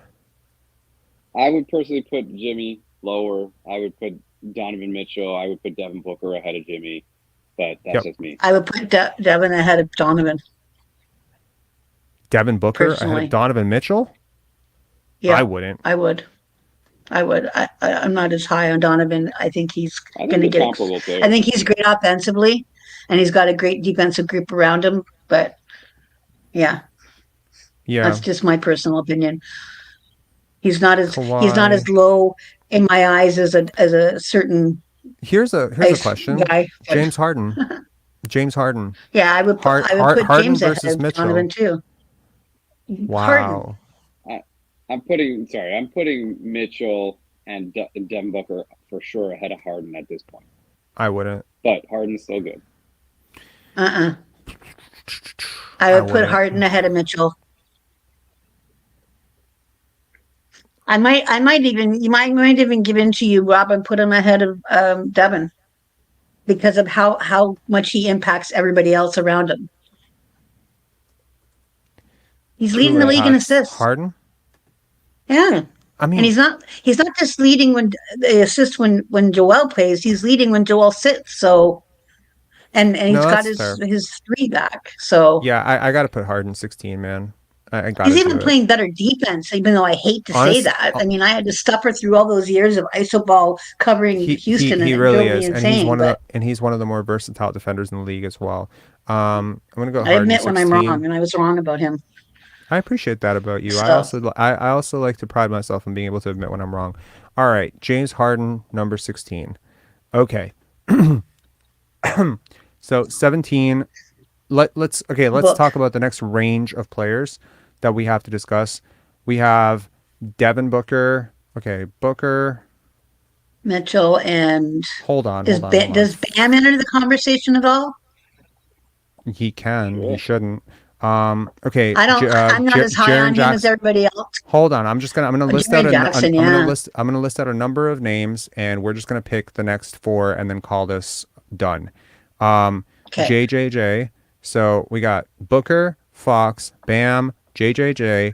I'm gonna throw Desmond Bane in here because I just think it should be there. Sabonis, Siakam. George, you should say. Paul George isn't on the list yet, right? George. Brunson. Kyrie. Jaylen Brown. Oh my God. Oh yes. my God, we forgot Jaylen Brown. Oh, we missed him. DeMar. Jesus. Nah, I don't think there was. Kyrie. Like the fact that we're naming all of these. Kyrie's got to be on here at this point. Is a testament to the fact that Pascal is obviously not, not top 20. Like he's not even top 25. Hello. Garland. There's a lot of talent in this league. Okay, Darius Garland. Who else? So, okay, just to reiterate, these are the players in contention for spots 17, 18, 19, and 20. Holiday, agreed. Holiday. So, Booker, Fox, I'm higher Bam. on Holiday than a lot of people. I love Drew Holiday. I think Holiday can do so much more than he does. He just doesn't because he's probably the most unselfish player in the league. We see that when Giannis sits and Chris has been out. He can throw up a triple-double on any given night and guard the best player and never give up anything on either end. So for me, Drew Holiday is in my top 20. Hey, I agree. That's me personally. I think he's there for sure. Okay, so I mean, then that's also why I like Jaylen Brown a lot because he also plays both ends. Who'd you say, Vince? PG. We already said it. He's in there. Okay, cool. Who else are we missing here? You said Garland. I mean, I don't think so. I like the other guys better. Me too. Lauri Markkanen because he's having a great season, but is it because he's getting the ball more because there isn't a primary there besides him? Right. Trae Young, does he deserve to be in this conversation? No. I know you hate him, but I'm just being fair. I think he does. I think he's hovering around 30th. Right. I'm gonna write him. We don't have to pick him. 40. Yeah. You can't have the worst defensive player in the league. No. He's Siakam 2.0. Yep, he is. And I'm not even sure he's as good as Siakam. Hello. That's why he's in this range. Yeah. Okay, anyone else I'm missing here? So I have Booker, Fox, Bam, Jaren Jackson Jr., Desmond Bane, Domantas Sabonis, Pascal Siakam, Paul George, Jalen Brunson, Kyrie Irving, DeMar DeRozan, Jaylen Brown, Darius Garland, Drew Holiday. If you hadn't been injured, Brandon Ingram would be in it too. Okay, chat. Is there anyone? Okay, and you know what? Bam. You said Desmond Bane too. Don't forget him, and Anthony Edwards. Ant. I don't think so, man. Sorry. No, I don't either, I'm but not. I'm throwing out players that could be in the conversation. And Brandon Ingram, if he hadn't Okay. been injured, might be in the conversation. So I'm gonna say Karl Anthony Towns as well then. Because I mean, Even though whatever. he's Yeah, even though. yeah, agreed. Is there anyone else? Rob, we think so much alike. It's hilarious. Yeah. That's it. Okay, I'm just gonna put this list up there. These are the players And that you we're said picking. Jaren Jackson too. Don't forget. Yeah, I did. Okay. So here's the list. It's on the screen. We're just gonna pick 17, 18, 19, 20. Let's do it. Okay. So my 17th player. What name jumps out on this for you? Booker. Drew Holiday for me. Not for me. I'm gonna go with Jesus. I'm gonna go with. Oh, man, I'm tempted to say Jaren Jackson Jr. Man, so I was tempted. just gonna say my next two are Drew and Jaren because of the two-way play, but then that's such sacrilege to a couple of these guys because it Booker's depends on what considered. you're going for. Like you're not going to say Triple J if you just like want a bucket, right? I'm he's talking kind of, full spectrum, buddy. I'm talking full spectrum. Right. I'm talking you got this guy for a year and you're trying to win, and this is the He guy might you're be the picking. defensive player of the year, Vince. Yeah, I hear that. I hear Also that. injury concerns, a lot of injury concerns. True. But also youth upside. He's one of the players on this list that can definitively be much better next year than he is this year. It's easy for me to take names off the list, like Trey, Yeah. Randall, Yeah. I mean, look, Garland wouldn't be in my top 20. Brunson wouldn't be in my top 20. I'm gonna say this to be fair. I don't think Jaylen Brown is making my top 20. I like him. Close I for just me. don't. I He's don't close. think. I don't think so. I think I might take him over Pascal. Jaylen Brown. Maybe. Oh, for sure. I would say of this list, my next three are. I need Booker. 4. Next 4. Okay, Let's just so pick number Booker- 17 first. Let's keep this organized. Next, Okay. next Okay. player. Yeah. I Either pick. Jaren Jackson. Eesh. I'm struggling with that. This entire list is like very muddy, right? I'm gonna go with Drew. I'm gonna go with Drew Holiday. I can't believe I'm saying Yes, this. that's who I said first. Yay! I'm gonna go with Drew I'm doing Holiday. backflips over that. What about you, Vince? Or Tam, you're in agreement with Drew Holiday, number 17. I'm totally in agreement with Drew Holiday. I love him. Okay. I would have put Drew, Booker, Paul George, and Kyrie in the same kind of foursome. I would have put those guys. Yeah. Fox has really grown a lot this year too. I love me some Fox too. Still a pylon on defense, man. I can't But understand that. does Better, Fox get but the not- nod over Sabonis? And then I have issues with Sabonis as good as he is.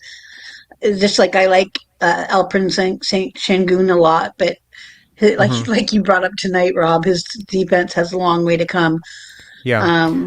Okay, we're gonna go. We got. Booker, maybe, I don't know. I can't put Booker this high personally. But I could say next. I'll probably go Paul George next. Yeah, I can agree with that. Okay, so 18 Paul George, Jordan Poole. Gosh, Billy, no. Paul George. Number 19.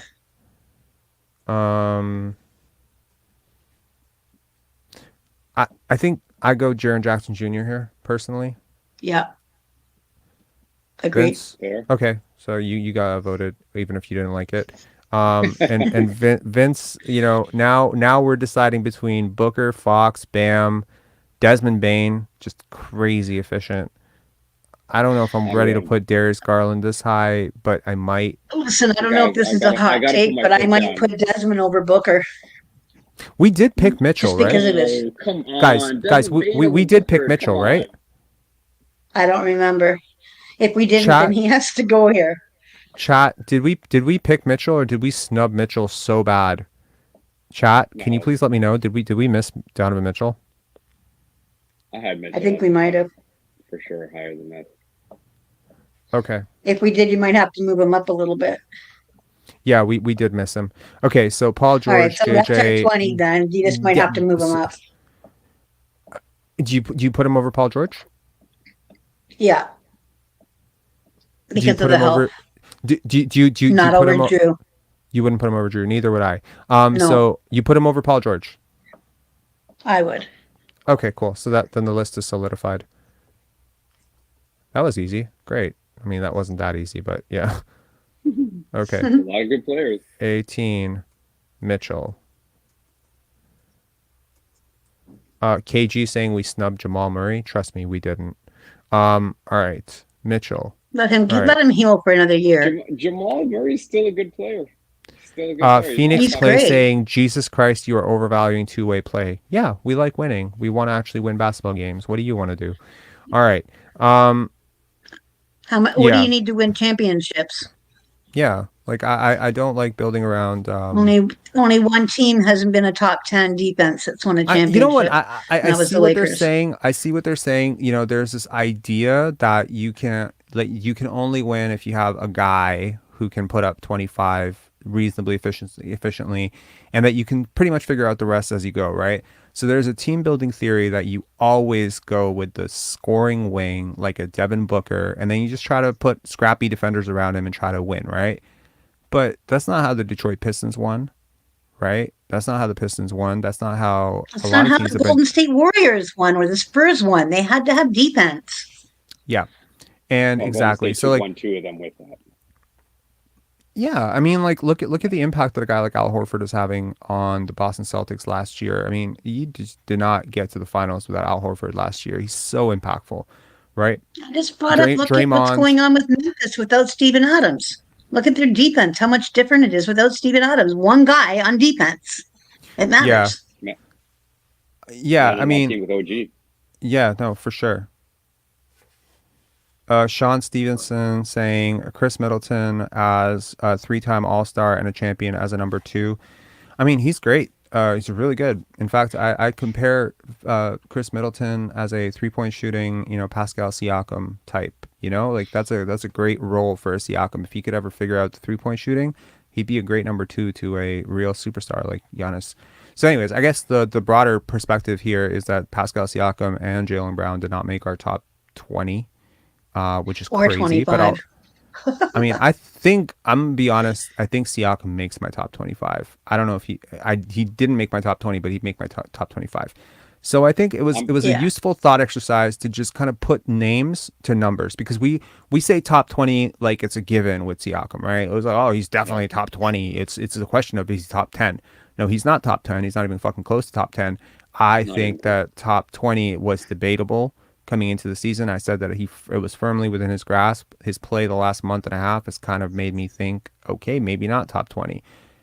I think there's just a lot of talent around the league, and if you watch as many games as Tamberlyn watches, of other teams, I think you probably see that pretty quickly, that there's just so much budding talent around the league. We didn't even mention Anthony Edwards, really. I mean, he's really good. We didn't mention LaMelo Ball. Obviously, he's playing on a shit team. But you know what? The way we're thinking about those guys, in a lot of ways, that's the way a lot of teams are thinking about your guy, because he's also playing on a shit team and he's also putting up a lot of stats that don't mean a hell of a lot. So, yeah.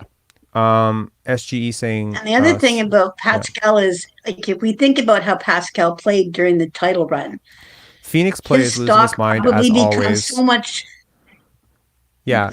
His stock probably improves exponentially if he is a number 2 or number 3, because then he is committed to a different role where he's able to play a better role defensively, and his stock drops by being the number 1. It just does. Yeah, Phoenix Play saying, if you value two-way play, why the hell isn't Bam already picked?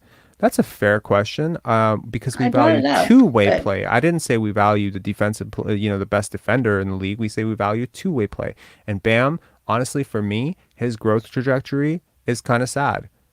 His best season was 2 years ago. So that kind of freaks me out. He plays better with Jimmy, not without him. He's very similar to Pascal in that regard, even though he's a better defender. He is a better defender than Pascal Siakam. I give Siakam the edge on offense. Yeah, and his skill set offensively, his toolkit has not growing that much. No, it hasn't. Okay, now to the final thing of the night, and hopefully we can get through this pretty quickly, are the top 3 players on the Raptors. Now, as a refresher to everybody who's been following this all the way through, to the 161 of you still with us at 2:19 a.m., I appreciate you. We started this list out Is with this Ron perspective or Harper. based on? Is this sorry? So we started the list out at 16 with Ron Harper Jr.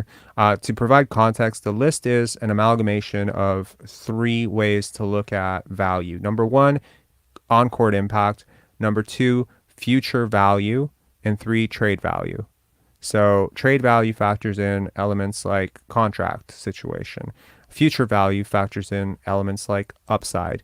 And current value factors in elements like on-court impact and, EPM and shit like that. So it's finding a balance between these 3 things, leadership, etc. All of these things, budding leadership. Like, obviously, I'm not going to project, Scottie's next 4 years the way I'm going to look at Fred's next 4 years, because I have to consider the fact that I expect Scottie Barnes to get drastically better. Exactly. So going there now to start this season, in the preseason, just being cautiously optimistic with Scottie, I ranked out my top 5 this coming into the season as Otto, because I didn't see anyone beneath him that deserved to be really high up. My number 4 was Fred, my number 3 was OG, my number 2 was Scottie, my number 1 was Pascal. So far, a lot of the lists has changed. So we started with 16 Harper, 15 Kem, 14 Flynn, 13 Banton, 12 was Jeff Doughton Jr., number 11 was Thaddeus Young, 10 was Juancho. I flipped back and forth between those 2 guys 100 times. It's a coin toss. I don't care. Number 10 was, hold on, who was number 10? 10 was Juancho. Number 9 was Chris Boucher. Number 8 was Otto Porter, because I still think that I don't know, if he's healthy, he'll get healthy or whatever. I mean, team contract, I don't know. I just couldn't put him below number 8. He's just too good. Find that toe. Agreed. Pardon? Yeah. Got to find that toe wherever it is. Mm-hmm. My number 8 was Otto. Right. My number 7 was Christian Coloco, which I'm immensely regretting. He should be higher. Number 6 was Gary Trent Jr. Number 5 was Fred VanVleet. And number 4 was Precious. I feel like I was maybe a little low on Coloco and a little too high on Precious. I also feel like I might have been a little too low on Thad and a little too high on Juancho. It's marginal. But the point of this, of course, was getting down to the top 3. And the top 3 for me are Scottie, OG, and Pascal. Ironically, all fit in with your Vision 6-9. The order, however, of these 3 is not clear to a lot of people. Obviously, most people would look at this and say it's pretty obvious what the order is. And depending on who you are, you probably feel a different way about it. I think the way to talk about this is through the stats and the analytics. So I'm just going to pull up some sheets and we're going to talk about who is my number 3 player. And any guesses who my number 3 is? It is Pascal. It is Pascal. So Pascal has fallen from number 1 to number 3 for me this season. Part of that is Scottie 1.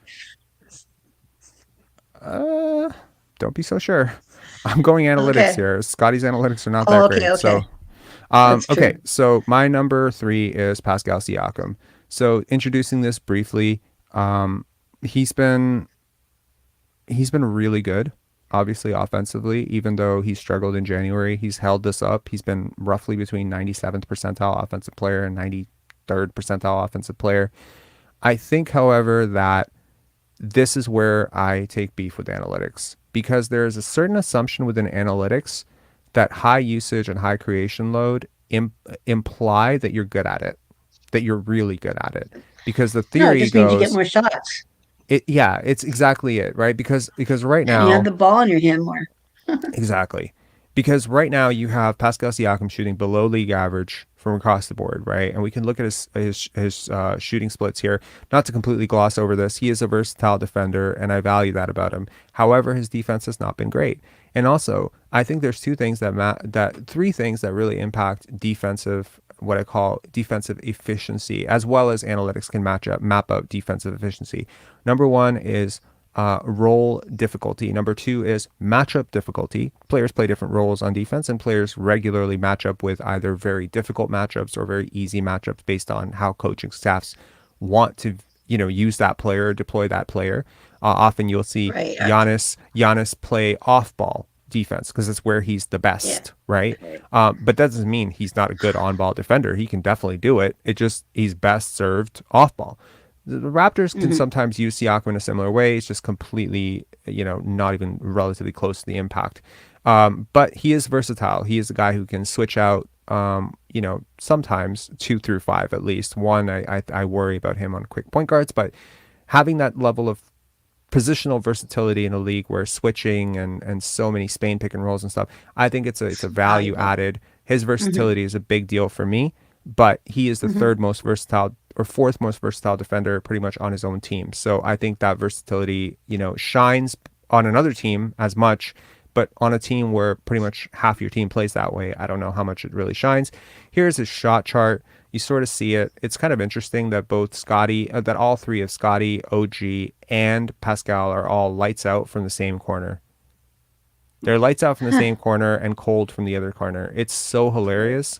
Like when you actually look at it, here's just to put that into context. Here's OG's shot chart. That's crazy. And here's Scottie's shot chart. Isn't that funny? Oh my God. There's so much overlap, and you want to wonder why your offense is so dog shit. It's because you have 3 players who need the exact same places on the court to operate. To put the context, Pascal Siakam, here's sort of his growth over the years, right? The box plus minus metric that we mentioned earlier, where we said 3 to 6 is elite level all-star. Well, Pascal's at 2.2. No, Pascal's at 2.9 box plus minus. His defensive box plus minus is the most troubling. However, that minus much 7. like Wow. yeah, he minus 0.7 is not great. Good point that I brought up earlier. and his usage has gone up every single year. Specifically over the last 4 years, he's been in that 28, 26, 26, 28 range. And, in terms of win shares it's been consistently well below superstar averages. Last year was a bit of an upswing on that, where 0.15, I think, but, and I don't prescribe to PER, but, this is a guy who has a career PER of 18. To put that into perspective, league average PER per John Hollinger is 15. You regularly have guys like Jokic who are flirting with 30. So when we say that there's a gap between Pascal Siakam and the top 5 players, it's not even that's an understatement of the century. There's so many ways that elite players impact. Now, here Look at is his block and steal percentage. Yikes. Now, here's ESPN's wins above replacement, the WAR projection for Pascal Siakam in terms of the 5-year market value. And it's probably not something that's going to make his agent very happy, thinking, he has his sights set on $60 million a year, $50 million a year type money per 5-year market value. And this is, I didn't even look at this until today, but I instinctively know that based on the way that his body is built, the way his career is built, that he's not going to be worth a max contract or a super max contract or anything close to that over the next 5 years. But this is what they project him at. 5-year market value, $93 million over that 5-year performance of the 10 most comparable players, including Hall of Famers, David West, Tobias Harris, Danny Alex Granger, English. and Alex English is a Hall of Famer, but I think this list overall consistently, Clifford Robinson kind of tells you where Pascal Siakam is. Borderline all-star is the category of his market value, and to be completely fair, that's exactly fair. Right. For him. Moving to number who's 2. Mickey Johnson? Pardon? Who's Mickey Johnson? Is that like way back? That's way back. Just to hold on, I probably should have flashed this first. To the 162 of you out there. So here's dunks and threes comparison between these 3 players, just to give you an idea. Now, obviously, we're gonna have to look at this, but like when you see the true shooting percentage between these 3 players, there's not a big gap. The gap between, when I look at Jason Tatum's analytics and Jaylen Brown's analytics, when I put this, let me put this into perspective. People often see those guys as a 1-2 combo, right? I'm not wrong in saying that. That's a fair thing, right? Even if people can agree that Jason Tatum is better, they still see them as a 1-2 punch, right? Right. The gap between Jason Tatum and Jaylen Brown is bigger than the gap between any of these three players, in my opinion. Scottie's rebound percentages. Yeah. Offensive rebound percentage, 7% and 17 on the defensive rebound percentage. That's good. And not to mention that Jaylen Brown is better than Pascal Siakam, who is considered the best of these three players.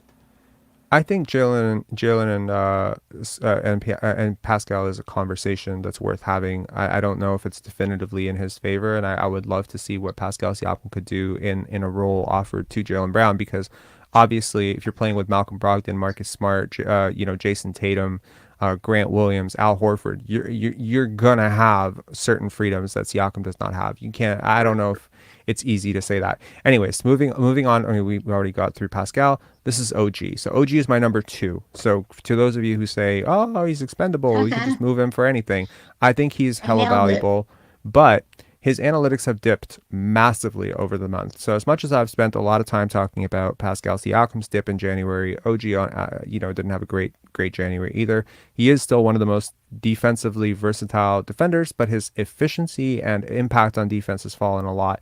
He is still, among the tops in terms of, he does what I call cleanup duty, and he also has the hardest matchup difficulty in the league. There's a metric that measures how hard your matchup is on a nightly basis. He is number 1 in the NBA. So He is performing this level of efficiency with the toughest job on a nightly basis, and he plays a ton of minutes. And he has a role on offense. I think it's just, he does a lot of the small stuff that helps you win. I think he's one of the most portable, if not the most portable player in the league outside of superstars. So obviously all superstars are somewhat portable. Like you could obviously put Kevin Durant on any team and that team would get better. But I think apart from that list of top 12, 13, 14 players, I think OG Anunoby's right there as, and I definitely think that he deserves consideration as a top 35 to 40 player in the NBA. He is definitely in that conversation. So you say, well, Rob, you think Siakam's a top 25-ish player. You think OG's a top 35 player. How the fuck do you have OG over him? Number 1, he makes half the money. That's number 1. Number 2, he's younger. Number 3, he's more portable. And number 4, I like him more. So that's just... And just to your point, that chart that you had up before where Pascal was at minus 0.7 in the box, in the defensive box, OG was if I was correct there, it was a plus 3.9, which is really good. Yeah. Phoenix Play is losing his mind once again in the chat. Phoenix Play, I don't know. Did you hate yourself? Why do you come here? Like, you hate everything we say. You hate everything we do. Just, I mean, I'm trying to be nice here, but I'm just saying, like, I don't understand the reasoning. Like, I've never spent like an hour in a chat that I just hated everything that was being said so I could feel better. Like, bro, like this is... And I'll make you feel better. We need to get a BetterHelp sponsorship. I did bring up what you said, Phoenix, that Pascal is a really good secondary and tertiary player. I did bring that up. I did say that Pascal is much better in that role. For sure. So when I said like the borderline all-star good starter, this is a very small separation here. But as you can see, if Siakam's value was 89 million, I think over 5 years, or 90 million, OG's is 87. So it's very close, right? And Danny Granger was a comp for both of them. So we're comparing them to similar-ish players. Siakam obviously being better. Siakam is better. There's no doubt in my mind that Siakam's a better player. There's no doubt in my mind. However, I think that earlier this year, when I looked at these numbers, they looked so much better for OG. And I think part of that has to do with how much this offense bends to the whims of Fred and Pascal and how much less it bends to the whims of just about anyone else.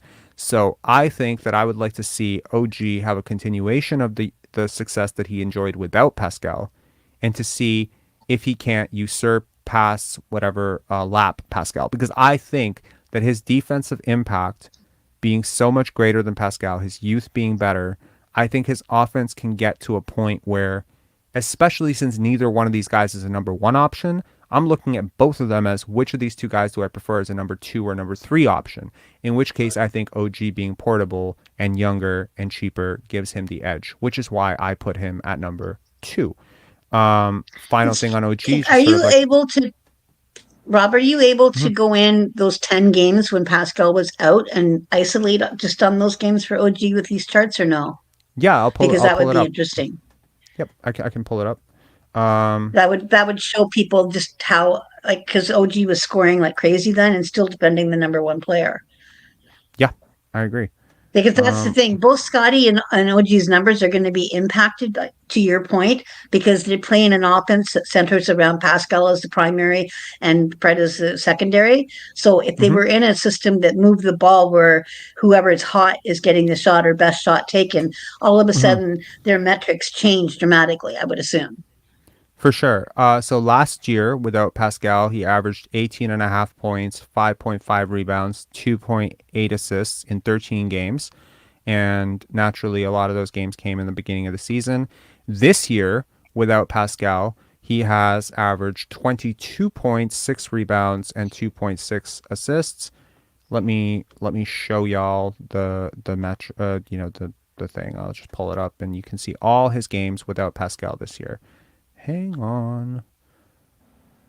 There was a YouTuber out there who said, Rob, or he didn't say Rob specifically because he refuses to mention my name, but he's like, there's no way that one person can run graphics and sound and all that stuff for a live stream. You need a whole team to do it. It's like, how them apples taste. All right. So there's the, his 10 games without Pascal Siakam this year. How y'all feeling about that? Right? He shot 85% from the field. He shot 85% from the line. 3-point shooting was absolutely horseshit. So I will say that I think part of that was the wrist. But he shot 46% 6 games from the over field. 20. Yeah, and the Raptors went 5-5 in those 10 2 games. double doubles. Yep. I think that's solid. I think think he was by far. I think he was our best player during that stretch. So that's him without Pascal. And just to flash this is sort of his career arc so far. So in terms of box plus minus, this year, believe it or not, he's a negative box plus minus player. That's crazy. Well, the whole Negative team 0.2. sucked, The whole team has sucked. He's maintained positivity on defense as except always. for Christian. Right. His value replacement is 0.7. Usage is 20.4. And honestly, earlier in the year, he was comfortably in the 1.6 range, 1.5 range box plus minus, but he's fallen off a cliff this past. It's just his analytics are just not looking good over the past month and a half as his team has struggled to adjust. And, his win shares per 48 have never been this low. I mean, this is as low as they've been since his 21 year. This is a terrible year for OG. Like, this is really bad. His PER, not that I prescribe to that stat, is 14.5. League average is 15. Okay? So this is a bad season for OG. Okay? His scoring, look at his scoring per 100 possessions. It's flatlined at 23. We got 23, 23.8, 23.3. So that's completely just shrunk. His free throw percentage obviously has gone up almost every single year. The trend line is very positive. The first 2 years he started out kind of 60-ish%. He's moved himself up to over 80% for the first time in his career. I just think that his role on defense is so freaking hard. And none of that impact is going to show on these analytics if the team defense is not thriving. And the team defense has not thrived. Even though I don't believe he deserves any blame for the team defense. I think he's done his part. Even when Kawhi was his best defender when he was back with the Spurs, even in years where he was like killing people, his box plus minus wasn't always great. And it's the one thing about analytics that can be deceiving because, as you say, depending on how the team plays defense, it affects your own personal box plus minus.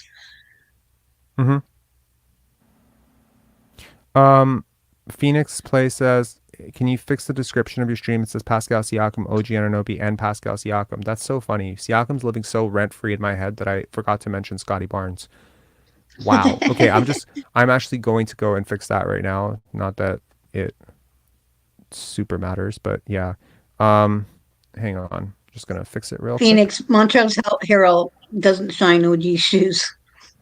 Yeah, but it's so funny. I was looking at value replacement as a metric for Wait, hold on.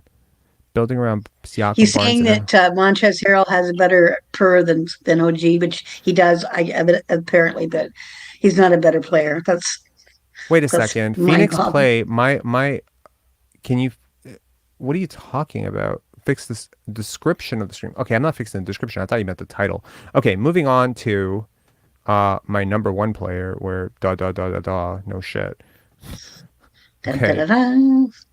Moving on to Scott Wayne Barnes, and starting out at number 2 in the season. Not the greatest season for him, but he's moving to number 1 for me. I got to tell you, I've been watching his stats and his analytics all year just to see how they've worked themselves out. And despite 53% true shooting and a 30th percentile shot quality, not a great 3-point attempt rate, although tonight is going to help that number a lot. And that defensive rebound analytic is wrong there. It's a glitch in the system. It should be, he's closer to 75th percentile or 78th percentile. So that's just wrong. But nevertheless, the offensive and defensive crafted plus minus are not lying to you on that one. Versatility. Look at that. Yeah, he's actually one of one in the versatility department. He and Royce O'Neal lead the NBA in terms of positional versatility. You see the spread on the defensive matchups. He's drawing the second most difficult defender, offensive player every single night for the Toronto Raptors, and he's performing admirably, well above league average. So it's like saying that, like for instance, like to just put this into perspective for everyone in the chat, right? When you go to the gym, right?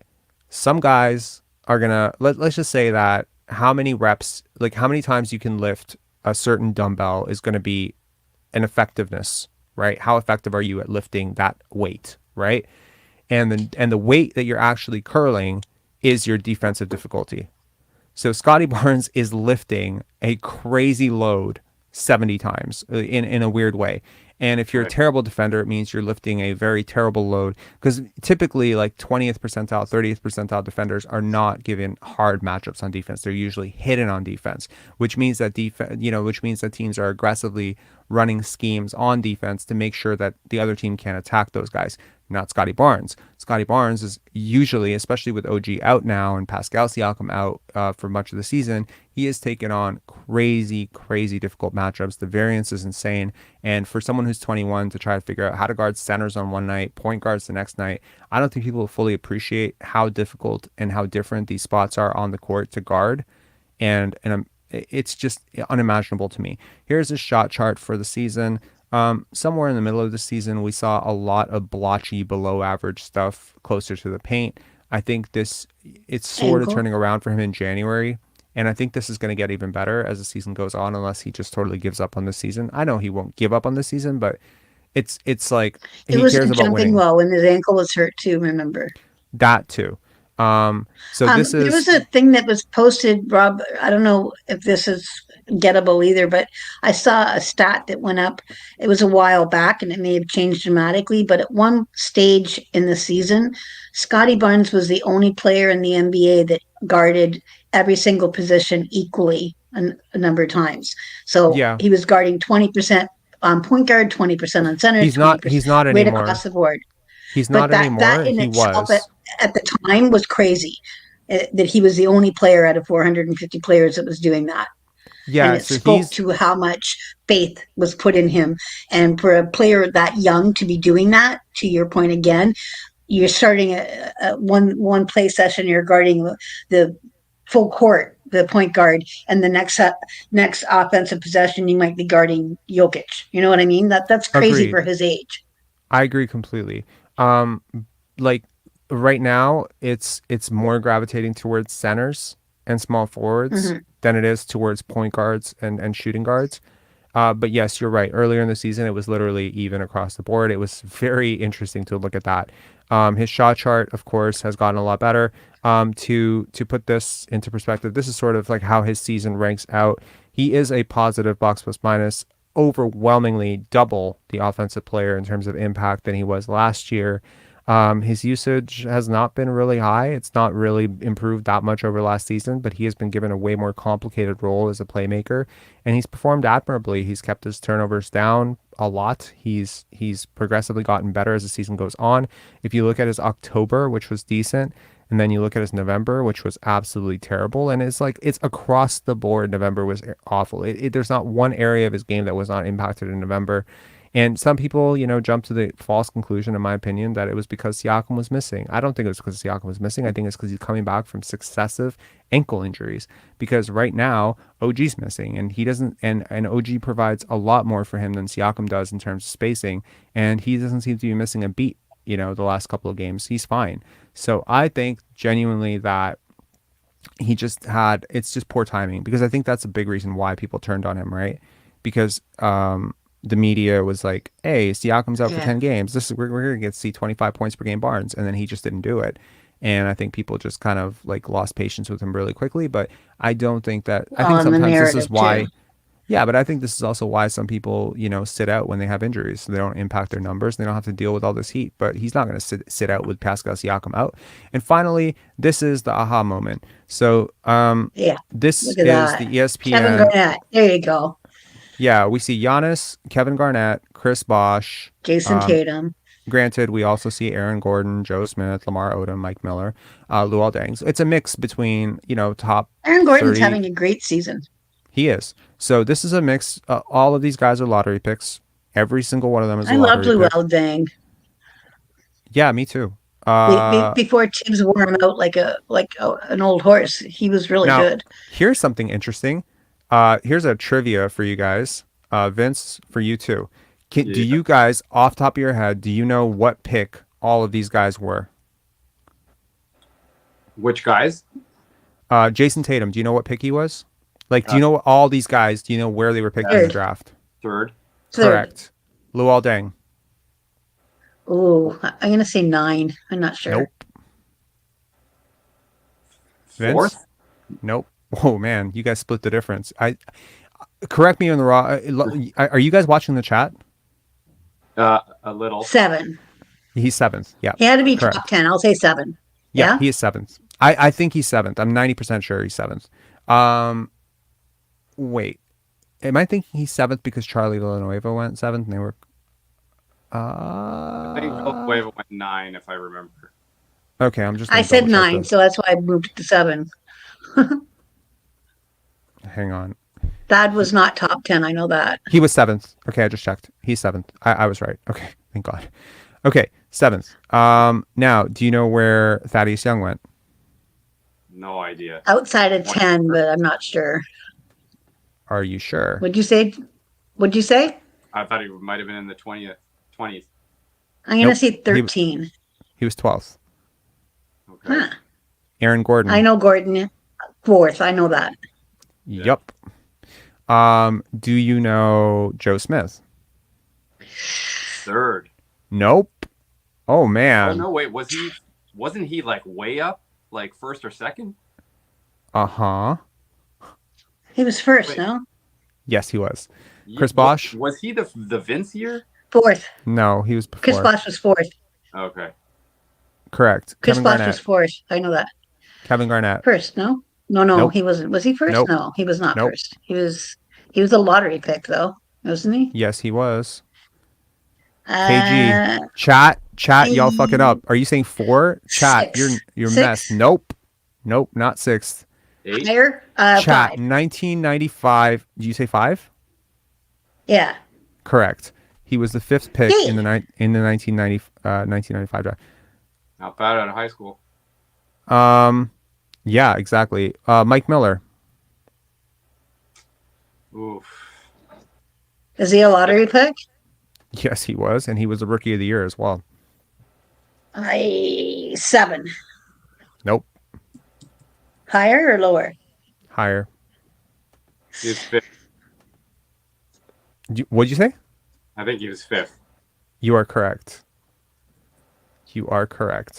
And where did Lamar Odom go in the 1999 NBA draft? Mark Anderson, you're saying Tatum was the 3rd pick? We all said Tatum was the 3rd pick. Why are you saying I'm wrong? Like, what are you listening to? Okay. They traded the first. Danny Ainge traded the first picks, and they took Fultz that he could get Tatum at third, and he would have picked him if he stayed first. Correct. So Lamar I know that was easy. Lamar Odom is fifth. Nope. He was up there. He was top. Higher or lower? Higher. 4. Yes, he was. So every single player Did that you we do Kevin Garnett? We did 5th, and Giannis Antetokounmpo was 15th. Yeah. Just going to save everyone Yeah. the struggle of doing that. So every single player, with the exception of Giannis, was a lottery pick that are being compared to Scottie. Now the big mic drop moment here is, for his 27. career, 5-year market value for Scottie Barnes is $203.2 million, and that is by the way, that is in the context that he's had a terrible year this year. That's just to put into perspective what a terrible year for Scottie Barnes still projects as a supermax, future all-star, compared to some of the greatest players of all time. So look, like, I did a lot of stats work for Scottie last year before I came to the conclusion that, he's one of the, he's going to be like a really, really, really fucking good player. Now, I'm not ready to put him in the conversation of Luka. I'm not. Like, I don't think I've seen enough to say, yeah, he deserves to be in that conversation. But I am very firmly ready to put him in the conversation of Chris Bosh. I'm very firmly ready to put him in the conversation of maybe Jason Tatum-ish. So future top 10 player. Bosh. Hmm? He's better than Bosh. That is, yes, of course, I think so. But I'm saying what the numbers are telling me is he's in that conversation right now. I just think that I've never seen Chris Bosh or Jason Tatum, do what he's doing right now with as little of the skill development that he's got so far. So again, I see his pathway is going to be very unique. It's going to be very different. And, maybe this is, my blind spot because I obviously am closer to the situation a little bit. I hear a lot of the inside stuff with him. So maybe I'm just like, okay, well, I know too much about him, so I can't be objective. But I'm seeing what I'm seeing with him. I did a lot of stats work on him last year. Every time I tried to look at some crazy thing he was doing for a particular week or a particular month, or in a particular 3-game stretch or whatever, I always ended up in crazy comparables territory, like Shaq, Duncan, Garnett. These are names that kept coming up. Rasheed Wallace, Right. Jason Tatum, Giannis Antetokounmpo, Kawhi Leonard. These are names that kept coming up when I looked deeper into his stats last year. So, if I'm wrong, I'm wrong. Whatever. I'm open to Magic it. Johnson. There's certain similarities. There are definitely certain stylistic similarities. There are massive impact gaps between him and Magic. I could see closer to a Scottie Pippen that plays like a Magic Johnson type. But that's still a fucking top 50 player of all time. It's just not a top 10 player of all time. But yeah, Magic is a stratosphere of itself. But yeah. Your comparison to Tatum, the thing that I always think about is people forget that Jason had a tough sophomore year. Mm-hmm. And I forget who it was on the stream, but somebody pointed out that the third year is when you really see players take a leap, the ones that become really great players in the league and become Hall of Famers or superstars. And Tatum had a rough second year, but got better towards the end of that second year, and then just for sure absolutely exploded in his third year. And Scottie, the thing about him, and something that I'll compare, even though we're not discussing Koloko, is they're both players that are very quick at adapting. And we saw it from Scottie in his rookie season. And tonight, Koloko almost had me thinking about he just played against Kessler and got a little bit of an idea, or saw Kessler play. And you can see tonight that he approached the game differently. Granted, they were playing the Rockets. But a player that is able to adapt quickly, that's a skill that not all players have. And they need the summer off to develop and do those things. And Scottie is exceptional in that regard. I agree.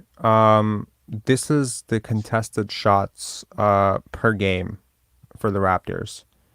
This is all the hustle stats. So Scottie contests the most shots per game, despite playing fewer minutes than OG, fewer minutes than Pascal. He's still leading the team. His balls recovered. Wow. Yeah. So look at Wancho. Wow. But when you extrapolate this for per 100 possessions, or you adjust for minutes played, Koloko ends up leading like half of it. So Yeah. it's pretty insane how good He's a he keeper. is. Yeah, no. Like Koloko for screen assists, points off of screen assists, contested shots, like contested 2-point shots. Koloko is the boss. Okay, I think Scottie has a long way to go. Personally, I think he's underachieved his potential a little bit this year. Granted, due to injuries, role, etc. I could see him having a much better second half of the season after the All-Star break. I mean, last year, guys, he's better this year than he was last year, and last year he was way better after the All-Star break. So if he does that again, then by the end of the year, you'll see him averaging something close to 18 to 19 points per game, and everyone else can just breathe easy about, how good or bad he is, right? And I don't think. Look at Precious's numbers. Once there's a little bit more roster balance in general on this team, I mean, in future years, I think his talents are going to shine then a lot more than they are right now. For sure. Yeah. Anyway, we are at 4 hours Yeah, when the and 1 team's minute. built around him and me, yeah. Yeah, we're 4 hours and 1 minute of this chat. I think the last hour and a half of this chat was just the three of us talking. I loved it. I enjoyed it. I liked all the callers Me coming too. in, but I really liked closing out the night for the third night in a row with Vince. Vince is officially on the payroll. There is no payroll. We're broke. Sorry, man. We can't afford you. But I want to say thank you to everyone who is supporting this channel. Obviously, look, I'm not gonna sit here and be like, oh my God, look at all the time we're putting in. I enjoy every second of this. Does not feel like time wasted or time expended for me. It's fun. I hope that. Yeah, go ahead. It's fun times. I don't want super chats. I want super coffee. Yeah. Pensar, it's Clutch Tatum has asked the this. podcast. Yeah, Clutch Tatum saying, I think you've asked this question before. What was your grade to get into U of T? I averaged 92.7%. So 92, 93.7 or Clutch, something. were you here all night? I don't know, but I hope Did you hear us opining about exposing about Tatum and how great he is? Yeah, Clutch Tatum. We ranked Jason Tatum over Luka Doncic in our top 20 players in the league. So rejoice. But you can caveat, thank me. You can't hate us because we also we left Jaylen Brown outside the top 20. I brought him up though. Yeah, you did, but I just don't agree. And Marc, you got to stop treating Barnes like he's MJ. I literally just said he's not even Magic. How am I treating him like he's MJ? You got to stop treating him like he's a nothing. Yeah, that's what I would say. Like, yeah. Anyway, it's been great. I like these chats, and honestly, these games are so bad to watch. So bad. Like they are consistently terrible to watch. There's nothing. I'm a diehard basketball fan, and I find it difficult to watch these games. Sometimes I just want to tune away and just watch something more interesting and compelling that makes my eyes bleed a little bit less. There's nothing really interesting happening on the court. There's nothing interesting happening defensively, and I mean that sincerely, that it's been this way all year. This has been a slog of a season to watch. So I hope that these chats and live streams can fill the void that the Raptors are leaving in our hearts a little bit, because I think most of us just need some amount of Raptors basketball in our lives, whether it's watching the game. And I think that that's proven true with all the trade hoopla, how many hours we spent this summer extrapolating, watching videos about Kevin Durant trade rumors and stuff. That was just our Raptors fix. So I hope these 4-hour live streams are sort of filling in for the 3-hour games that are sort of boring. That's just, I don't know, it's my mission, and to make these light and engaging and entertaining. So to those of you who stuck with us until 3 a.m., thank you so much. And to you two, thank you so much for sort of co-hosting the end of this with me. I really appreciated it. Yeah, man. Fun time. Thanks. I enjoyed it immensely. Yeah. All right. The sad thing is my StreamYard storage is done, so this video didn't get recorded. I'll try to see if I can rip it, because I would love to be able to take these two segments out and just say top 20 players, cut out all the boring parts. But it's work, and I'm lazy, and I'm tired, and maybe people, it's a nice little reward for people who are willing to slog through 4 hours. I don't know. Yeah. You can't get a 92 Before you go to bed, Rob, make sure you check out the Magic Wolves highlights. What happened? There was another fight. Austin Rivers ran down the sideline and ran right to the bench and went in Mo Bamba's face. And they got into it was like a WWE fight, and Jalen Suggs threw him to the ground. And it was, again, right in front of, it was crazy. I almost want to like pull that up, but then I'm like, this entire stream is going to get demonetized because it's going to be copyrighted content. Shit. All right. Well, You could probably pull a tweet up. It shows it on Twitter. That's where I saw it. all right. Anyway, well, it was interesting. I guess everyone go and check that out as your final thought of the night before you lay your head to rest. Jalen Suggs having a fight with somebody. All right. Cool. No, I mean, it's Mo Bamba and Austin Rivers. I don't like actually. Austin Rivers, so I mean, cool. If there's anyone who's going to get body slammed, let it be him or Dylan Brooks. Billy's saying the NBA has been lit lately. Yeah, I mean, I guess, it's like violence breeds violence, right? You start seeing, highlights of fights and stuff. That's why the NBA is so quick to dish out. I mean, this whole thing started with the Memphis Grizzlies and fucking Ja Morant and going back and forth with Shannon Sharp, right? That kind of started this beef, and then now it's just been like every other day there's a fight in the NBA with cleared out benches and stuff. Or maybe it started with Brooke Lopez and Gary Trent's headband. We don't know. We don't know. But the headband spoke to him. Anyways, have a good night, guys. Cheers. And to anyone who's made it Thanks, this far, Rob. please make sure to hit subscribe. Thanks a lot, Tamberlyn. Thanks a lot, Vince. See you guys. Robbie. Good night. Good night.